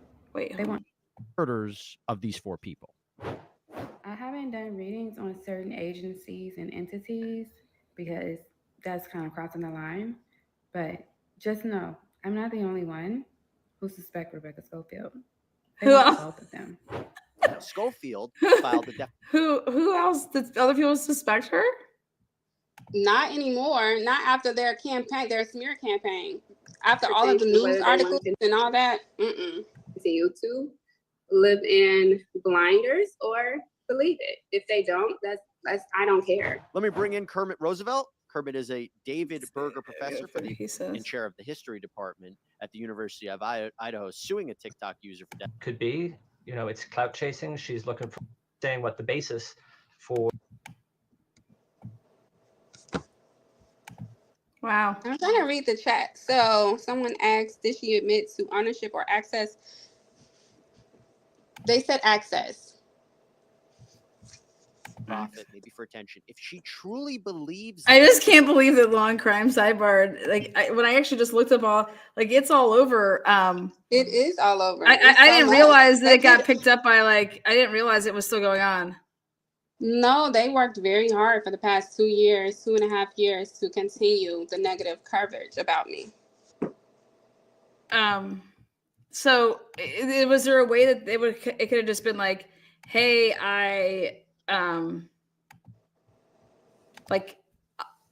I'll take my stuff down. I'll But I'm not going to do that. No. Okay.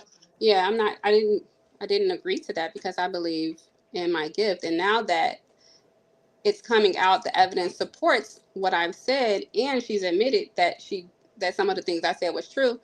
I really believe everything I'm saying now. I'm not gonna not say nothing. I mean, it's too late now.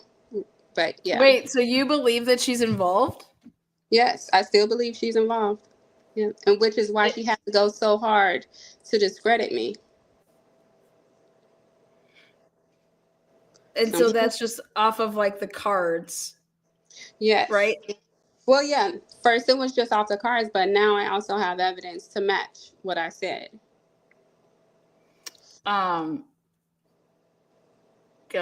Well,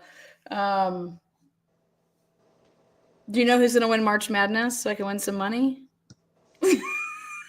Maybe that's what I should have done. We need some No, for real. But I was thinking about, instead, after all this is going on, I was like, I might as well have just started trading, using my gift to just trade and make money. But no, I'm not gonna do that.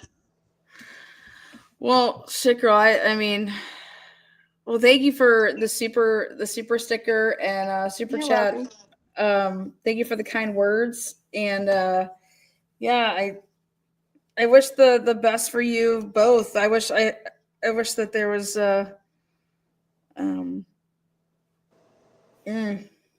well, we're looking for male DNA, so I don't know if there's any female DNA out there. There might be one underneath the fingernails of Maddie, maybe. Yeah, I never said she was in the house though. I didn't allege that. Mm-mm. But No? yeah. Oh, then I must have. I said it was a male. Oh, I thought it was like a lovers thing. I thought it was like somebody was hooking up with somebody. Yeah, I said that her and Kaylee had a thing and they broke up, but I didn't say that she was in the house. If she was, Oh, okay. I don't know, but I didn't say that. I just said that she ordered it. It, Ordered it. Yeah, I said that she ordered it. It was But a hit. I said it was a hit. Yep. Oh my god! See, I'm not gonna lie. I was all about that damn Christmas tree. Okay, wow. I didn't even know that. Well, I mean, there's people out there that have their theories. Yeah, it seemed like it's a lot of people with theories, but I was the only one with sued. So I it's a was the only reason. one getting sued. It's a reason for that. Oh shit. Well, best of luck, Ashley. You're welcome in here anytime. Thank you again for all the Thank kind you. words. And Thank you. like I said, I hope that whatever you do, it works out. And so do you read like do I do like true crime cases? Do you like read like just average lay citizens like myself? Like, would you read people's cards? How does that work? Yes, I had more clients before they defamed me, but yes, typically I just read, a lot of people ask about their relationships or their finances and stuff like that. But on my own time, I do true crime because I just rather do something that means more than what a relationship is going to make it or whether it's not going to make it, Cool. Something more. So in my future, you see like a lot of like money trees around me. You want me to see for real? No, fuck no, dude. I No. No, you could do that in your sleep, girl. Okay. No, thank you though. Maybe if, I'm kind of scared, so let me see if I can get over my phobia. Sure you're on the right track. So Yeah. I'm pretty sure. I got good. I'm light. I'm not dark. I'm good aura over here. Good. Yeah. Yeah. All right, cool. All right, thank you so much, Ashley. Like I said, have the best night and best of luck, and give you the bell. Thank you. All right, thank you. Appreciate Good you. night. All right, good night, girl. That was a pleasant surprise. Give it up for Ashley. I mean, she just hopped on here like it was nothing. So random. Well, this was supposed to be an hour live, so it's 4 hours and 23 minutes. Sounds great. Woo. As I was saying, I will close on this. Woo. This is the last part. Right here. I don't know how this is going to age, but it's not going to age well.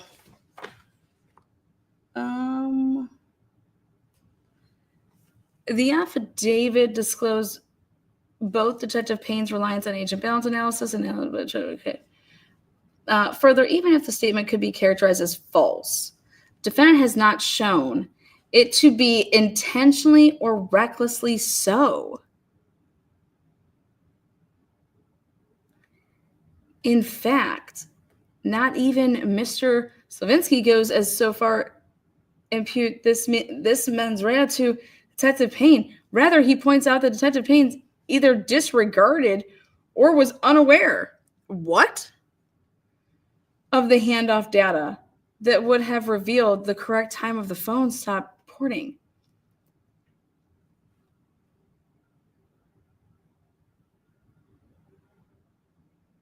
Oh, sorry. I missed the part.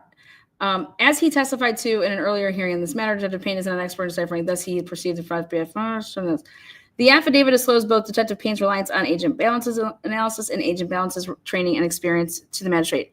To the extent the approximation was off, a 7-minute discrepancy, particularly one occurring more than 1 hour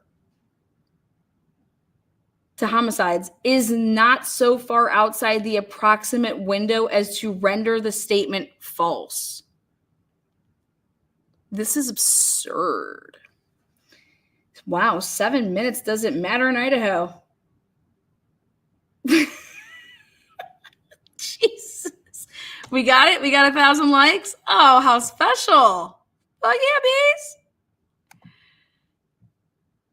Oh, God. Hopefully I made it well worth it. Great night, ladies. Much appreciated. So glad I made it here. Tonight was so well worth it. Yeah, you definitely got to learn about the case. Woo!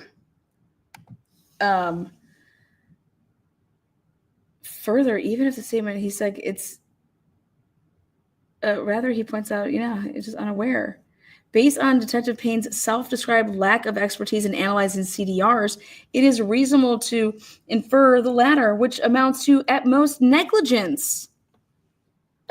This was all, it's going to come out that it's not negligent. They knew that they couldn't map out the 247 to 254 because of what it showed.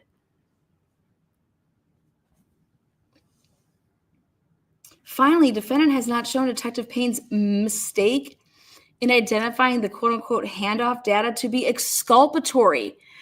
I don't even know what to say. Mr. Slowinski claims it was exculpatory because a correct interpretation of the data would show the device was not headed to Moscow as purported by Payne, but was indeed heading southbound from Pullman, Washington.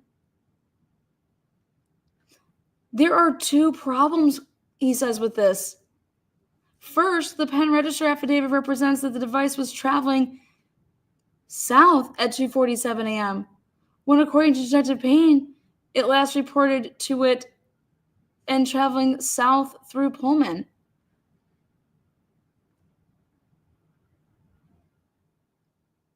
So it's like Payne was saying something else, but he put this to cover his own ass instead of north or west or east. He does this, and Hitler's like, well, look it. He actually did say it was south.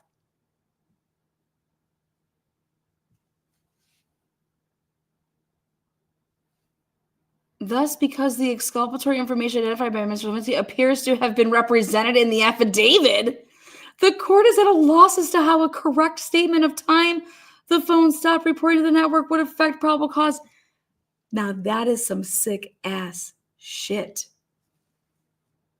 That is unbelievable, the twist that Hitler just put on this.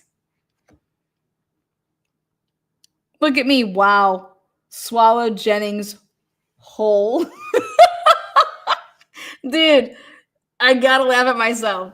The little notes I make when I read this stuff, I'm like, whatever I'm thinking right then and there, it just comes right out. Hitler just swallowed Jennings whole. Second, even if the pen register affidavit did misrepresent the defendant's cell phone was headed to Moscow between 2:47 a.m. and 2:54 a.m., as opposed to southbound from Pullman, a correction would have no effect on probable cause.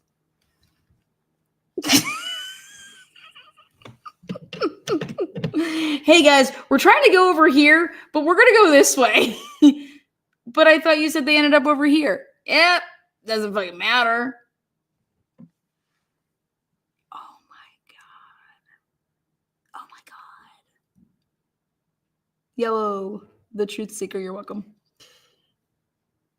Oh my God. Oh my God.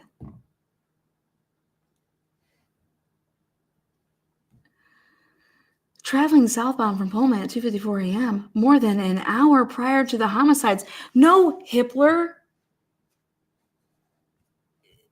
You have to put this car on camera at 3:26 a.m.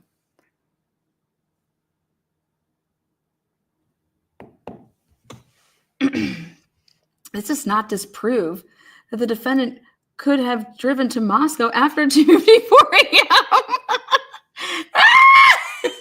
And it's not on camera. Like, it just means that, like, wait, what? Like, it doesn't mean that he couldn't have drove after 2:54. What are you talking about? This is just absurd. After his phone stopped reporting to the network, as the affidavit points out, footage from multiple videos obtained from the neighborhood around 1122 King Road showed several sightings of a vehicle matching the description of the defendant's vehicle, starting at 3:29 a.m. and ending at 4:20 a.m. This is fucking seriously sick shit, man. This is some sick ass shit. What is he talking about? You have no idea how this car and Bryan Kohberger teleported to Moscow, but fuck, we found a goddamn white car because everybody in that town drives them in white trucks, that it's fucking Kohberger. I can't. Well, fucking A. I'm with Rebecca Schofield now. She had access to a white truck. This is nuts. As the affidavit points out, given the proximity of Pullman to Moscow, the fact that the defendant may have been traveling southbound in Pullman at 2:54 a.m. does not exclude him. No, he was traveling southbound at 2:47, okay? And that means wherever the hell he would have ended up.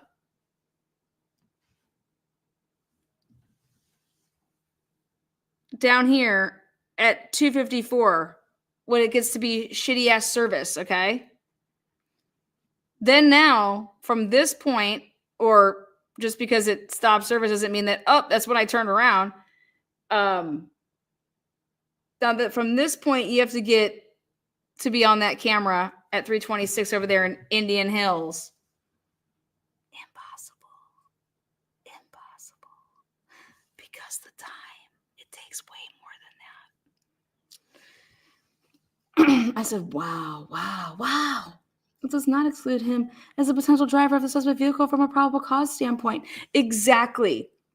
From a probable cause standpoint. I disagree with you, but you're damn right about that. It's just from a probable cause standpoint. Now, is this, and basically here is where Hitler saves his dick.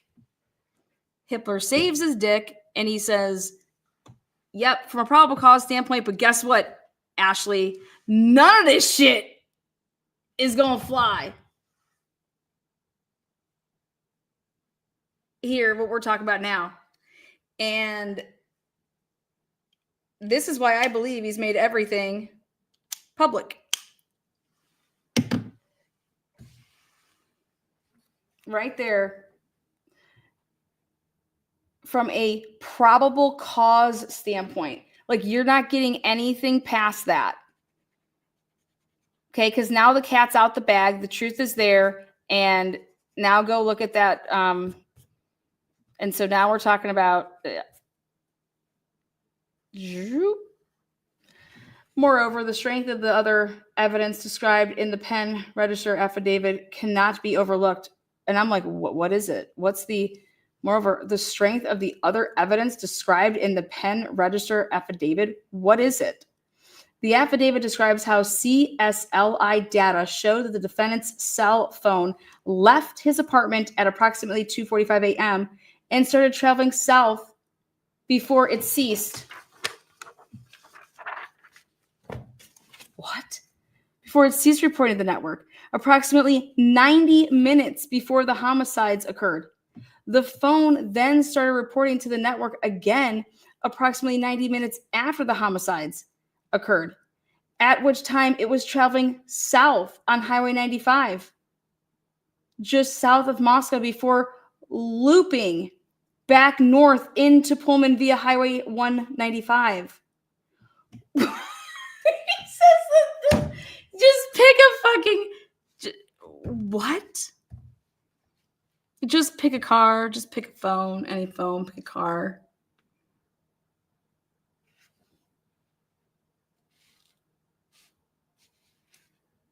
Consistent with the CSLI, surveillance cameras from the Pullman area showed a white Honda Elantra consistent with defendant's vehicle returning to area of defendant's apartment at 5:25 a.m. As Detective Payne pointed out, individuals commonly turn off their phones prior to committing a crime to avoid alerting law enforcement of their presence near a crime scene. The obvious inference is that the defendant turned off his cell phone to avoid detection until he was clear of the crime scene. Dead. All right, guys. This is Hitler's words. In addition, the affidavit describes footage from multiple surveillance videos that captured a vehicle consistent with the defendant's make 3 passes by 112 King Road between. Oh my God. At which time it departed from the residence at a high rate of speed. On one surveillance camera, according to Detective Payne, the subject vehicle did not appear to have a front license plate. Not on that camera. He noted that the defendant's vehicle had been registered in Pennsylvania at the time of the homicides, which does not require the front plate. You understand me? Finally, CSLI. I'm over here like, yeah, it's a 2011, 2013. I'm over here like, what? Speculation. What are you talking about, Hibbler? Finally, CSL evidence shows that at approximately 9 o'clock in the morning on November 13th, a mere 3 hours, 3.5 hours after the defendant's return to his apartment, he again left his apartment and returned to Moscow, utilizing cellular resources that provide coverage to 1122 King Road from between approximately 9:12 a.m. to 9:21 a.m. before traveling back to the area of the apartment at 9:32. How the fuck did he do all that? 11 minutes? 11 minutes to do that? To get back there? Well, that's just goddamn impossible. This is consistent with the defendant's return to the scene of the crime. What? This is consistent with the defendant returning to the scene of the crime? He is writing this. It takes 19 minutes to drive that. This is just whack as fuck. Detective Payne also noted the defendant's height, weight, and ethnicity were consistent with DM's description of the fucking perpetrator. He informed the magistrate the defendant was a PhD student in criminology at Washington State University and had studied how technological data is used. Technological data is used by enforcement. What? It can only be drawn from the information as that the defendant knew, particularly from a, he's just techie perspective, how to cover his tracks. What are you talking about? According to you people, he drove on every camera in Moscow. Cover his tracks. He's driving all over. Looping and looping and swooping and pulling and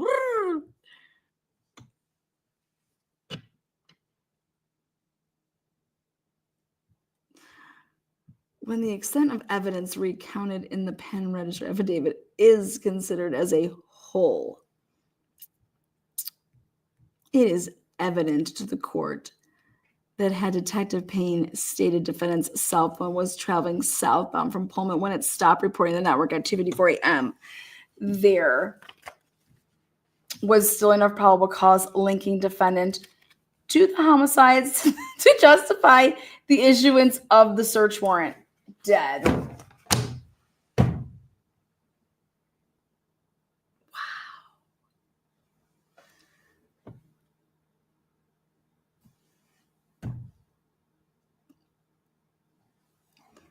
Consequently, a Frank's hearing is not warranted on this issue. Defendant has not shown any admission regarding cell tower coverage. Area was recklessly, intentionally, or material. Fuck it. Who needs cell tower record? What? This was the final claim raised by goddamn defendant. Make me fucking answer this shit some more. Is that Detective Payne omitted important information about cell tower coverage in Moscow when he stated the records for the yeah. According to Mr. Slavinsky, the 2 towers that provide AT&T service to King Road also provide coverage to all of Moscow, including the area and areas defendant is known to shop. Thus, defendant claims Detective Payne misled the magistrate about the location of defendant's cell phone on these 12 occasions. The accusation here is one of omission, specifically whether Detective Payne recklessly or intentionally withheld from the magistrate the same towers providing service to King Road also provide coverage. There is no direct evidence that Detective Payne intended to mislead the magistrate. You sick son of a bitches. Nor can it reasonably inferred, given the the defendant has not shown the omission to be material and exculpatory. While including the information may shed some doubt on whether the defendant was actually in the vicinity of the King Road on the 12 occasions, as opposed to some other nearby location, it does not disprove Detective Payne's statement or otherwise exculpate the defendant. Given exculpatory evidence included in Payne's Exhibit A, it is difficult to ascribe ill intent. He says, given the breadth of exculpatory evidence included in Payne's Exhibit A. What did they include that is exculpatory to Bryan?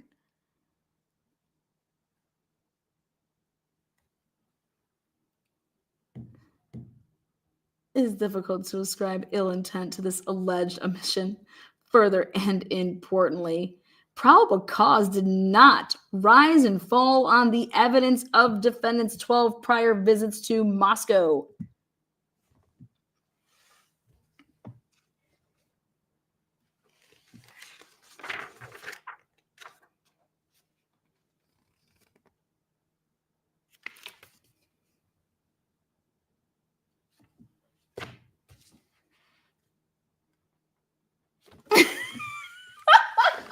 Just can't.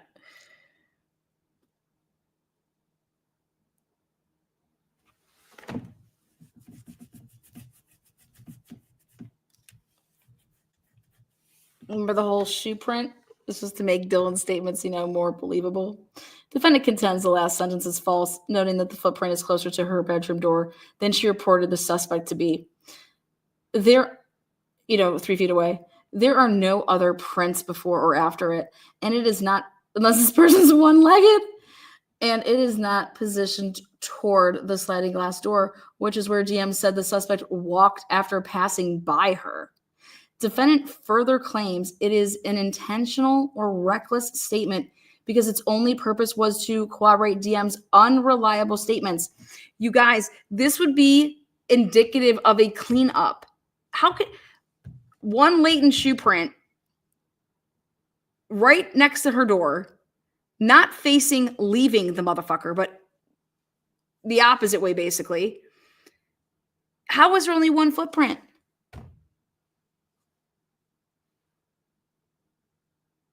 Defendant further claims it is an intentional or reckless statement because its only purpose was to corroborate DM's unreliable statements.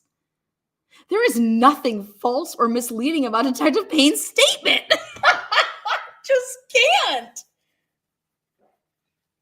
The shoe print was consistent with DM's account.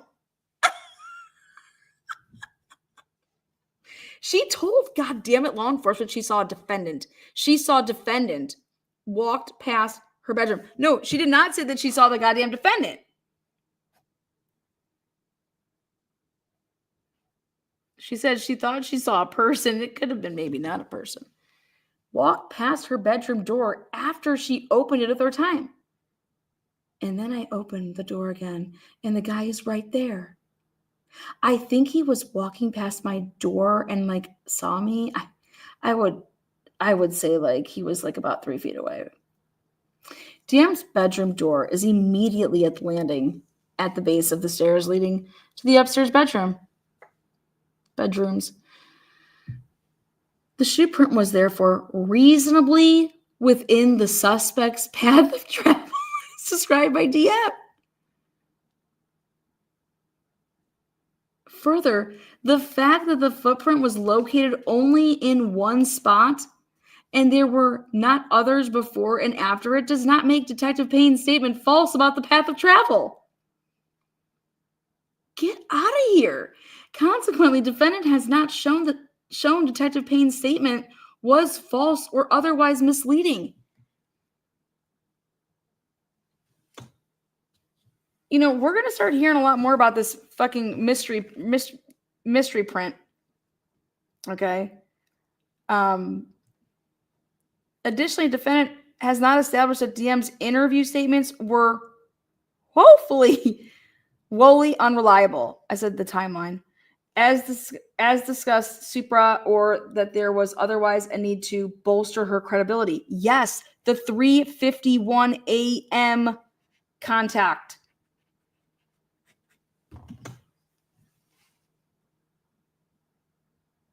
You always mention the time, the phones. Yes. Yes. Yes.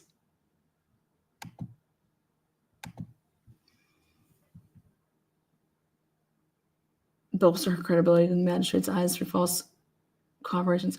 Consequently, even if the shoe print was not totally consistent with DM's account, defendant has not demonstrated that the statement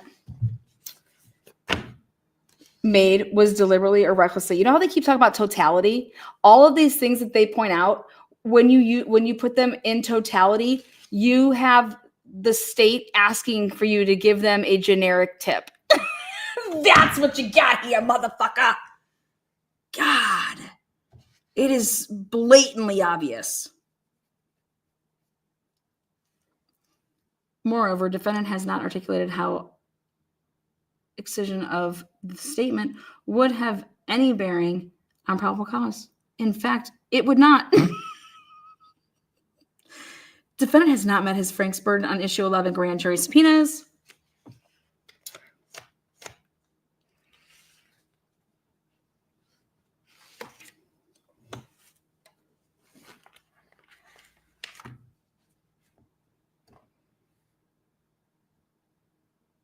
Right here.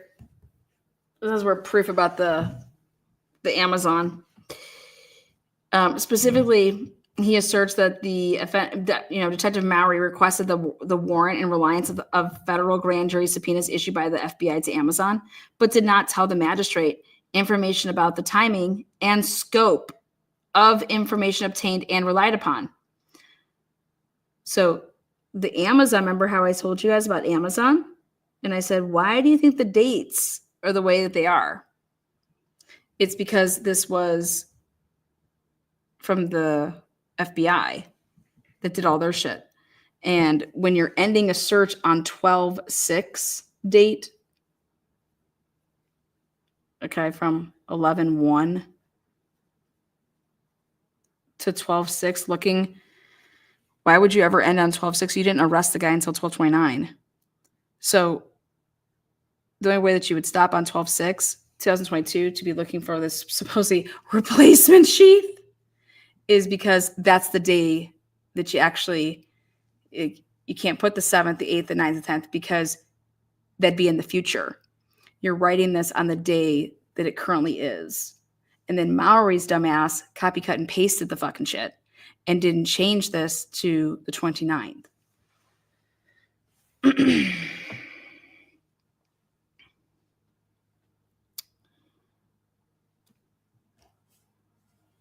Defendant further states he is unable to ascertain whether the omission was material and exculpatory because the grand jury subpoenas have not been disclosed. Remember that big old fight. Defendant has not established that this issue is the proper subject of Frank's motion. He has not provided the search warrant affidavit at issue. Well, I wonder why. It has not identified any false statement. And the only omission he challenges in that Detective Mowry did not disclose unidentified particulars about the timing and scope of information obtained from the grand jury subpoenas. He admittedly cannot show this omission was material and exculpatory and therefore cannot establish that the probable cause would have been affected had the omitted information had been included. What this challenge appears to be is an attempt to use Frank's as a means for discovery, which is not its purpose. Consequently, a Frank's hearing is not warranted. Is that what you think, Hip? No, Hippler, they already disclosed it because, and Mowry's going to get it on the, he's going to get that on the stand. There's no connection between the defendant and the victim. In issue 12, defendant challenges law enforcement's omission in their exhibit A of the fact that their investigation failed to reveal any connection between the defendant and the victims. Defendant claims this information was material and exculpatory because it sheds doubt on law enforcement's theory that the defendant was the right person.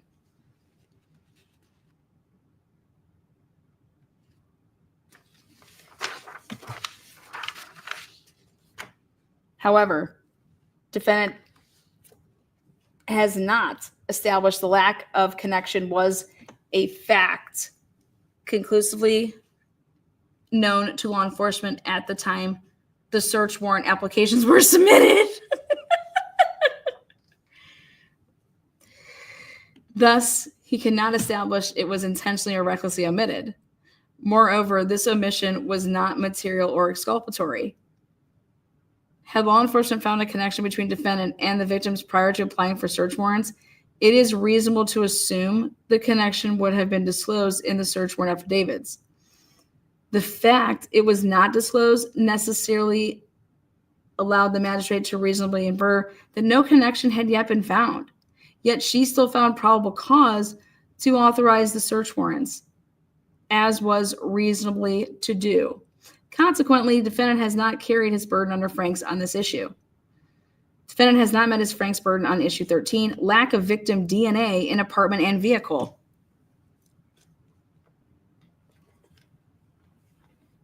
So, hey, everybody's saying there's all this DNA. Similarly, defendant challenges law enforcement's omission in the Exhibit A's of the fact that lab testing performed by the Idaho State Police did not reveal the victim's DNA in the defendant's vehicle or his apartment. Defendant contends the lack of DNA is devastating to law enforcement's theory of the case and was intentionally or recklessly omitted, because the theory of the case is that that vehicle was a second crime scene. However, as with the prior issue, defendant has not established when law enforcement knew of the lack of victim DNA in defendant's vehicle and apartment. The 3 ISP lab reports relied upon by defendant were used on March 2nd, March 8th, and May 23rd, 2023, respectively. Thus, it cannot be said that law enforcement knew of the lack. Dude, come on, Hippler. Those are the dates of these. They were...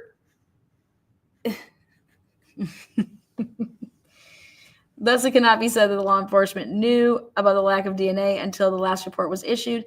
Defendant has not provided or identified any search warrant affidavits submitted after May 23rd, much less explained why the lack of DNA was material to probable cause for those warrants.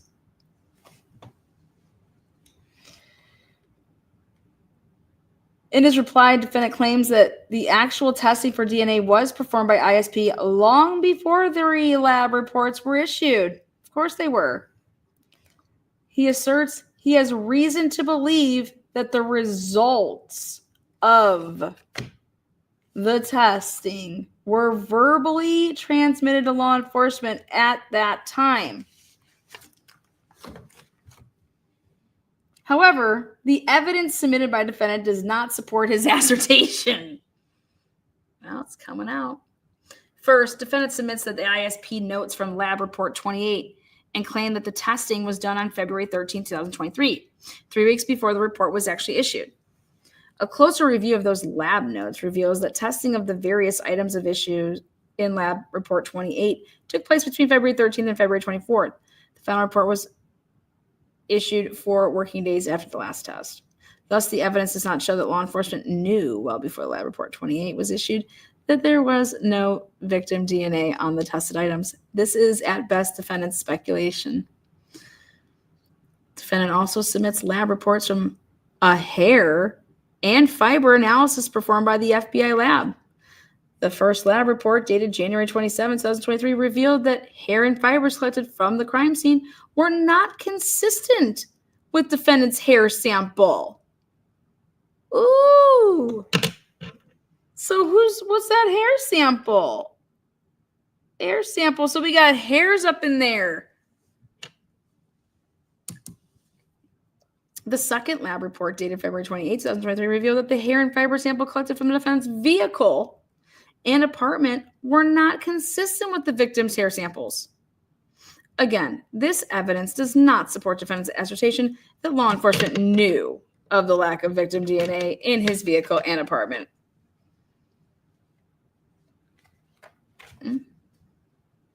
Everyone wants to talk about how strong this case is, so we'll talk about it.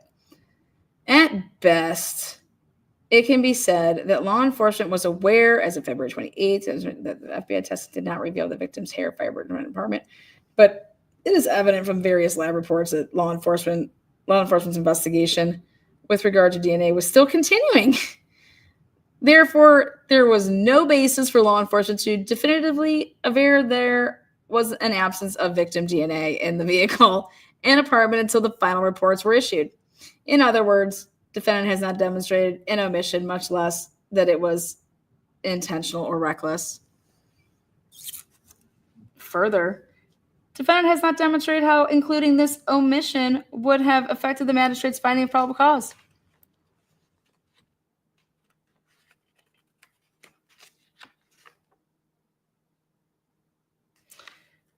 Oh boy.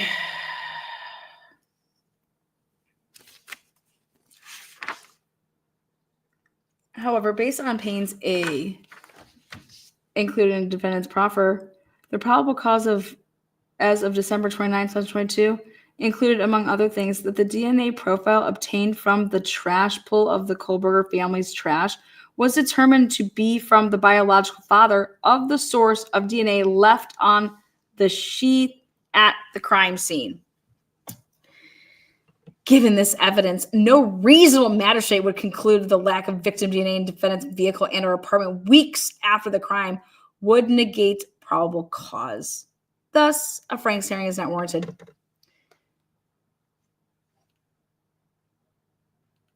Defendant has not established the Franks elements by a preponderance on issue 8, defendant's identification by IgG.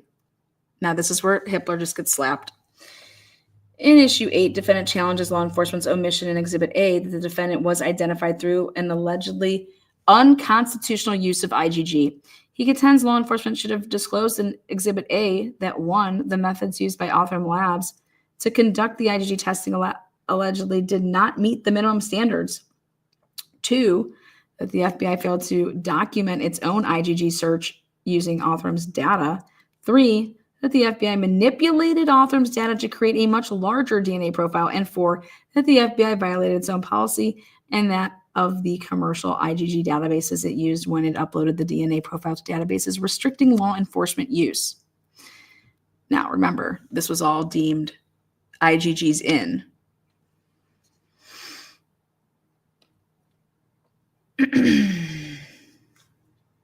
Defendant contends these omissions from Exhibit A were purposeful. He also argues that omissions were material and exculpatory because they would have undermined probable cause by exposing law enforcement's false narrative of the investigation. As mentioned, the court permitted a full Franks hearing on this issue. The court's finding of fact on the evidence and testimony presented and its conclusions of law are fully set forth in its memorandum decision and order on defendant's motion to suppress IgG, which, remember, it's not being suppressed. But now they want to do it in motion limine. Oh, fucking A. The court found that regardless of whether the FBI arguably contravened its own policy and contravened that of MyHeritage and GEDmatch when it uploaded the DNA profile to their database, it was not of constitutional importance. Moreover, defendant has not established that the search warrant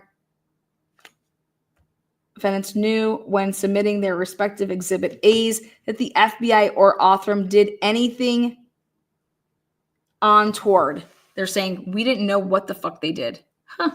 With regard to their IgG searches, Detective Payne was the only person who had submitted a search warrant affidavit from whom defendant elicited testimony at the hearing regarding IgG.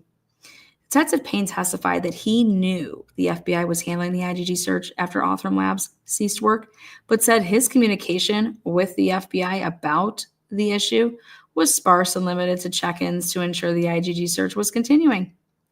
He testified that on December 19, 2022, the FBI provided him only with defendant's name and instructed that it was to be considered solely a tip.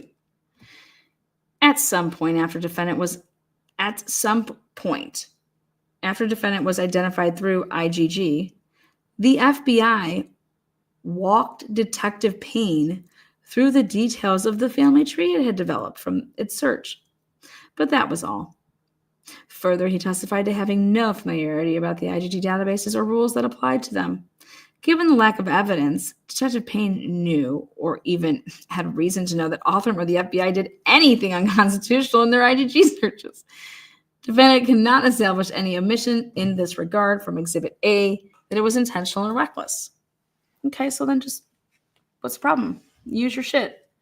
Even assuming Detective Payne had been privy to the methods in which Othram and the FBI conducted the IgG search, Franks does not require law enforcement to divulge every detail of their investigation. Hello. Probable cause affidavits are neither designed nor intended to be an opportunity for the reviewing magistrate to grade the police work on the case, but requiring law enforcement to show every step that led to the evidence relied upon.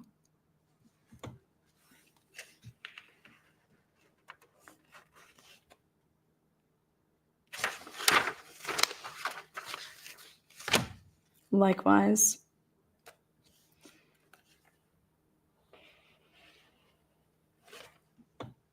there is no requirement that the police include evidence of as a straw man simply so that evidence can then later be attacked.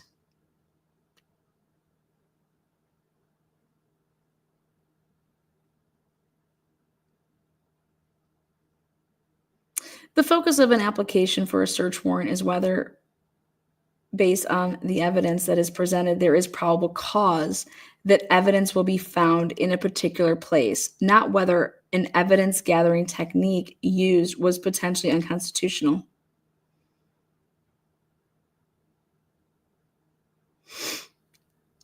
While this may be fodder for a later motion to suppress, it is not a basis for a Franks challenge.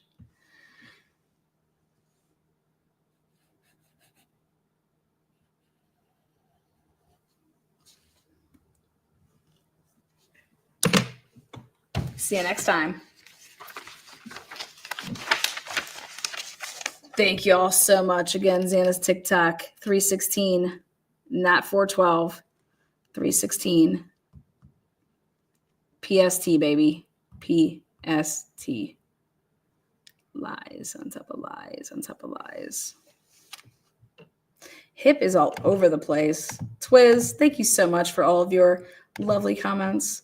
Eat a bag of dicks. Fucking love it. Great content tonight, Crime Taurus. Thank you. Carson, look at Carson just fucking woo-wee. Storms, welcome. Welcome. Welcome to the fam. Nicole, I love your hoodie, man. Rock out with your clam out. Jam out with your clam out. I am exhausted. Mikey, what's good? Appreciate you as well. Gonna fall asleep.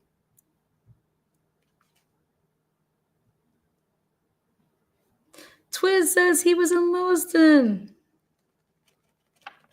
I do my readings in them. Oh, that's awesome. I will check my comments on old videos. BNM. Thank you, Lana. Thank you. Thank you. Just thank you. When people wake up in the morning and be like, Lana, what the fuck? You were live for 5 hours? Have you lost your mind? I said, yeah, I have. Don't worry, though. In Washington, so it's only 11. For fuck's sake, I have no voice. God bless us all. God bless us with these fucking judges, man. Again, thank you all. Thank you, thank you, thank you. And hey, give a round of applause for What's Her Tits, Ashley. Ashley. Much respect. Thank you for all your hard work and integrity. Thank you, thank you, thank you. Oh, I got some people that love it. I just the other night and said all pregnant several times over. Yeah. Delphi. All right, guys. Peace out. Thank you so much. Appreciate the support.